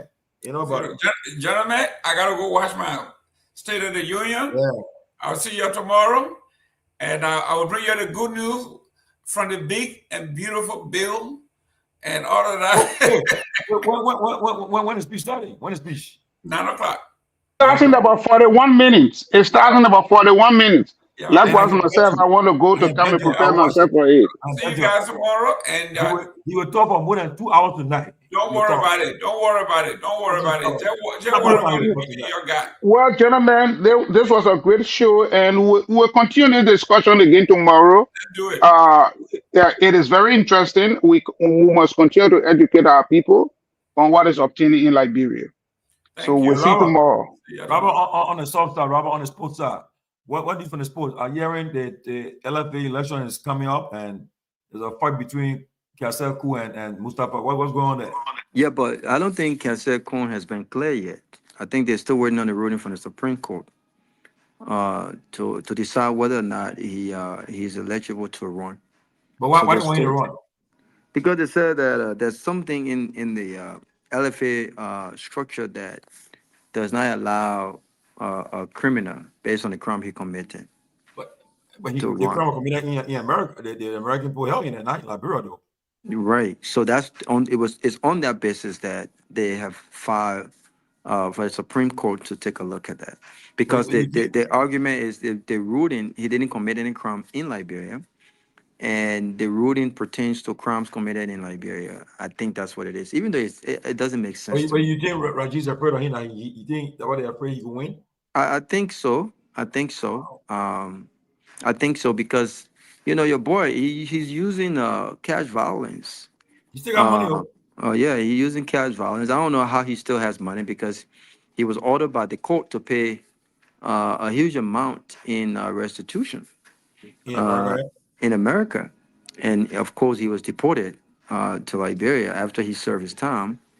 So maybe he still got money. I mean, he's still the man getting foreign coaches to coach his team, still So buying foreign what players. is status of the Lone Star? Also, who's the I know Liberia will take part in the African Club Championship and the Cup winners and the No, next month we're playing Libya and Mauritania. who In our club. no, like the Lone Star. They play for what? Oh, it's international friendly, but it's some tournament. It's a tournament. It's called the African Nations Tournament in Morocco. So where I think there's about 8 different countries, but Liberia is only playing Mauritania and Libya. I think they even have Palestinian playing as well. The So, Palest so it's sponsoring like the Liberia, the government sponsor the sponsor I think our the team government only have to transport the team to and from, and then the rest in in Libya, Morocco. Morocco. Morocco, no, the game is they've been played in Morocco. So all the countries are coming to Morocco, but you got to get your own self. I think the sponsor of the tournament, they are taking care of accommodation and food and stuff like that. Yeah, but the LFA already announced it, so they've already agreed to it. So the Lone Star will be So playing. personally, who's the national coach now? Thomas Kojo, the same one. So the And the guy, government. the Serbian, So I'm still waiting now. Their government, yeah, they're so bluff to be bluffing, man. the Serbian guy now he arrived there. Yeah, so how long will it take him to arrive?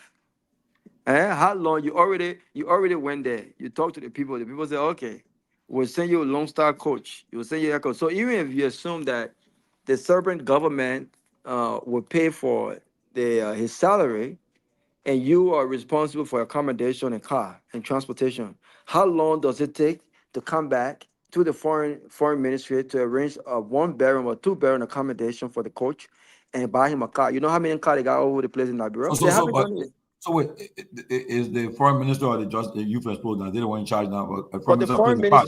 but the foreign minister got to close the deal. From what I heard, the deal has already been closed. So I don't think this is true. My question is, we heard this thing here last year. We're in February, coming to go to March. So it's been more than 4 months now since this announcement was made by the foreign ministry. So if the foreign ministry negotiated with the foreign ministry of Sovereign and they agree that they will give Liberia a head coach, then that ministry will go through the FA there, right?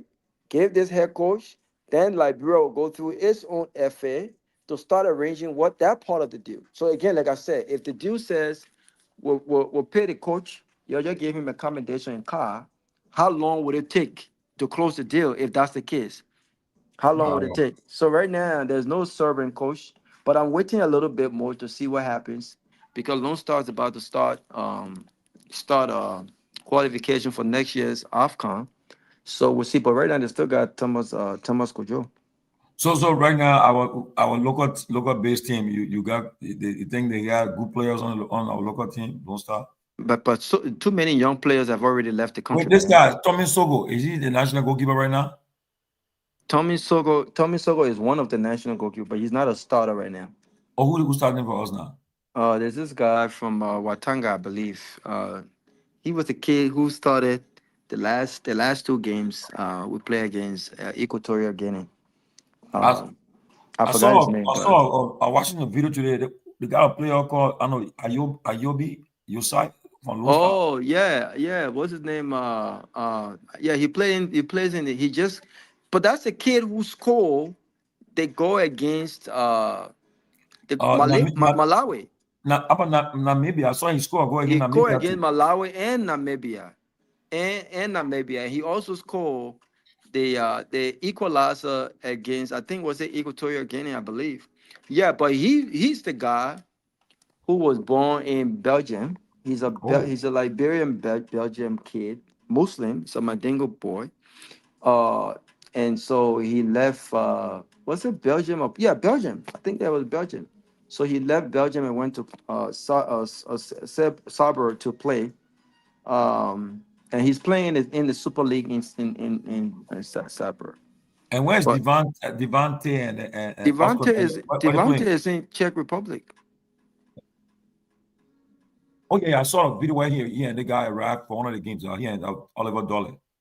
Yeah, Oscar Dolly. Oscar. Yeah, but yeah, Devante is in Czech Republic. Both of them play for the same team. He played for a top club He there. played for Slavia Prague, the Really? champion team. Yeah.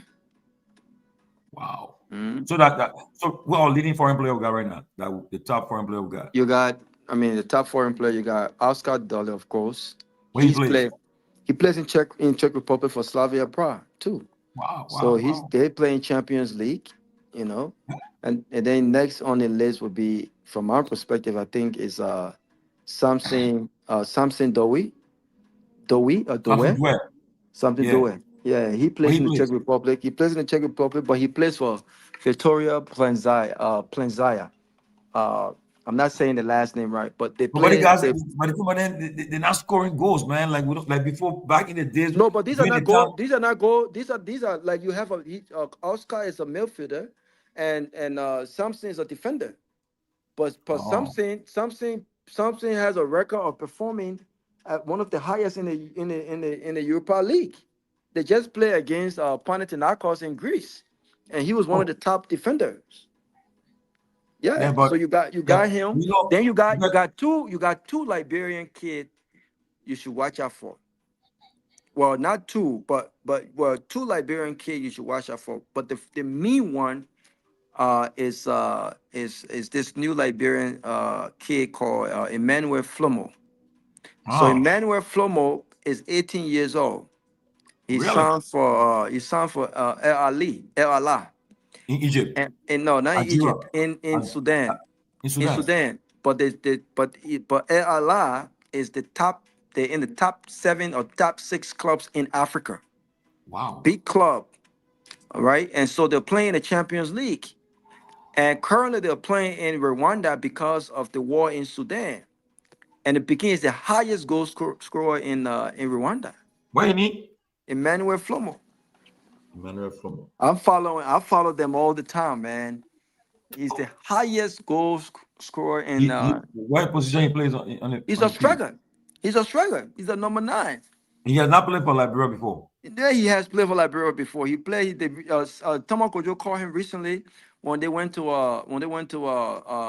I think was it Algeria or Morocco for the international friendly. He started the game or came from the bench. No, he came from the bench.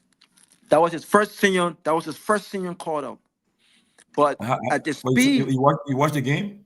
Yeah, I watched the game. And how was he? How was the performance? The beginning is a natural goal scorer, man. The man is good. He scored for fun. The beginning, every game he come on, he's scoring. He's scoring goals. You know, and then the other Peking just left Liberia. He got signed in Sweden for Hammarby. William Gibson. He just got signed out there. So a lot of right now, and then the Peking who was in Minnesota. I think he was in Minnesota from the DC area. Mama Deba. He left the US and he went to Malta to play. And he left Malta based on his performances with Lone Star in Malta. And he recently signed in Egypt. Egypt is one of the best leagues, not just in Africa, but they're even higher than the Malta League and other leagues in Europe. And so he signed in a very, very strong league. Just 23-year-old kid. He plays He played in Liberia recently when Liberia played Namibia. But Robert, why you organize I mean, you really, you and two person I can get most of my stuff from you and this guy, a sell to. You guys are into the Liberian sporting stuff, soccer, especially soccer. You guys should Oh organize yeah, for me yeah. and try to have a show here and that'll talk about and people. I mean, maybe you'll be a help to the Loon Star that way. You know? Oh yeah. We your boy called me the other day. What's his name, man? The next state representative of Minnesota. What's his Wilson? My man. Or Wilson. Winfred. Winfred He called me said the other Loon day. Star coming to America, right? He said it. Yeah, but we But so, gotta keep it. Gotta keep on the low. There's a oh, okay. yeah. There's a Yeah, big yeah, yeah, yeah, something. yeah. There's a big something coming up. So, Yeah, yeah. he wants me to, look at my contacts to see. The only problem is, to see if they can come here and play a game. The only problem with that is the time that they're coming is going to be right after the World Cup, but uh, either right after the World Cup or before, something like that. But the U.S. will be, I think it was June, July. Yeah, I think it's gonna be either or. But I don't think the possibility of playing at the Mercedes-Benz Stadium In is Georgia, then. feasible in Georgia, right? It's feasible, and you can't have Lone Star come here. Either Lone Star play the U.S. National team, which would not be possible because they would have just been coming off the World Cup, or they play Atlanta, which is the team in Atlanta, right? But what the Which would president? not be possible because So they can be. what the champion club in America right now for soccer? Oh, I don't. I'm not sure, to be honest. I'm not sure. Yeah, I'm not sure about that one. I don't really follow MLS like that. I don't follow MLS. I follow mostly European teams and the Lone Star players and stuff like that. But listen, if even though I don't like the way they're going with this whole committee to mobilize to raise funds for Lone Star, I don't think that you got the chairman of Unity Party as the Yeah, chairman of I this know why thing. Raji do it for. It's a mistake. You can't do that. You can't put politics Maybe, in the team, man. yeah, maybe he's trying to gather support for his LFA elections coming up. But if I But will appoint my man Jetty there. if you Jetty go have been if the you best person to yeah, head if it. you want to raise some serious money, man, you gotta go outside of that. Go to people who can really, not just in Liberia. You need international support, but it's a good thing that they started early. And It's a good thing that they started early, so at least they are able to get some money coming in, because the whole issue with preparation has to do with money. The last game Lone Star played, the government did not They didn't spend what? send the money until after the game. The last game Lone Star played, the government didn't send the money until after the game. Can you imagine? Well, even when Lone Star play, I can see even the county meet was better than Lone Star playing. The county meet were more. The stadium the play was packed more than Lone Star. Lone Star playing. Yeah, but Man, that trouble then. That's the problem. That wasn't the case before then. yeah, but before that, man, when Lone Star playing, people should be outside while the game on. And the problem we have. I mean, it's a problem though. But we're trying to get the LFA president, Mustafa Raji. We're trying to get him on the show. Hopefully, I reached out to him already now, and I'll try to bring another guy too. I said, cool. I'll try to reach out to him too. I mean, yeah, that the perspective, the vision for our soccer, because Yeah, but I I reached think, out- like I was saying, I think that with the right support, I don't really trust Tomo Kojo like that. But you know what's successful in Lone Star? Honest, like James Diba. When he was coaching Lone Star, he was very successful, and for some reason. Yeah, James Deba came, I think, of all the managers, James came the closest to qualification.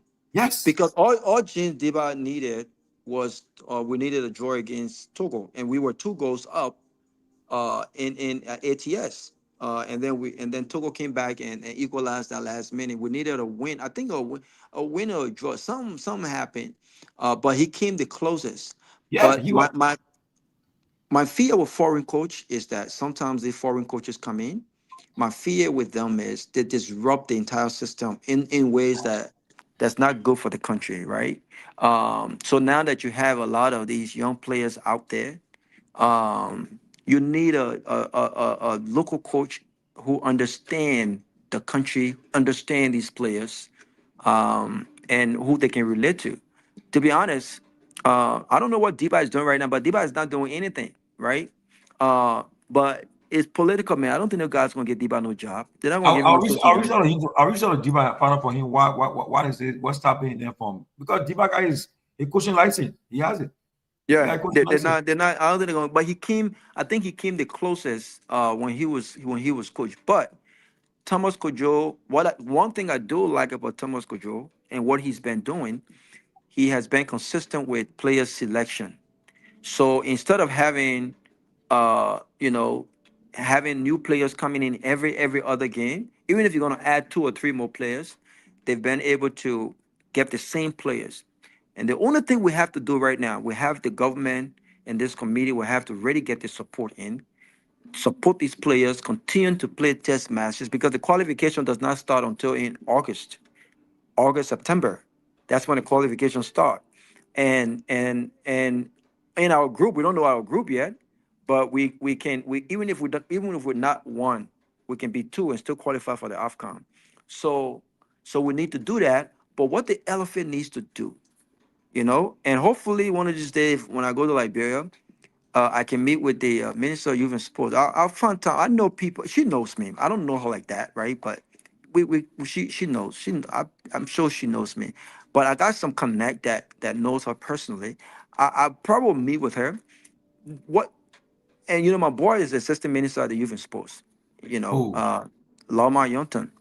Oh, he deputy. I'm a Deputy, guy. yeah, I'm yeah, a man. deputy. I remember when I bro. Yeah. That's my brother. Well, this guy too. I mean, I cool Okay, with okay. Larma, and even the deputy minister Kwame, Annie Kwame. Yeah, I reach out to them. They need to do yeah. something, That's man. that's my brother. But if they can start engaging, there's 3 players out there right now that Liberia. Matter of fact, not just 3, 4. The Liberia can start engaging with, even though they're still young. But these are massive, massive talents. Number one, Brooklyn Reigns. This kid is a Liberian kid who just recently got signed for FC Minnesota. During his signature ceremony, he had a Liberian flag with him. Wait, me. Okay. Wait, Brooklyn. I think his name is Brooklyn Reigns. I think something like that. No, it's not Brooklyn Rams. It's damn, it's in my head. I can't think of it. But he just recently got signed with Minnesota United. Not the, I'm talking about the number one. It's an MLS team, and he had the Liberian flag with them. Right. You need to start engaging the young players before the U.S. national team start going after them. Invite him back home to be a part of that formation. They need to go after this Arsenal young kid. Thomas Kojo reached out to him and invited him, and he declined. Lone Star caught up the last 2 games Oh, because, really? yeah, he said he still needed time to make his decision. But No, he won't play for Lone he's Star. no. But he's flourishing at Arsenal, and so what Arsenal just did, Arsenal just sold him on loan, sent him on loan to I think it's a team, some team somewhere. So he's there playing right now. He's there playing right now. And there's this guy from Everton called Sharif. Okay. Sharif from Everton. He's played for the Everton under 20. He's scoring goals too. So I mean, I think there's some players out there that has the potential. Don't wait for these guys to become successful. Look at Alfonso Davis. Alfonso Davis was always going to be successful, but no one knew he was going to make it this far. You know what I'm saying? No one knew he was going to make it this far. But we waited and waited and waited until when he became a star and started playing MLS back to back. That's when we started to, it was already lit because once the Canadians and Americans see that this guy is going to be a star, like what they did with Freddie Adu, they're going to go after them. And then those small countries can't make it. So if we can add these guys on the team, I think Liberia has a strong chance of qualifying for the next AFCON. If I were the guys too, I would, because you playing for your country's team, it puts you there, right? And your club team you play for a club team, which is not bad, but you got to play for these top some of these clubs that the countries like in Europe or and so forth. You're not gonna play for the team easily. You make the team easily. The Yeah, founders, exactly. they are very just people who are just one of the people who just broke the record, the ceiling, but Yeah. Alfonso, Team We Are, yeah, but all the other guys then are Yeah. playing other countries to play for the national team won't be easy. So play for your Yeah, country man. team and be the star. Oh yeah, yeah. Yeah, What is that there name? you go. That's him. Yeah, Darius. Yep, Darius Render. That's him right there. Yep. And when that Wow. kid, 18-year-old kid, when that kid was signed, he carried the Liberian flag very proudly. Both of his parents are Liberians. And based on what I heard, I think he was either born in Liberia and came here as a kid. But he it seems like he wants to be identified as a Liberian. But don't wait for him to don't wait for next year or two. If you wait for the next year or two and he start getting signed, he start playing for the under 20, under 21, and he start flourishing for Minnesota United, then the U.S. soccer is going to start looking at him, and it's going to be too late for a Lone Star. You know what I'm saying? So I would say get in contact with these kids right now. Let them be. Listen, before I go, what's this guy name that used to play in Sweden? Julie Johnson. Dooley Johnson. Dooley Johnson was a part of Lone Star at 16 years old. He was on the bench, and at the time, Kevin Sedgwick was the starter. But George Weah invited Dooley Johnson to be a part of the team. He even went to the AFCON knowing he wouldn't play. He didn't play a single game at the AFCON, but he was invited. You see what I'm saying? So you got to start reaching out to this young kid because there's potential in there, so that they can be a part of the setup. Man, Robert, I always find it enjoy. It's just good to hear from you when you talk about the Lone Star and players and playing overseas. But your man, All right, bro. I Connor, gotta go, man. I gotta go. Connor, you informed. You need to come and talk about soccer to us here. But when we bring the elephant boss, I hope you guys can come. All right. Okay. Okay. Thank you, man. Let me go, people. Let me go watch the President's State of the Nation address. President Donald J. Trump. He'll be speaking in the next 18 minutes. Let me get ready for you too. Sorry, we have to go. He's the president of the U.S. and his speech will be very important today. So let's get ready for it. See you guys tomorrow, right? Well, it was great having you guys on today. Thank you.